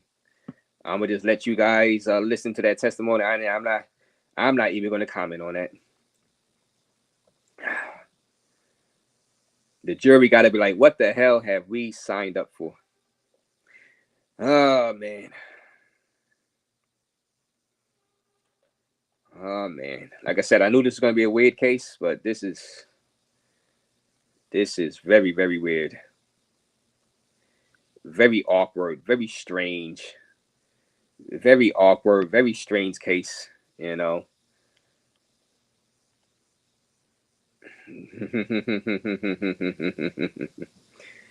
Very awkward, very strange case we are looking at. The Punisher, man. Oh my God. This is I mean, this is fun though. This is fun for me covering this besides travel stuff. I mean, this is fun. So but it's just weird reading this stuff, you know what I'm saying? And you know, trying to see where the prosecution is trying to go with this, where they're trying to get what they're trying to instill inside the jury head. So in that aspect, it is fun to play jury on this live.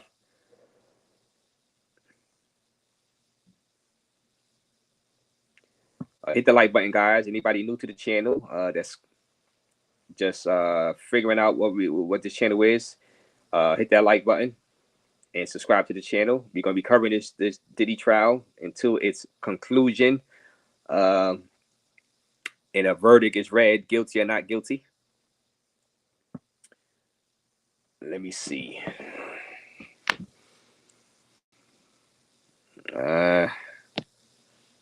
Hit that like button, guys. This guy testified earlier.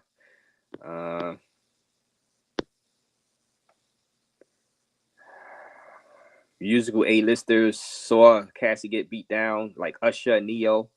So that was testified yesterday.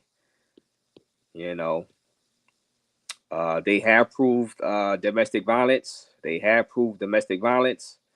He's not on trial for domestic violence, though, but they have proved domestic violence. As you see from the pictures right there.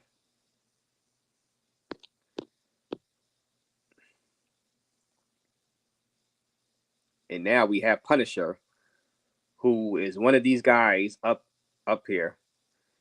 But we don't know which one is the Punisher that's on the screen right now.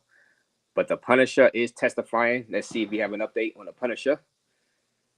Drabo Not is in the building. Salute to you, Drabo Not. Hope all is well with you. Still early. We came live early.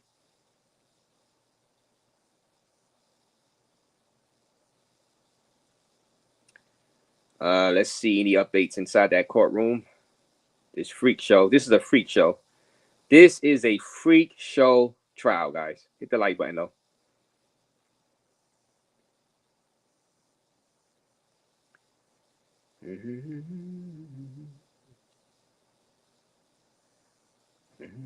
All right, we have another update.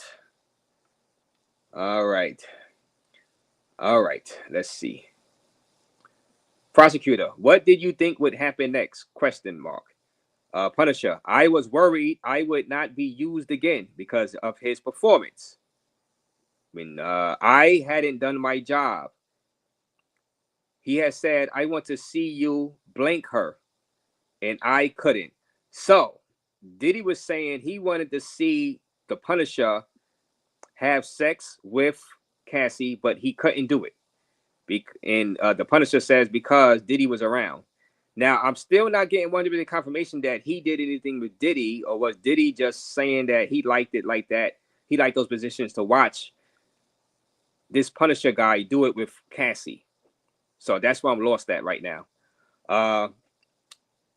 Prosecutor says, are you writing a book? Punisher says, yes, self-help about my ED. It's advice. Oh, yikes. Prosecutor, in your book, do you write about your time with Sean Diddy Combs and Miss Cassie Ventura? Punisher, yes, I call them a married, wealthy couple. Prosecutor, how long is it? Punisher, 6 pages out of 186. I sensationalize it. I wanted it to be enjoyable, highs and lows. So they would talk about the book that he has coming out or about to come out that he's writing. Some freakish stuff just now. I just read. Y'all didn't even want to repeat that stuff. All right, prosecutor, no further questions. All right, Mr. Donaldson. So now Combs' lawyer is going to cross-examine Punisher. This is the defense right now. I'll try to make this as harmless as possible, says the Combs lawyer. Congratulations on your book. What's it's called? Punisher. In search of freezer meat. What's harder than that? Diddy lawyer says good title. So the Diddy lawyer is cross-examining Punisher. Let's see where they go with this. This is kind of interesting right now. Let's see how the Diddy's lawyer cross-examines the Punisher. Now, guys, did the Punisher say anything that was really damning besides him being a sex worker? And for some people, they say that's sex trafficking in itself. He got paid for sex work. That's prostitution. That's engaging in sex work. Some people say that's sex trafficking. He is a consenting adult. Did Punisher say anything to hurt Diddy? And I wonder what line of questioning is the defense going to take? You know, because I don't really believe he said much to really hurt Diddy. I mean, I don't think. Let me ask you guys. I don't know. Did Punisher say anything to hurt Diddy? Let me see.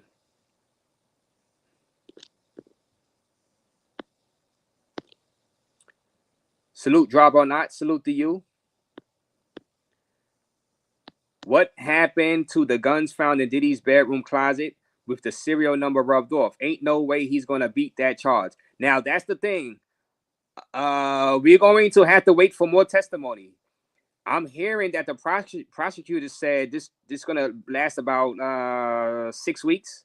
They're gonna bring up testimony and witnesses for 6 weeks. So whoever did those arrests and whatever evidence they want to show, whoever going to be testifying in that stage of the trial for the RICO and the weapons, if they want to say he was trafficking weapons, whatever, that might nail Diddy all in itself. That's why when they first did the arrest and they announced the charges, we was like, no way Diddy gonna get off. There's just no way. So, but when they introduced that evidence with the whole number rubbed off and stuff, we'll take it from there. But that stuff has not been introduced into the courtroom yet, Africa. That's what I'm saying. So as a juror, I mean, that hasn't been introduced to me yet as a juror. You know what I'm saying? So that's on a wait and see. You know what I'm saying? Now, Chip is laughing. The Punisher was also defrauded. He was told he was going to a bachelorette party only to meet Cassie and Diddy. Okay, so you want to say, see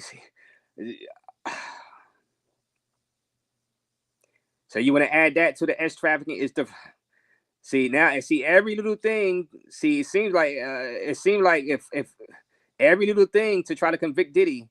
Now you want to say that hurts Diddy? Does that really hurt Diddy? He defrauded, okay.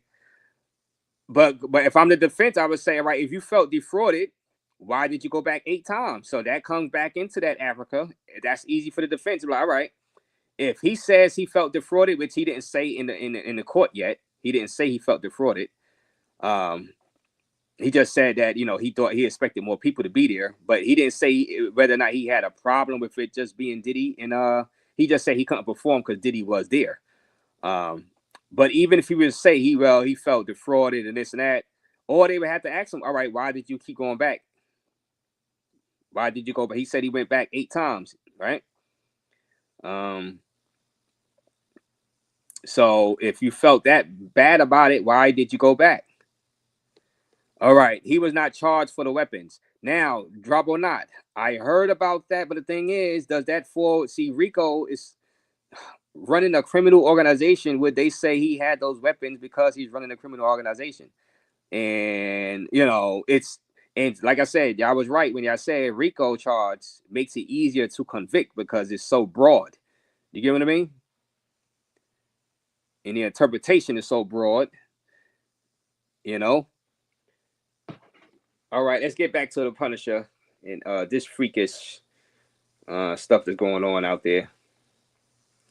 And that Diddy trial, guys. Hit the like button, guys, because this is some freakish stuff. Pause. What kind of name is the Punisher if you ain't rapping or fighting crime?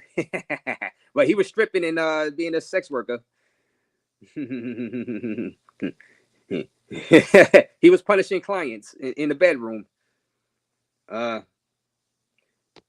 JoJo, you know, I know it's weird and it's cringe, you know. So this is Diddy's lawyer questioning Punisher right now. All right.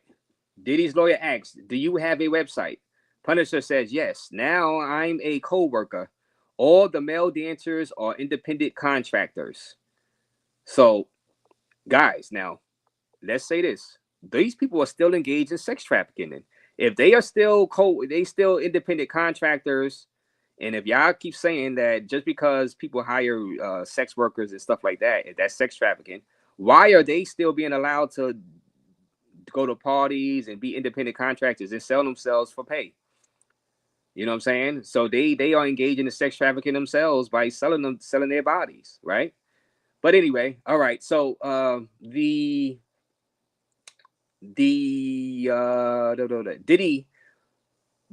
defense. You've been doing this for 25 years? Question mark. Punisher, 30 years. Coming up on a big anniversary. All right, Diddy's defense. You dance with them. All right. Punisher, a professional dry hump. Diddy's lawyer, for 30 years, thousands of ladies. You try to not develop feelings for them, right? Question mark. Punisher, you try not to. It's a job. Diddy's lawyers, but you talk with Cassie. Cordial. He said it was cordial. Cordial talk. Okay.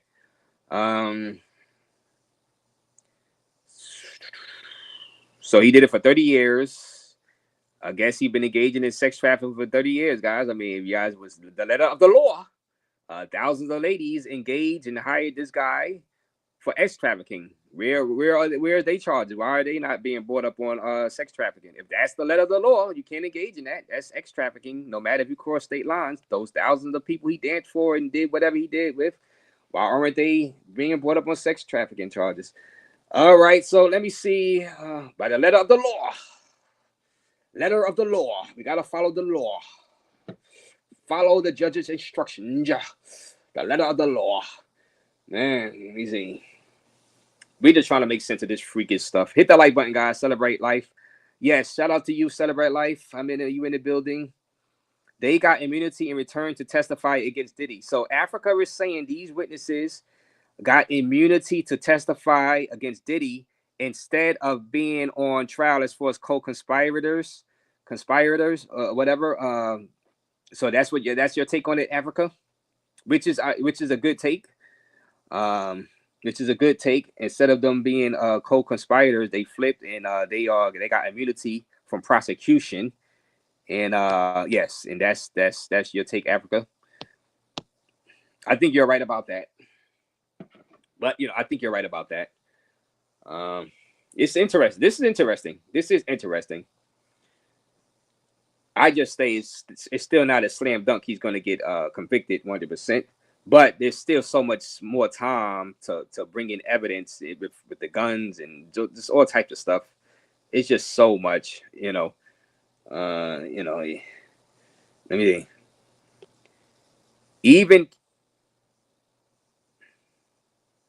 Even Cassie is an unindicted co-conspirator. Don't you agree? Yes, I agree. A co-conspirator, even though they would try to say she's a victim too. So yeah, I would agree. I would agree with that. Okay, we got some more from Mr. Punisher. Hit the like button. All right. The defense attorney, Combs' defense attorney. She asked to be able to call you, right? Punisher says, just to set the sessions up. We were never asked to talk. All right. Diddy's lawyer. She was comfortable with you? Question mark. Punisher. She said so. She said she was comfortable.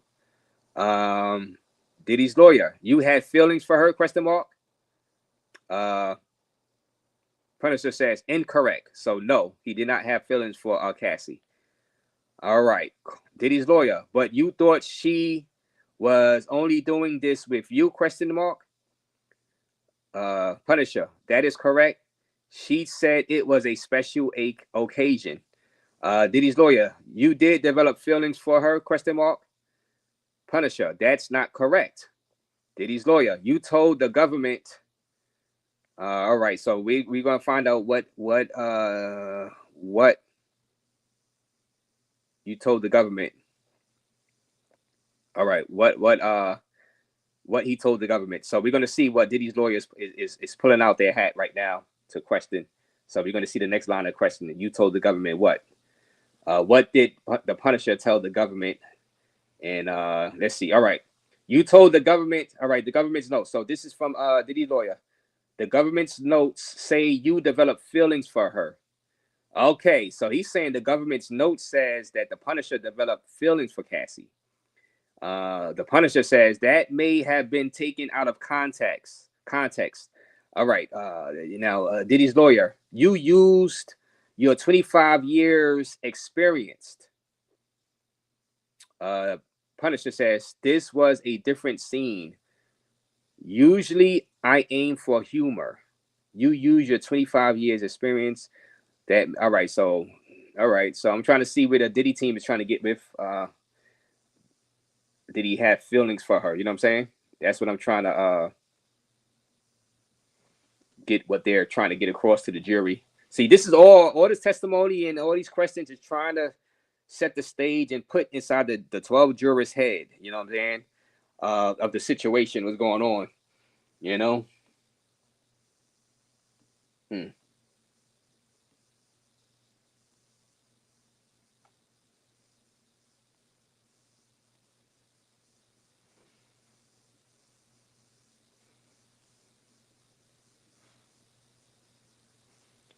Yeah, so we're still waiting for more Punisher testimony.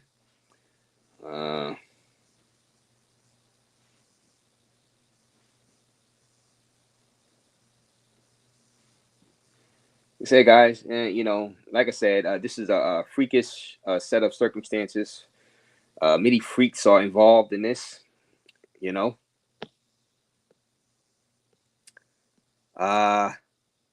Cassie just wanted the bag, but the feds forced her to testify. So the feds hit Cassie with a subpoena. Now I know her best friend said that she was hit to testify yesterday with a subpoena.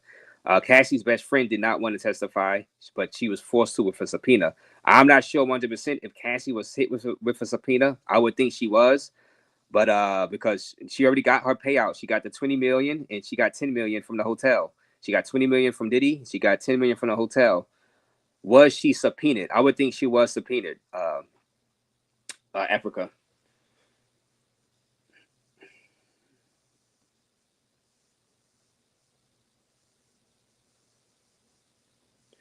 All right. So some more. Now, Diddy's lawyer, you wouldn't try to dry hump someone who didn't want to be dry humped, correct? Punisher says, yes, it is important to read the room. Diddy's lawyer, so you read the room with Cassie and she wanted it. Objection from the prosecutor. Judge says sustained. So right there, they were trying to get the Punisher to answer the question that, so you read the room and that Cassie wanted to be dry humped, meaning that Cassie was enjoying it and meaning that Cassie was not forced into this. She enjoyed it. You read the room and you could tell on Cassie's face that she wanted it. The prosecutors objected. They did not want him to answer that. And the judge said sustained. So the Punisher would not be able to answer whether or not he read the room that Cassie wanted him to do that act on her. You know what I'm saying? What a weird testimony, but that's what it is about. I mean, I know it's weird. I know it's freakish. I know it's just vile testimony. What's going on inside that? The jurors got to be like, man, oh man, we signed up for this. Oh man. But it's part of the testimony. It's part of the trial, guys. You know what I'm saying? These are some freaks.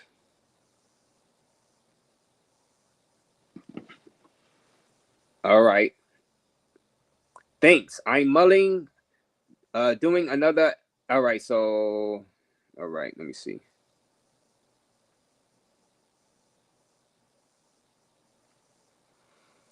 All right, so we just waiting for another update. After that, after the objection from the prosecutors was sustained, we'll see what happens next after that. Like I said, Diddy is facing 15 years to life in prison if convicted. It's federal sex trafficking and RICO racketeering. RAZE, brother, are you doing any live streams tonight? Yeah, I think I am. You know, I'm very. My plan is to do live streams every day. You know, so yeah, I think I'm going to come back and do live. If I had to say so right now, I will be coming back live and doing a live stream. Maybe on some updates on this, or travel space. So yeah, I'll be likely doing updates on the travel space tonight, or come back with this, or if something else breaks, because we do cover hot topics here. So if anything major breaks in the world, that I feel that you guys will be interested in, I'll come back live. Africa, exactly. Yes, the feds force women to take down powerful men. So yeah, so you're saying the feds subpoenaed Cassie. We are following this testimony of the Punisher, who has punished his clients in the bedroom for pay. Let me see. All right.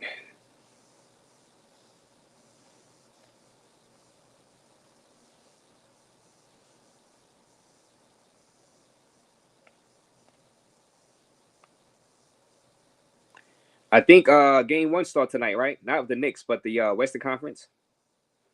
So I'll have an eye on that too. Game one. Who y'all got? You got the Wolves or OKC? It's gonna be a tough one for the Wolves because OKC, they proved they could play defense. They got that defense.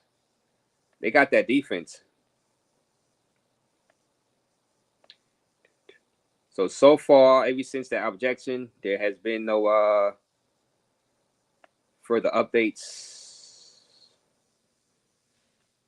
Hit that like button, guys. Hit that like button. We'll see. Like I said, I think it's 50-50 on the conviction right now. This is just no clear-cut stuff. Hey, Africa, I think the more clear-cut stuff would be the weapons and the criminal enterprise stuff. You know, if they could find him doing some stuff like with that, with the weapons and violence and people working underneath him, carrying out his dirty deeds. I think that'll be that you know, if they have something, I think that'll be the main thing to get them on, rather than the X trafficking. I think that'll be probably the easier thing to get them on to prove, because of the what they found with the guns and, like you say, scrape the serial numbers and stuff like that. Does that fall underneath the racketeering, RICO, criminal enterprise? You know, how do you know? Because like we were saying, if the feds want to get you, they could get you. But the jurors also have to cooperate and say, yeah, he's guilty of that stuff. Let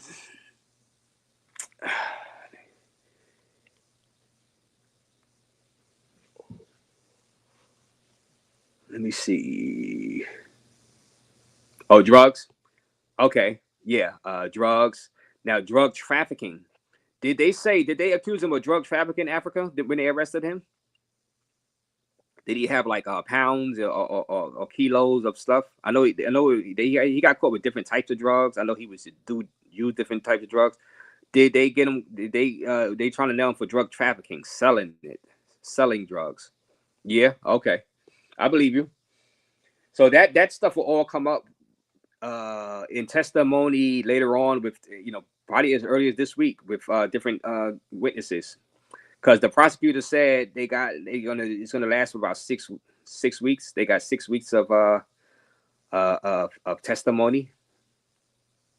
I think that's what they said. Oh, distribution too.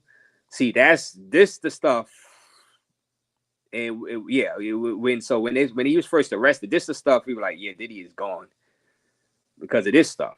They got him. They trying to let him on multiple things, and just getting them on distribution alone could get you like what 20 years, 15, 20 years.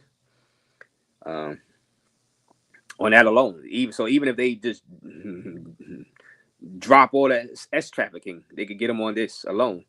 You know what I mean? But still, as a juror, I gotta wait for whatever evidence they bring in front of me. There's a RAZE, the juror number 11. RAZE, I'm juror number 11. You know what I'm saying?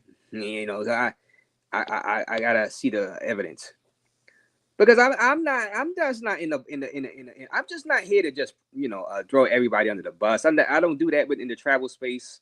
Throw everybody in the bus. I'm just not here. I give people a fair chance. You know what I'm saying? So I'm not here just to automatically say people are guilty and this and that. I'll give people a fair chance. You know what I'm saying? Hear out the evidence, and you know what I'm saying.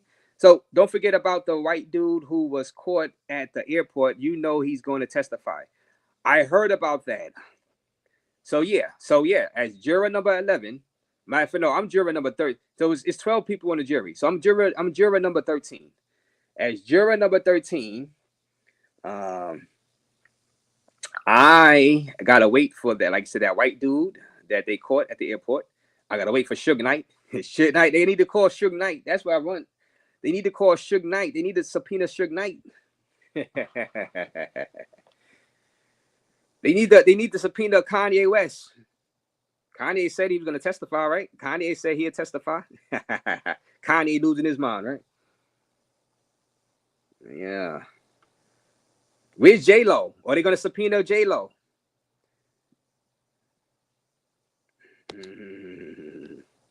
Gene Deal. Are they gonna subpoena? Now I seen Gene Deal. Gene Deal says he's not there to testify. He just there to see it play out. Gene Deal, who was Diddy's former bodyguard. Gene Deal was outside the courthouse. I think he went inside. I think he got there earlier to go inside. So Gene Deal is around. People was asking, was he going to testify? Was he there to testify? He said, no, he's not there to testify. So he's not there to testify. But Gene Deal has talked out against Diddy for years on YouTube and social media. So he is down there at the courthouse. All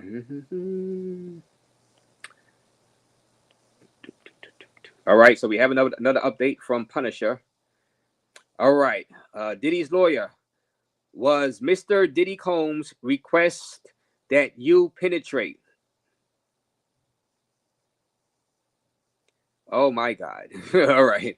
Punisher, it was a demand, a strong suggestion. Diddy's lawyer, Cassie paid you even when she canceled, right? Punisher, yes, $500.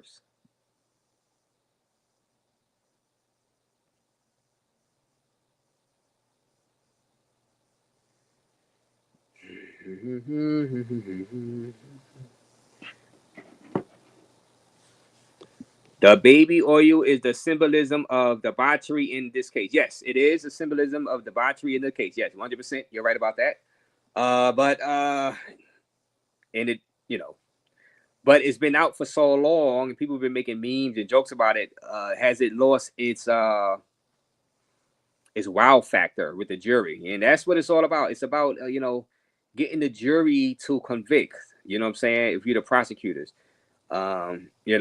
is it just a running joke now? Is it become comedy? Does mentioning the baby or you help the defense actually? Because it makes it sound like just a comedic running joke now. It's not that serious. You know what I'm saying? So can the whole baby or you stuff backfire for the prosecutors? You know what I'm saying? Because if I'm keep hearing baby or you, I'm laughing. I'm laughing more than saying this is criminal. So that's some stuff. I'm trying to get into the mind frame of a juror as if I was juror number 13. You know what I'm saying?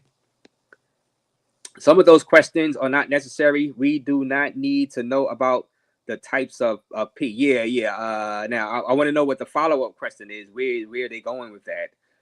That's why this case is hard to cover, because it's, you know, I don't even like saying that a lot of this stuff on YouTube like that. You know what I'm saying, Bruce? Africa says, don't forget the juror does not watch TV, social media, or contact with society, so that won't apply nor backfire. No, but but they still hearing it in the courtroom about and they heard it for months once he was arrested, and you know, so they've been laughing about that and heard jokes about that for months since he's been in jail. So it's already in their head to laugh about the baby oil, and anytime the baby oil is brung up in these testimony, I laugh just by hearing it on inside the courtroom. So me as a juror number 30, I'm laughing when I hear that testimony. But you're right, they're not watching this stuff, social media and this and that. But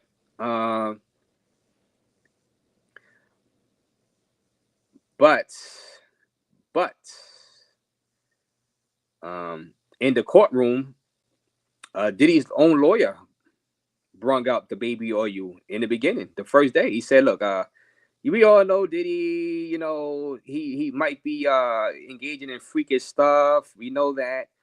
We know Diddy loves baby oil. Ha ha ha. He laughed at it. Diddy's own lawyer laughed at it in day one. So yeah, they trying to make that as a running joke to try to soften up the whole. So anytime somebody bring a baby oil, it'd be like a joke. Let me see. Let me see anything else from the Punisher. All right, here's some more. Now, Diddy's lawyer, Mr. Hayes, I wish you success with your book. Punisher says, thank you. Judge says, redirect. All right, now the prosecutor steps in. What made you think Miss Cassie Ventura was enjoying herself? The Punisher says, it was the first time unprotected. Prosecutor, without the details, Diddy's lawyer says, objection.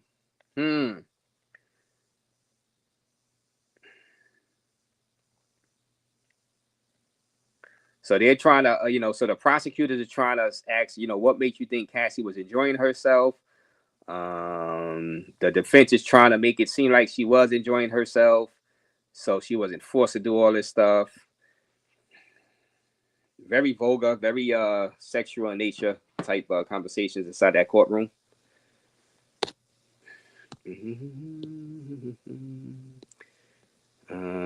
Like I said, shout out to you, Brandon Clark. Thank you for your Cash App donations. Extreme Travel, I appreciate you. Brandon Clark, covering the Diddy trial. So do they have the jury, they have the jury put up inside of a hotel or something, Africa, separated from the public during this trial? Did they isolate the jury, Africa? And they monitor them so they can't watch TV, social media, since this is such a federal high-profile trial? Okay, all right. So you say, yeah, okay. Just wanted to confirm on that. Because sometimes, you get selected and, you could go home, you're not, So this one is such a high-profile federal case. They are separated, isolated. So, okay, got you. Thank you. Thank you. Let me see.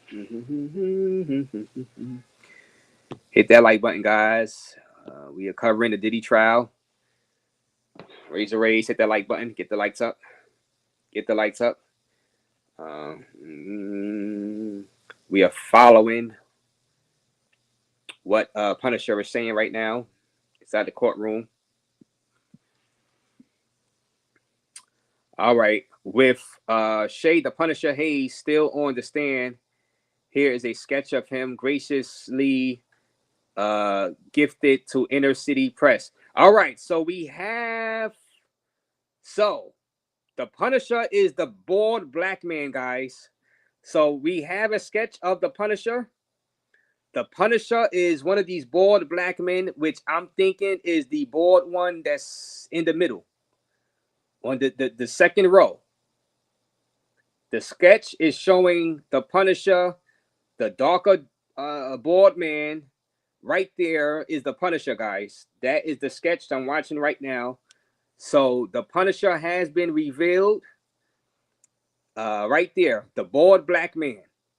So the Punisher, who was the male exotic dancer, who performed the acts on Cassie while Diddy watched, and they paid hundreds and thousands of dollars on 8 different occasions, is the black man on the second row.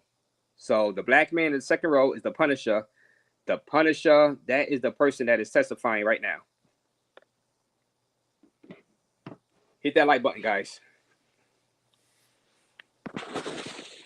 Hit that like button. Let me do this. Let me upload it. So the Punisher is testifying. The black man, let me I'm upload you guys. It's this guy. Save the photos. Let me upload that for you guys.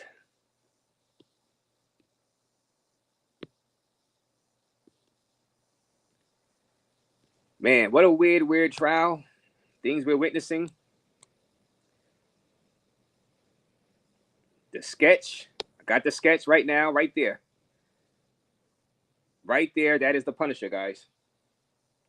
That is the Punisher. That is the person testifying right now. That's on the trial. On the stand at the trial, right there. He already down if he goes to prison for life or 10 years or what. Public opinion and the handlers who created Diddy now have damned him. Well, like I said, 12 jurors hold his fate, in their hands. You know what I'm saying? Yeah, the 12 jurors, this is the sketch. But I have the sketch in front of me, but this is the person. This is the person.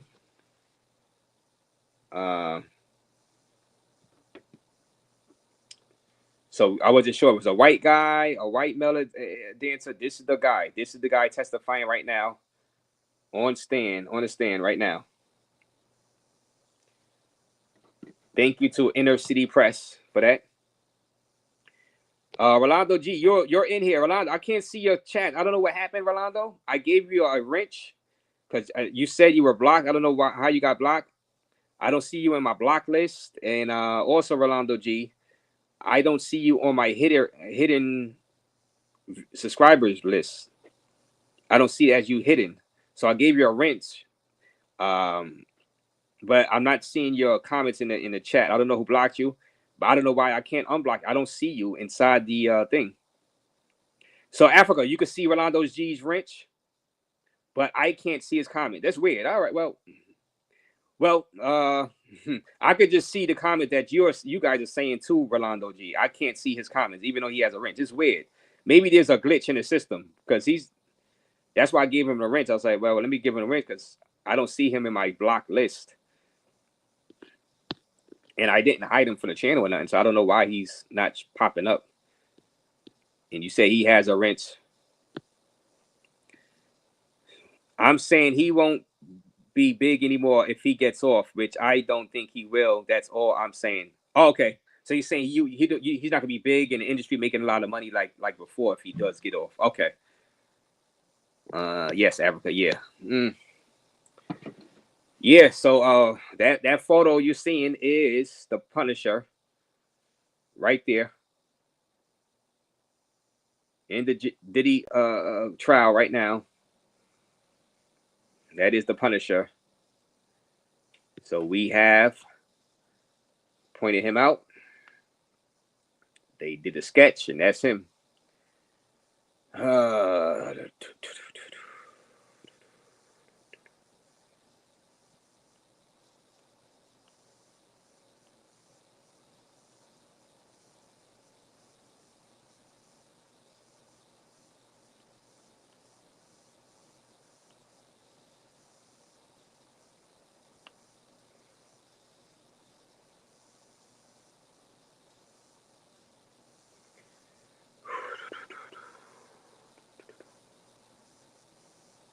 Let's see some of the replies once the Punisher was made to be known. Let's see what some people are saying. Let me see if I can read them.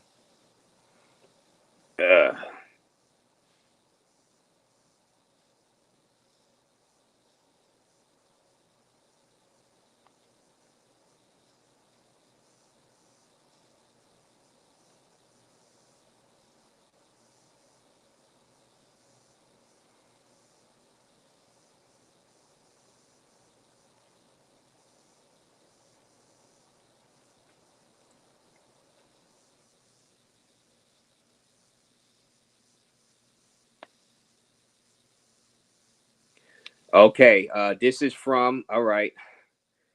This is all right. Let me see. All right, let me go back a little bit. This is the prosecutor asking, no further questions. Judge, anything, Mr. Donaldson? What do you mean by steamy? So I missed this. What do you mean by steamy?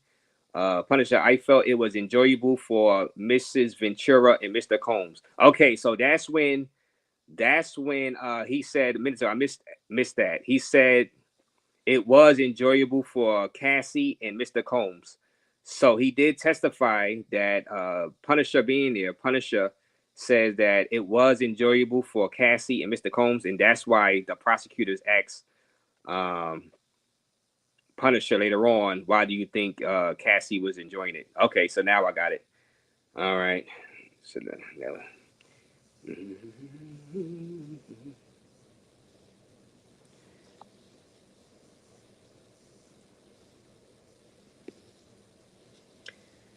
let me see.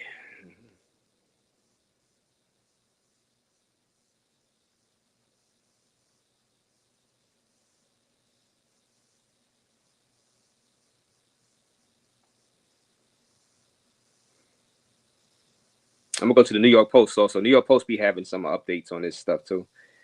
Like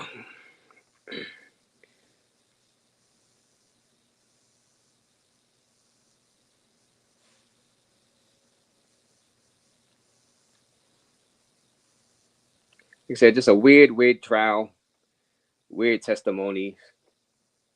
Cassie's mom's testified earlier, which is very short.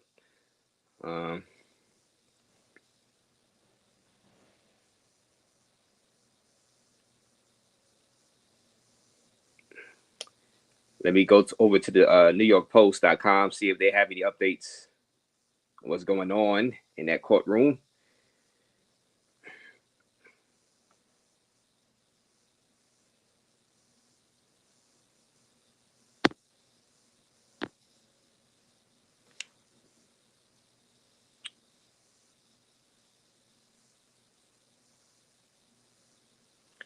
As you guys know, as this trial is going on, Harvey Weinstein is going through his retrial for his R-word case, S assault. So he's on retrial. Harvey Weinstein.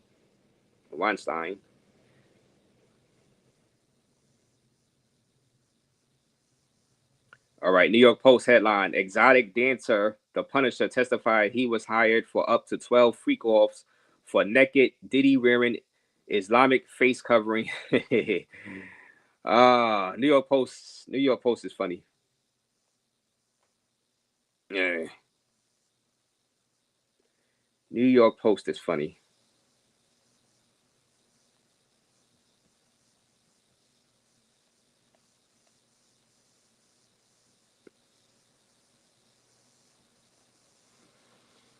New York Post is funny. I'm gonna stick with this for a few more minutes longer. At least until Punisher exits the stand. Because the chef is supposed to testify too. So let me see. Maybe I should start a new live. I don't know. Let me see. I'm gonna stick with it. I'm gonna stick with this as long as the Punisher is up there. Let me see.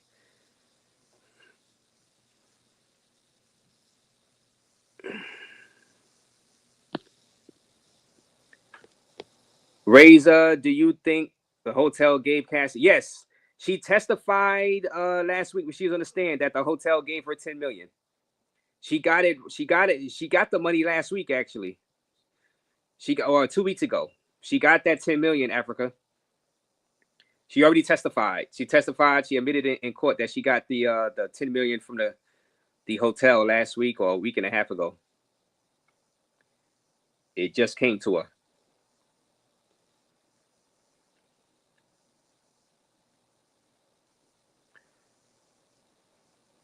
Okay, so the Punisher is done. The Punisher is done, guys. So now they're calling the next witness. I might stay on for a little. Let me see if I stay on a little longer. Let me see who the next witness is going to be. Okay, let's see. Let's see who's going to be the. So we have a new witness coming up. The Punisher is finished. No more Punisher on the stand, guys. No more Punisher on the stand. It was fun while it lasted, right?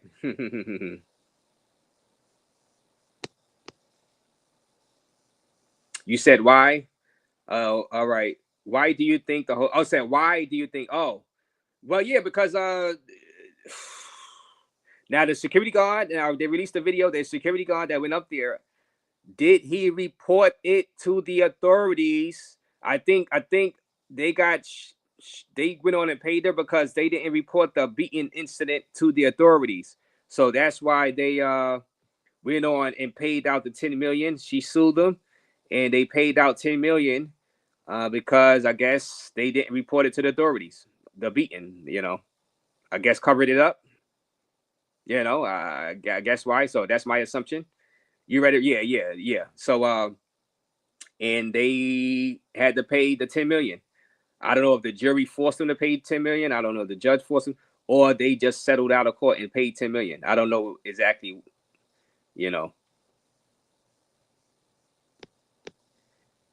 Cassie asked them not to report it. So Cassie asked them not to report it.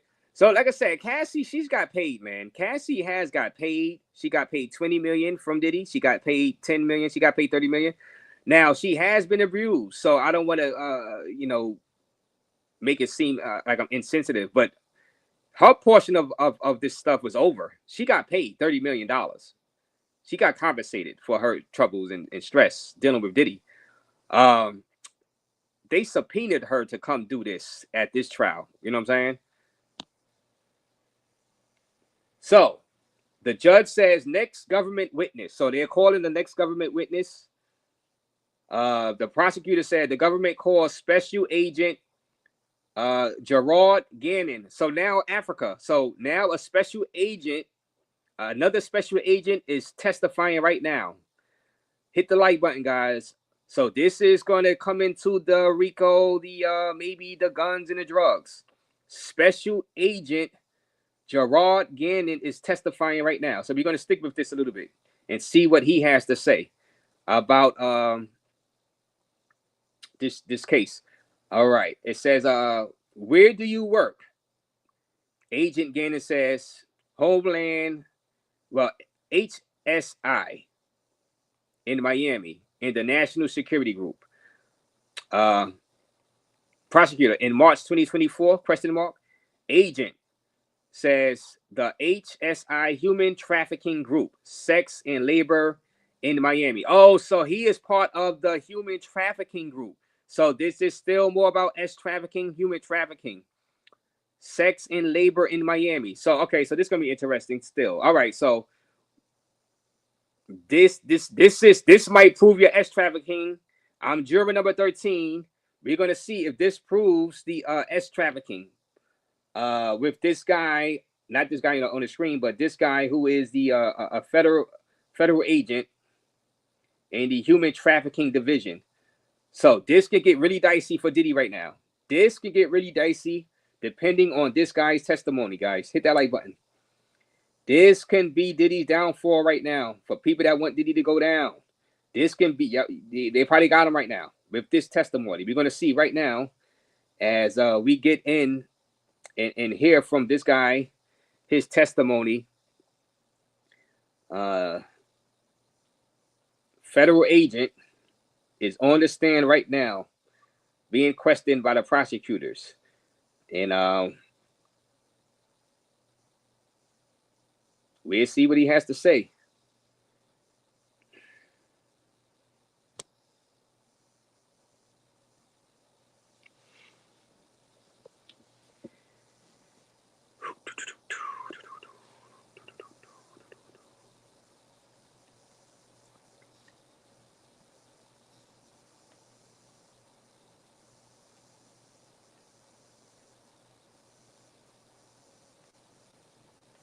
So far, no further questions besides the introduction of the special agent.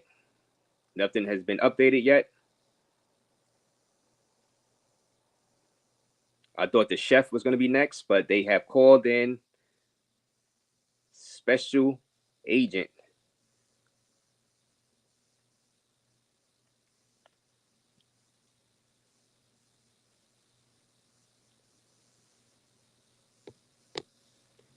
Slick says HSI is Homeland Security Investigation. Yeah, he said he's from the Human Trafficking Department.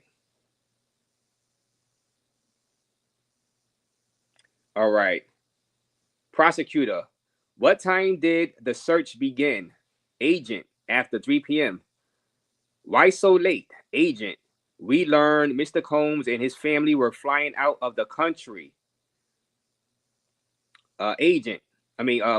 Prosecutor, was there a pier on the property on Star Island? Agent, yes. We had to monitor it. Okay. So he says Diddy and them was about to leave the country. Were they leaving the country because they knew they were going to be arrested? That's correct. Were they running? Were they running? That's big testimony right there. Were they running? So we gotta.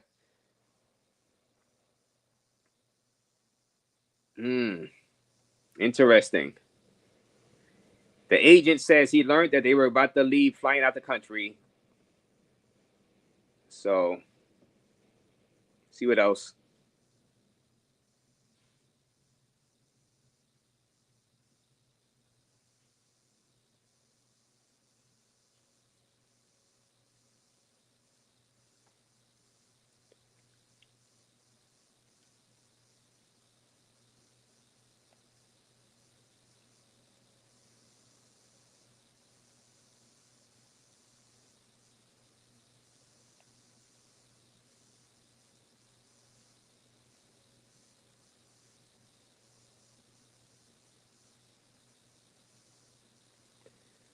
All right, so we're just waiting for further testimony from this government witness from Homeland Security.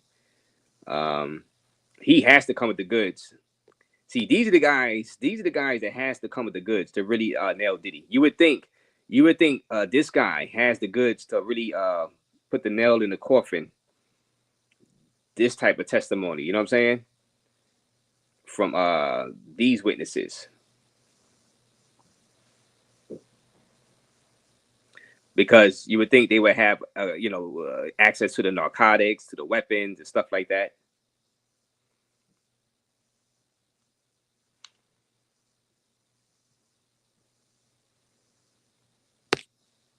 So we just waiting to see. Of course, he has all evidence, and I bet it meets all the legal standards. Yes, and this is what I'm waiting for. Juror number 13. This is the type of evidence that I'm waiting to hear and see. You know what I'm saying?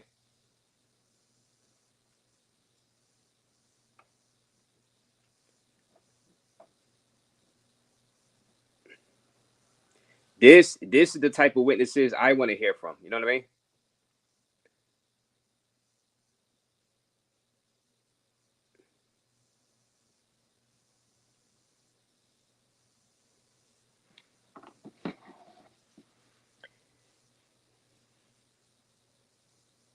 Is he gonna give the goods? Or are we gonna get the goods?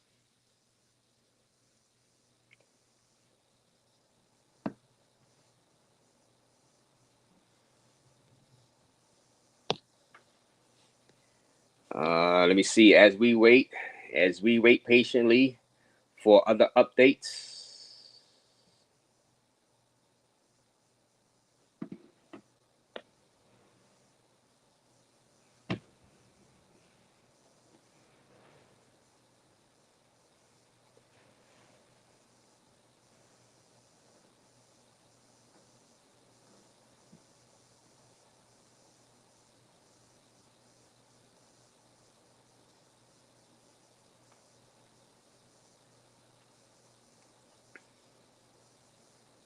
All right. So far, no new update for what's going on in the courtroom with that agent.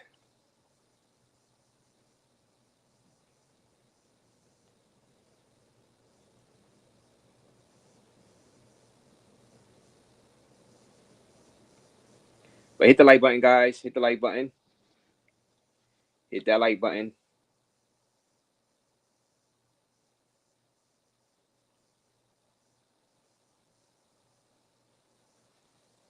There is no new testimony yet from that agent that I'm looking at right now.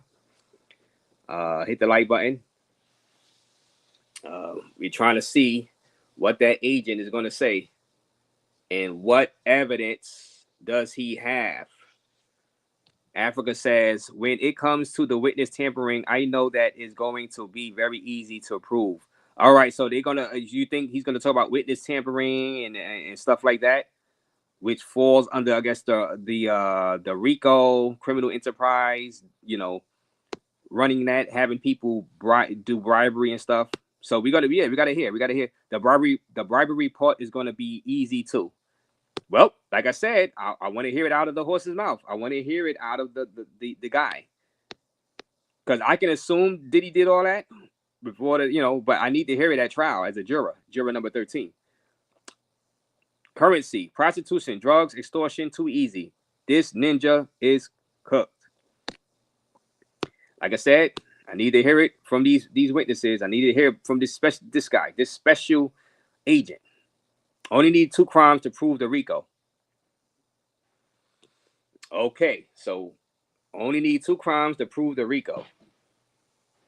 And like I said, we'll see what the prosecutor comes up with, questioning this special agent that's on the stand right now as we speak.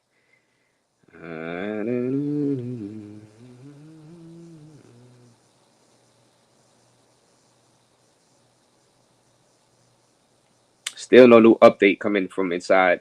Let me go back to the NewYorkPost.com and see if they have something in the Washington Post. Matter of fact, let me go to the Washington Post. Let me see what they got.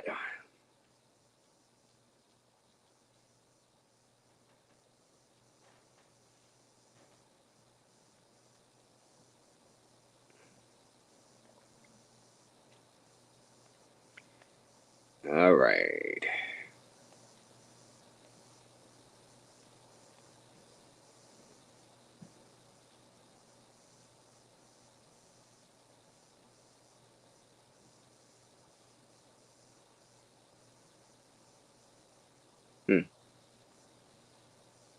So guys, bear with me as we wait to see what the prosecutors asked this special agent. Diddy can be buried right now today with this special agent that's testifying right now. I thought the chef was going to be testifying next, but they have called the special agent to testify. Diddy can be buried today on this stand in front of the jury by this special agent.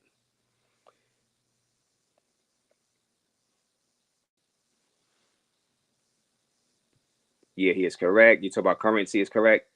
The prostitutes claim they got paid, and Diddy's lawyer even admitted to the drugs. He got caught with drugs as well. Where they tie it to RICO is his assistant claiming this was all done. Yeah, and that's the biggest question I have about tying this to RICO, criminal enterprise, drug trafficking, drug use, giving drugs to people. You know what I'm saying?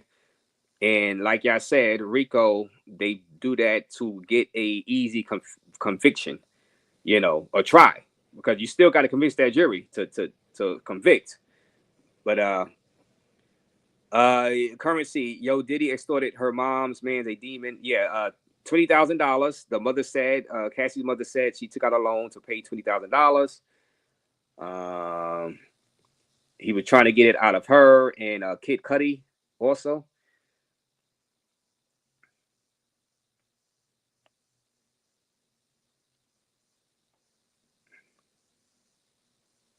We still got to convince the jury to convict. We all are saying Diddy did some shady stuff. Diddy did some mean stuff. Diddy is a animal to beat her like that. We all agree with that. We all wouldn't mess with Diddy. We all wouldn't be cool with Diddy. You know, most of us. But they have to convince that jury to convict them, give them 15 years of life in jail. I mean, in prison, federal prison. That's the question.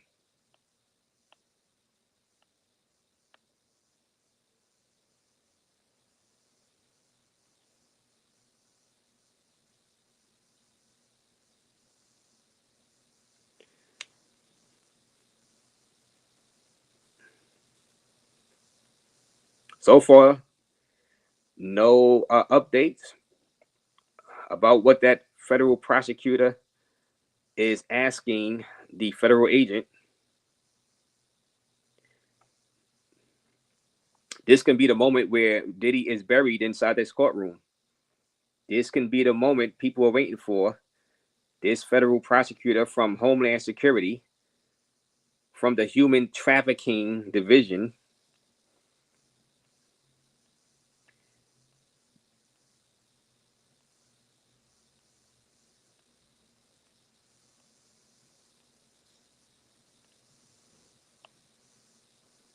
the latest thing that was said was, all right, 18 minutes ago, government new witness, special agent Gerard Gannon, where do you work? HSI in Miami, a national security group, the HSI Human Trafficking Division group, sex and labor in Miami. And then, he said, what time did the search begin? After 3 p.m. Why so late? The agent says, we learned Mr. Combs and his family were trying to fly out the country. Now, were they trying to escape? Were they trying to fly out the country because they were trying to escape getting arrested? Now, I remember Diddy's lawyers and them was saying when they were trying to get bail that they wasn't trying to escape. That's why they came to New York City. They were in New York. They wasn't trying to run and nothing like that. But this agent saying they did it early because they felt they knew they were trying to fly out the country. Oh, why so late? They did it. They were trying to fly out the country. Was there a PIER, a pier on the property on Star Island? Yes, we had to monitor it. So Star Island. So was that where they were going to fly? Were they going to try to fly to Star Island? Diddy and his family to Star Island? And yes, we had to monitor it. But that was the last. That was the last, testimony that I have coming from the special agent. I'm gonna let it update. Trafficking, forced labor, kidnapping, arson, bribery, obstruction of justice. Woo. 2 or more RICO predicates needs to be proved beyond a reasonable doubt. Example, trafficking, forced labor, kidnapping, arson, bribery, obstruction of justice. Now, let's look at this in detail. These sex workers, were they forced kidnapped, forced labored? They voluntarily went there. Were they kidnapped? Nope. Now, arson, that came up with the Kid Cudi situation. Diddy was jealous. That could be lumped in there because that did come up in the trial about allegedly Diddy, and we've heard that he blew up his car because he was jealous of Kid Cudi dating Cassie, right? And that was around 2011 to 12. Let's see what else. Bribery. Can they prove Diddy was trying to bribe people? They might come out. They might have some evidence on that. They might have some evidence. Obstruction of justice. Was Diddy intimidating witnesses or intimidating some of his alleged victims? Do they have proof of that? Would some of those alleged victims come through and say, he was saying this and saying that? If you try to call the authorities, on him, or if you testify against him, he's going to do this or do that to you. Which some of the witnesses been saying, he's been making threats. If you say you saw me beat Cassie, this is going to happen to you, that's going to happen to you. Is that obstruction of justice? Yeah. I mean, they have stuff out there against them. They're throwing everything out there against them, and it's going to be up for the jury. Let me see. I think they got the kidnapping one with the personal assistant, Cassie and Dawn Richards. Yeah, but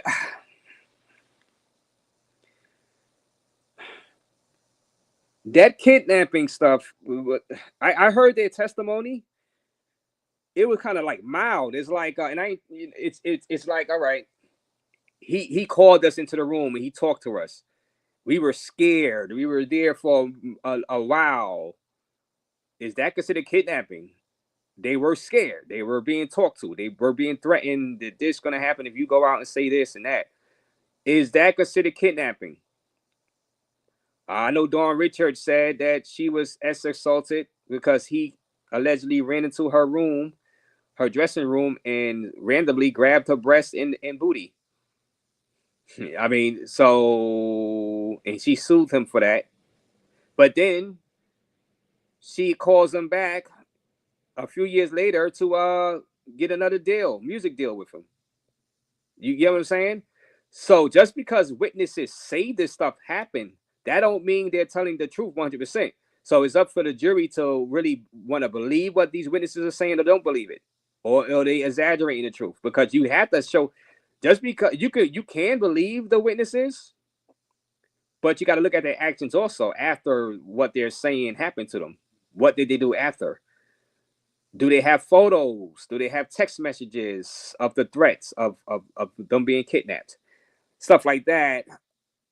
I mean, you can convict on just their word alone. You can, but certain their actions after the fact, Dawn Richards' actions, kind of draws into, question, because why would she be trying to get a solo deal with Diddy if he did that to her? You know what I'm saying? Why would you call him in 2021, which she testified that she did, and try to get him to do a solo deal with you as a solo artist, and he declined? You know what I'm saying? What's all that about? So that's another thing. Just because these witnesses are testifying, that don't mean they're 100% telling the truth. Maybe it's something for them to gain also. So as a juror, you have to look at that also. Because a lot of times this stuff is like word of mouth, or his word against mine. So who are you going to believe? Who's more credible? The more credible witness. Obstruction of justice. Diddy calling all the witness on the phone. That is why bond was denied. All right. Yeah, I do remember that. And that's why they said that he was not going to be allowed out, because they feared that, and I covered that, they feared that the witnesses, alleged victims, would be tampered with, be threatened. So you are right about that. So that they have that on record as the reason why they did not let him out. Let me see. S trafficking, Cassie and Gina, and the other women that have come forward. And like I said, we go back to the definition of S trafficking. Is it just, you paid them for sex to come over? Will the jury be willing to convict on that? I'm quite sure they're convicted if they knew they were drugged. If they knew Diddy drugged them, spiked their drinks to do it. But did that evidence come out that he did that? That's what I'm saying. It's all about evidence. Evidence. Arson, I'm sure they can prove the Kid Cudi stuff. If not, they won't not have put it there. Or they proving it by testimony, or they proving it by physical evidence. That's another thing. But like I said, they can convict. You can convict as a juror just by word of mouth. You can convict. You can believe the testimony and just say, yeah, I believe this witness, and convict them. When it comes to kidnapping, the main question is, can you leave freely or not leave freely? They were not able to leave freely. according to them. According to them, you know. Now it's up to for the jury to whether or not they want to believe it or not. Because, like I keep saying, if you was kidnapped, why, as a juror, why would you continue to have any conversations with Diddy in the next few weeks, the next few days? Why are you continuing to go back and do business with the man? You got to be fair about that. Why are you going back? If you were kidnapped, if you felt, why didn't you go to police authorities? You say you were scared. So why the hell are you continuing to go back? That's why. That's the only thing. Now, if they stayed away from Diddy, I'm like, okay, yeah. But it gets muddied because they kept going back, asking for favors, or asking for this and asking for that. Obviously, you wasn't that scared of them at that point. That's what I'm saying. That's all I'm saying. For certain witnesses, not every witness. Certain witnesses kept going back, and later on they saying they were scared and this and that, but you kept going back. So why keep going back asking for deals? That's what I'm saying. And that's legit.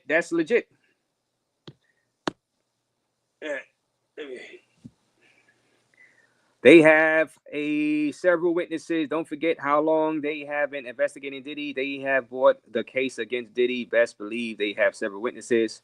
Yeah, but some of those witnesses kept going back. That's the thing. I not all of them went back. Cassie's friend didn't go back, so they can, like we said, if you some of these people testifying, if you just want to take one of these people word for it, that can bury Diddy for a long time.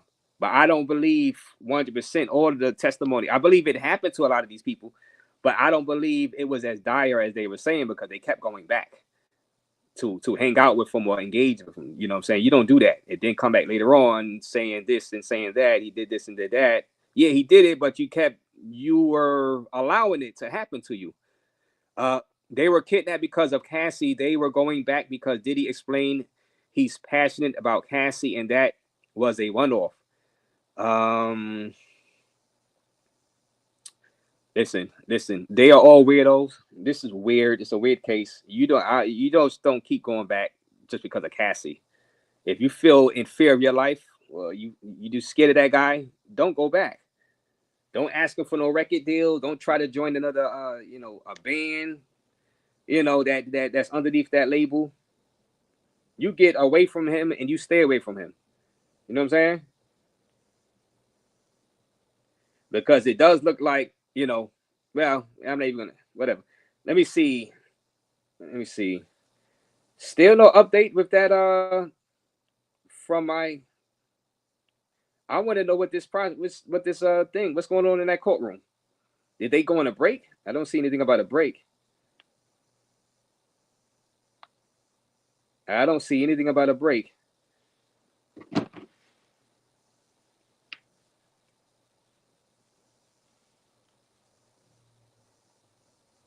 Let me see. I want to hear more about that. The federal agent.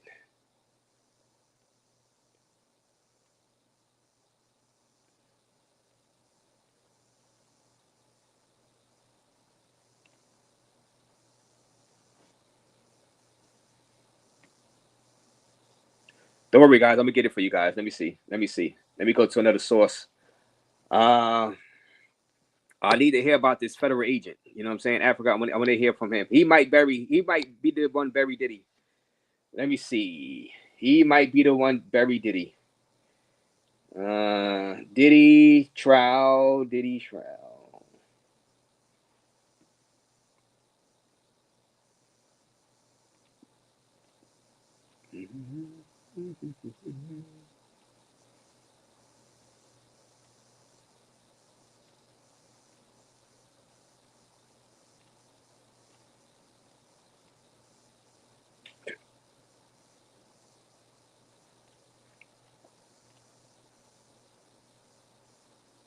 Hit the like button, though, guys, as we try to get an update on the special agent testifying right now. I haven't seen another update. I don't know why, but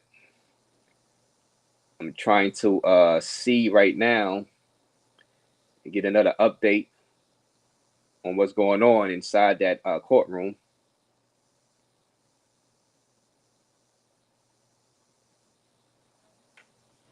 and we will get another update because this is going to be very important. This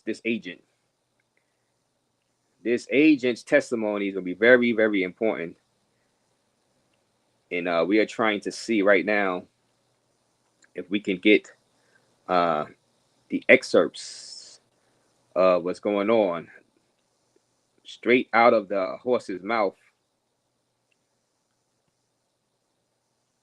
in the Diddy trial. Straight out of the horse's mouth, the federal agent. What damning testimony will he give to lock Diddy up 15, 20 years?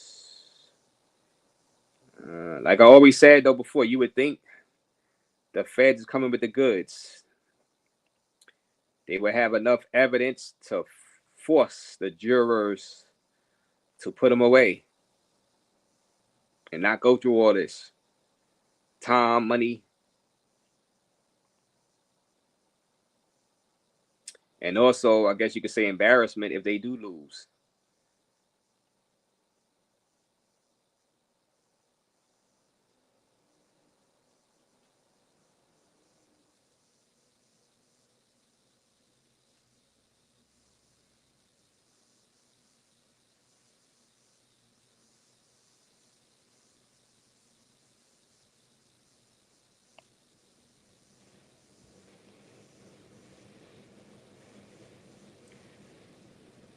So far, I'm not getting an update. I get it. I have it. I need to know what that guy is saying in that courtroom.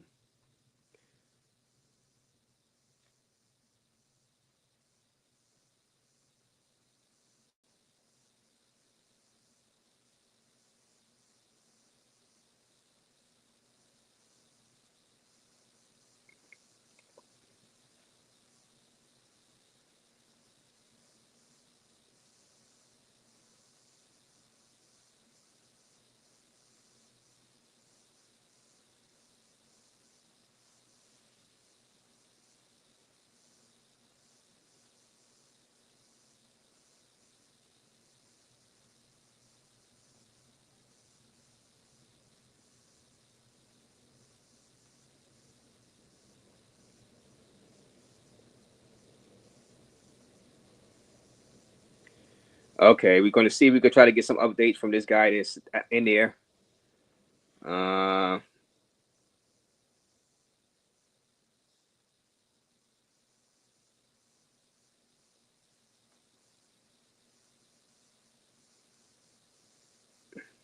They're saying it's time for the prosecution to establish true criminal intent, former prosecutor says. So, you know, a former prosecutor is saying it's time for the prosecution to establish true criminal intent.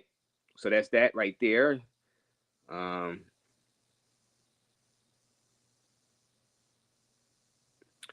Okay, so I think we have another update now. So I'm gonna go back to my spot. Let me see.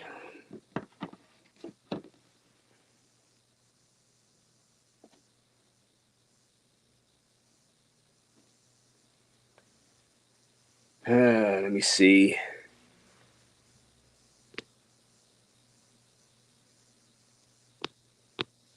I have always seen your chat, says Africa.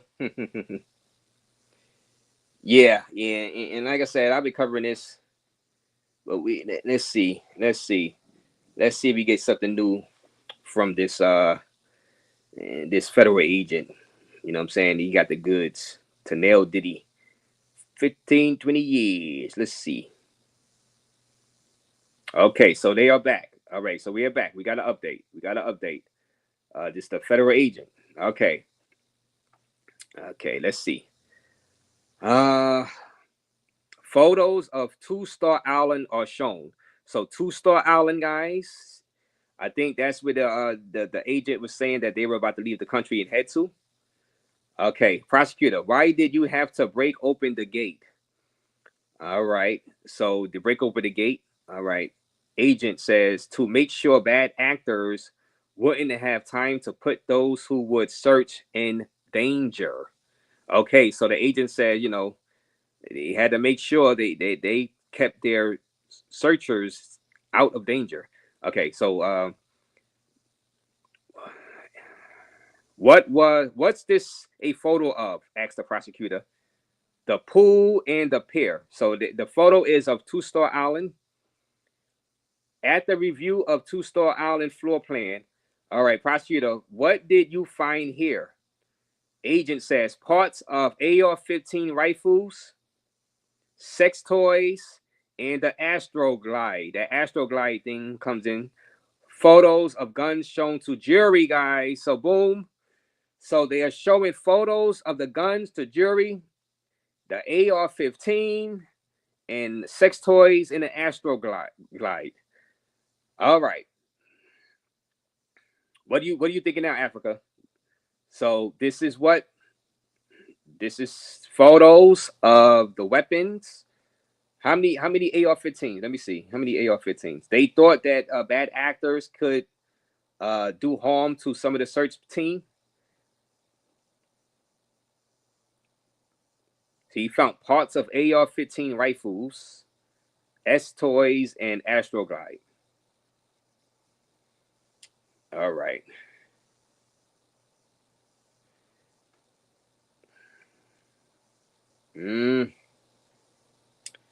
What a mess. What a mess. What a mess.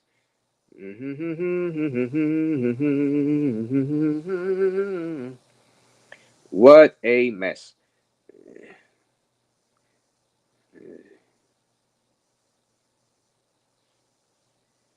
Is he charged with guns? Now that's the thing.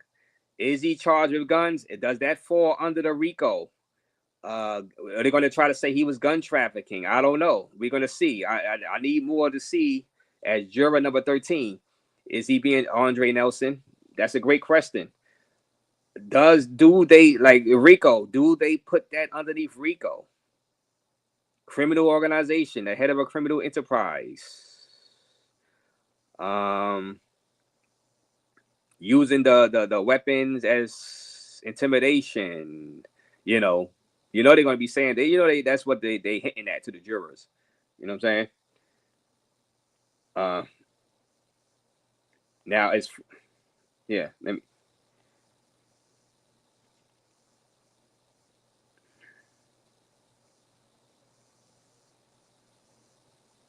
Now I didn't see specifically in the charges specifically gun trafficking, but that might fall under RICO because it's so broad, bro.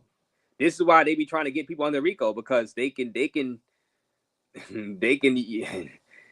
they can broaden the scale of how they flip witnesses against you and say that hey, yeah, the AR-15 that's underneath the RICO, we can find you guilty underneath the RICO because that's you're running a criminal enterprise, yeah, whatever, however they frame it out. Let me see. They raided the house because they knew those weapons and drugs were there, but how did they know someone on Diddy's team is snitching? Ooh, who's the rat? Who's the mole? Who's the mole? How did they know to go to Star Island? Who's the mole? Man. So those drugs they found. Now, was it kilos? Was it like intercontinental drug trafficking? What or was it personal use drugs? That's another thing I want to know. Was it a lot of drugs, or was it they found drugs that Diddy was using, and that his people for party use, and they was using as party, or was he selling drugs? That's another thing. As a juror, they need to be more, because it could get confusing. But this is all under RICO, so now.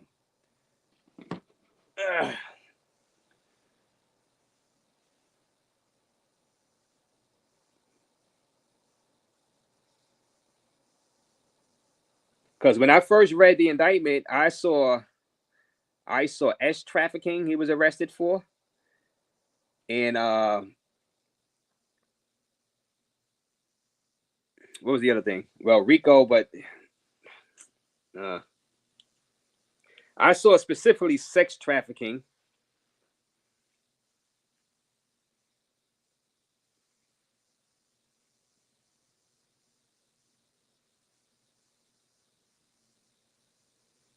I didn't see specifically gun trafficking or drug dealing. I do know they found drugs, but you know, because sometimes sometimes you could get arrested for drug trafficking and just you get tried on drug trafficking alone. You know what I'm saying? So that's the confusing part. I know people are confused by that. You know, you get arrested for gun trafficking, or you get arrested. So, but when they arrested them for RICO, well, they just lumping everything underneath RICO, which includes gun trafficking, drug trafficking. You know what I'm saying? I'm not sure.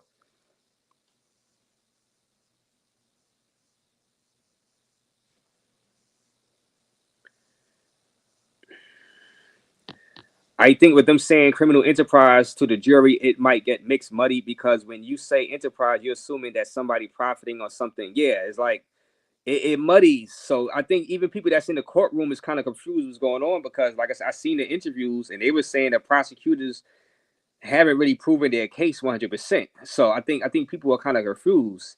And if people are confused, the jury probably a little confused too. Human trafficking, yeah, that's trafficking. Human trafficking was more specific. Let me see. Racketeering also. So I read racketeering, sex trafficking when he was first arrested, and that falls under the RICO. You know what I'm saying? Running the rackets.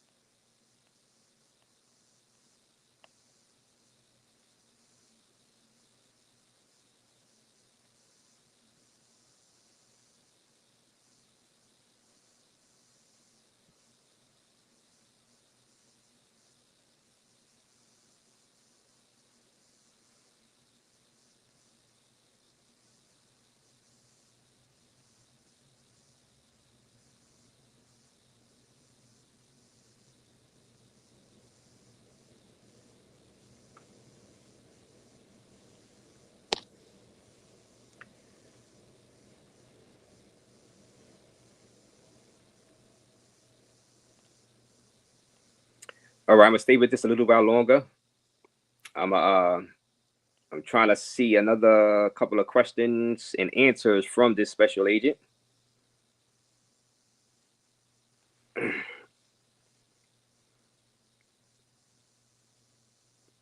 And see if we could get to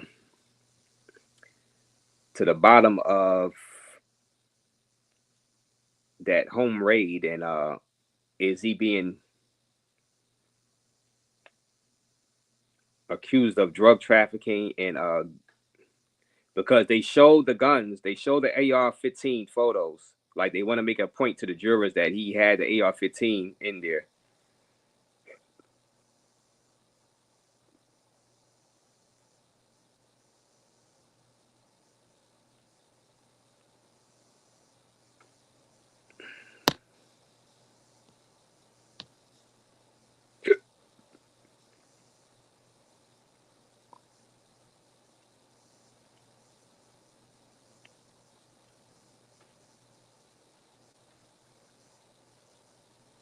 All right, so we got a little more right now.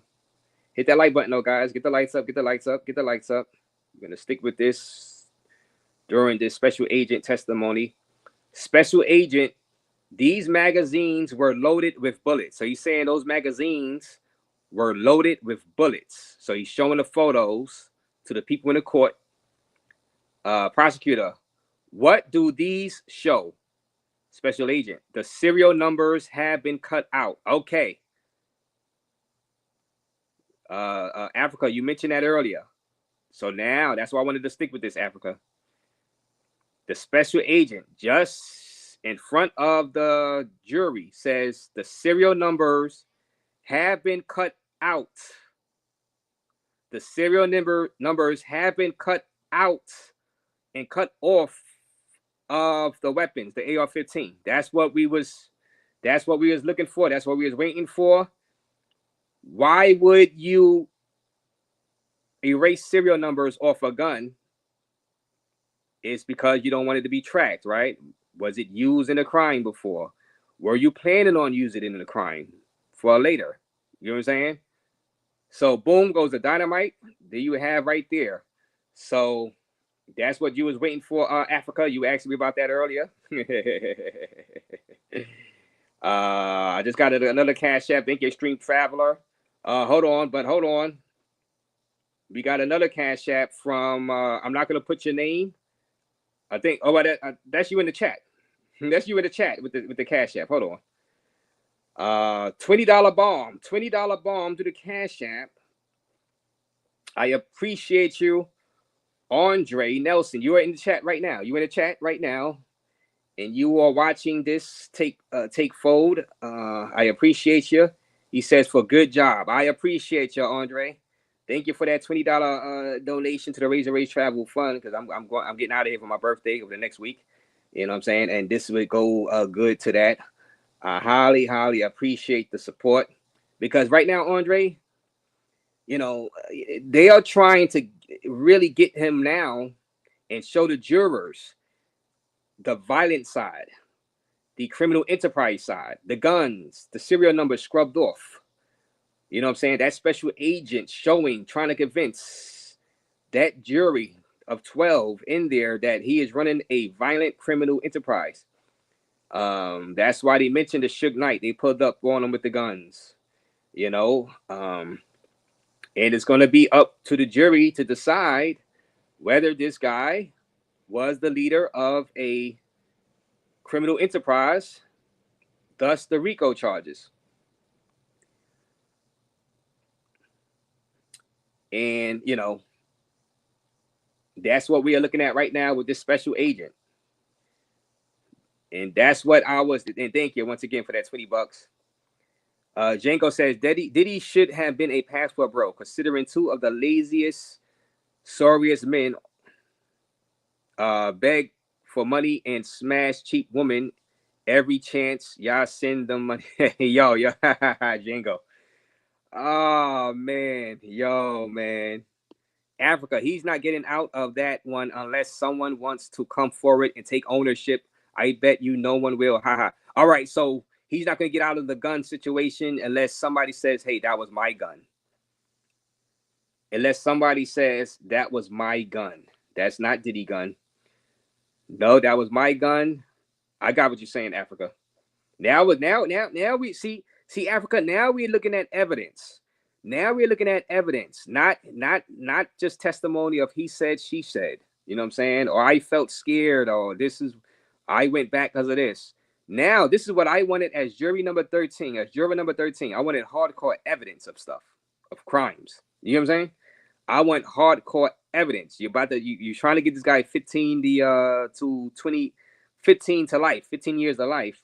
You know, like I said, y'all proved domestic violence, but he's not being charged, so I can't convict on domestic violence. You know what I'm saying? So now this is evidence. This is evidence right here, Africa. That's all I was saying. That's all I wanted. Evidence of stuff to be shown in court. You know what I'm saying?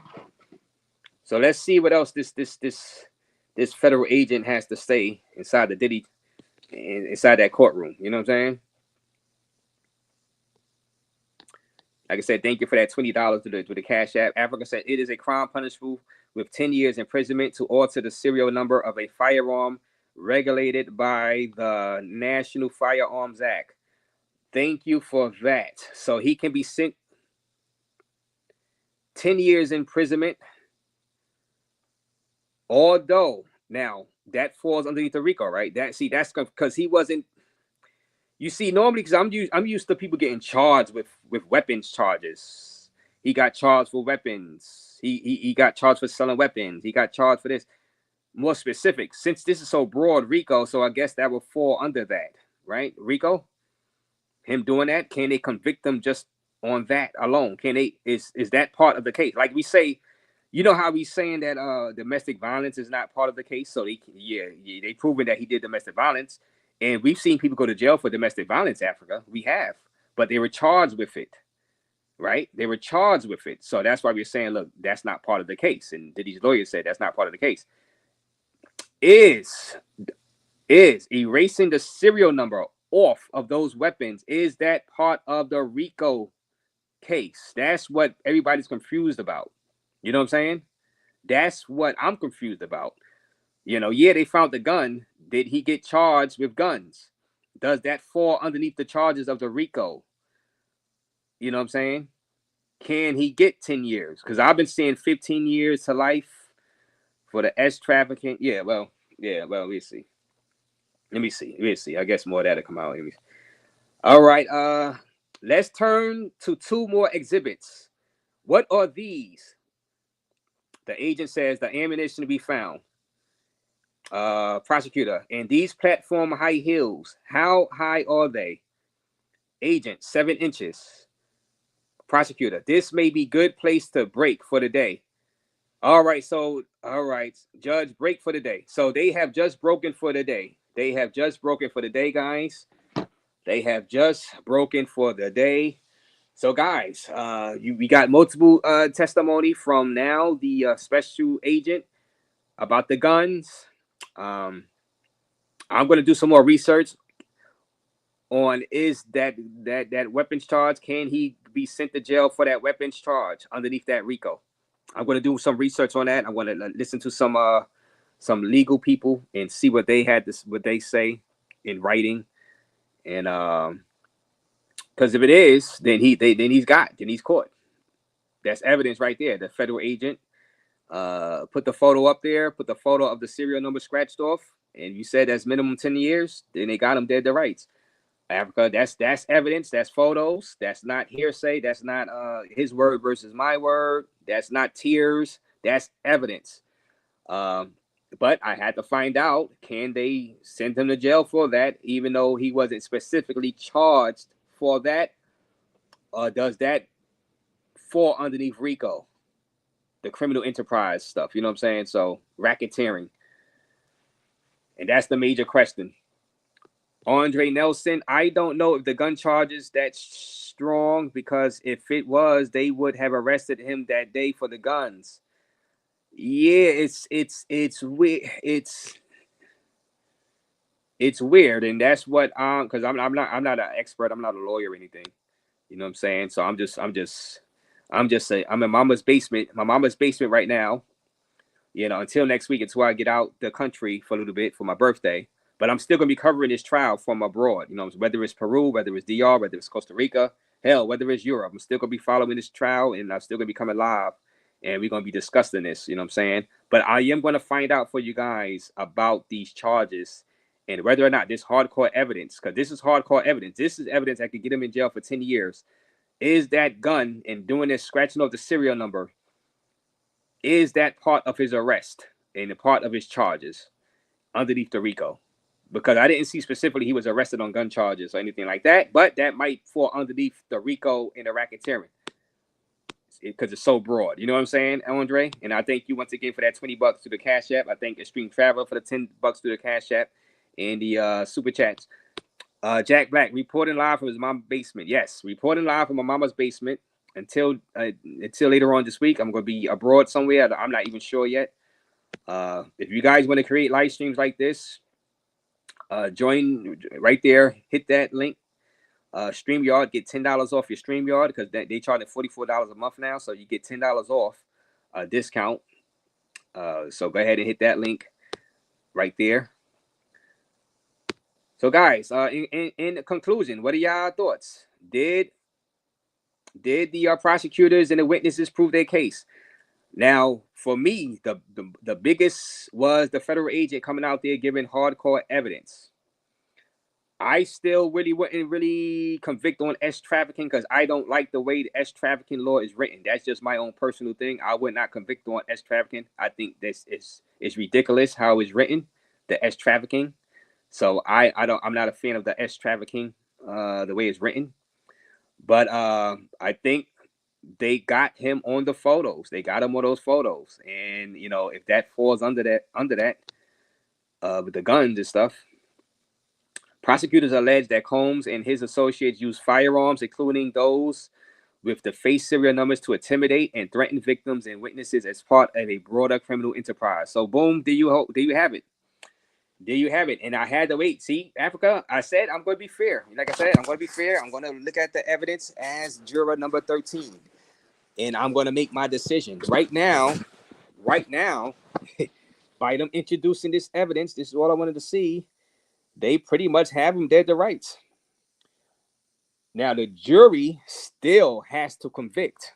You know, who knows what's going to go through the jury mind. What will the defense? I got to see what the defense has to say about those photos too, Africa, because the defense is more than likely tomorrow going to cross-examine this federal agent, and they're going to have to come up with a defense of why those guns was there, why the serial numbers are scratched off. So the jury is going to be hearing all of that, Africa. So that's going to be interesting. I'm gonna come back live tomorrow and cover that because I want to see the rest of this. What happens with the rest of this testimony? I will be back live tomorrow morning, covering this because this is very interesting now. You know what I'm saying? We are getting into the meat of hardcore evidence of the stuff I'm interested in. Yeah. So, yeah. The presence of the face firearm supports the prosecution's argument that Diddy operated with the intent to conceal illegal activities and evade law enforcement detection, thereby reinforcing the RICO. And I'm quite sure the prosecutors is going to mention this in that courtroom, in their statements, in their review. You know how when they're about to close the arguments, and they're closing arguments, they're going to mention all of this stuff. You know what I'm saying, as evidence and explain to you why this testimony was important, the evidence was important. So I know that goes down.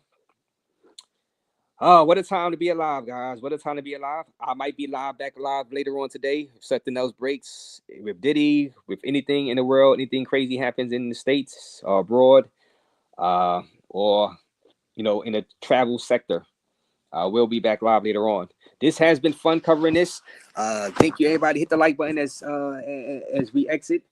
I will be back live later on tonight, more than likely, and definitely tomorrow to finish out at least the testimony of the federal agent. So I do want to cover that and see where that goes.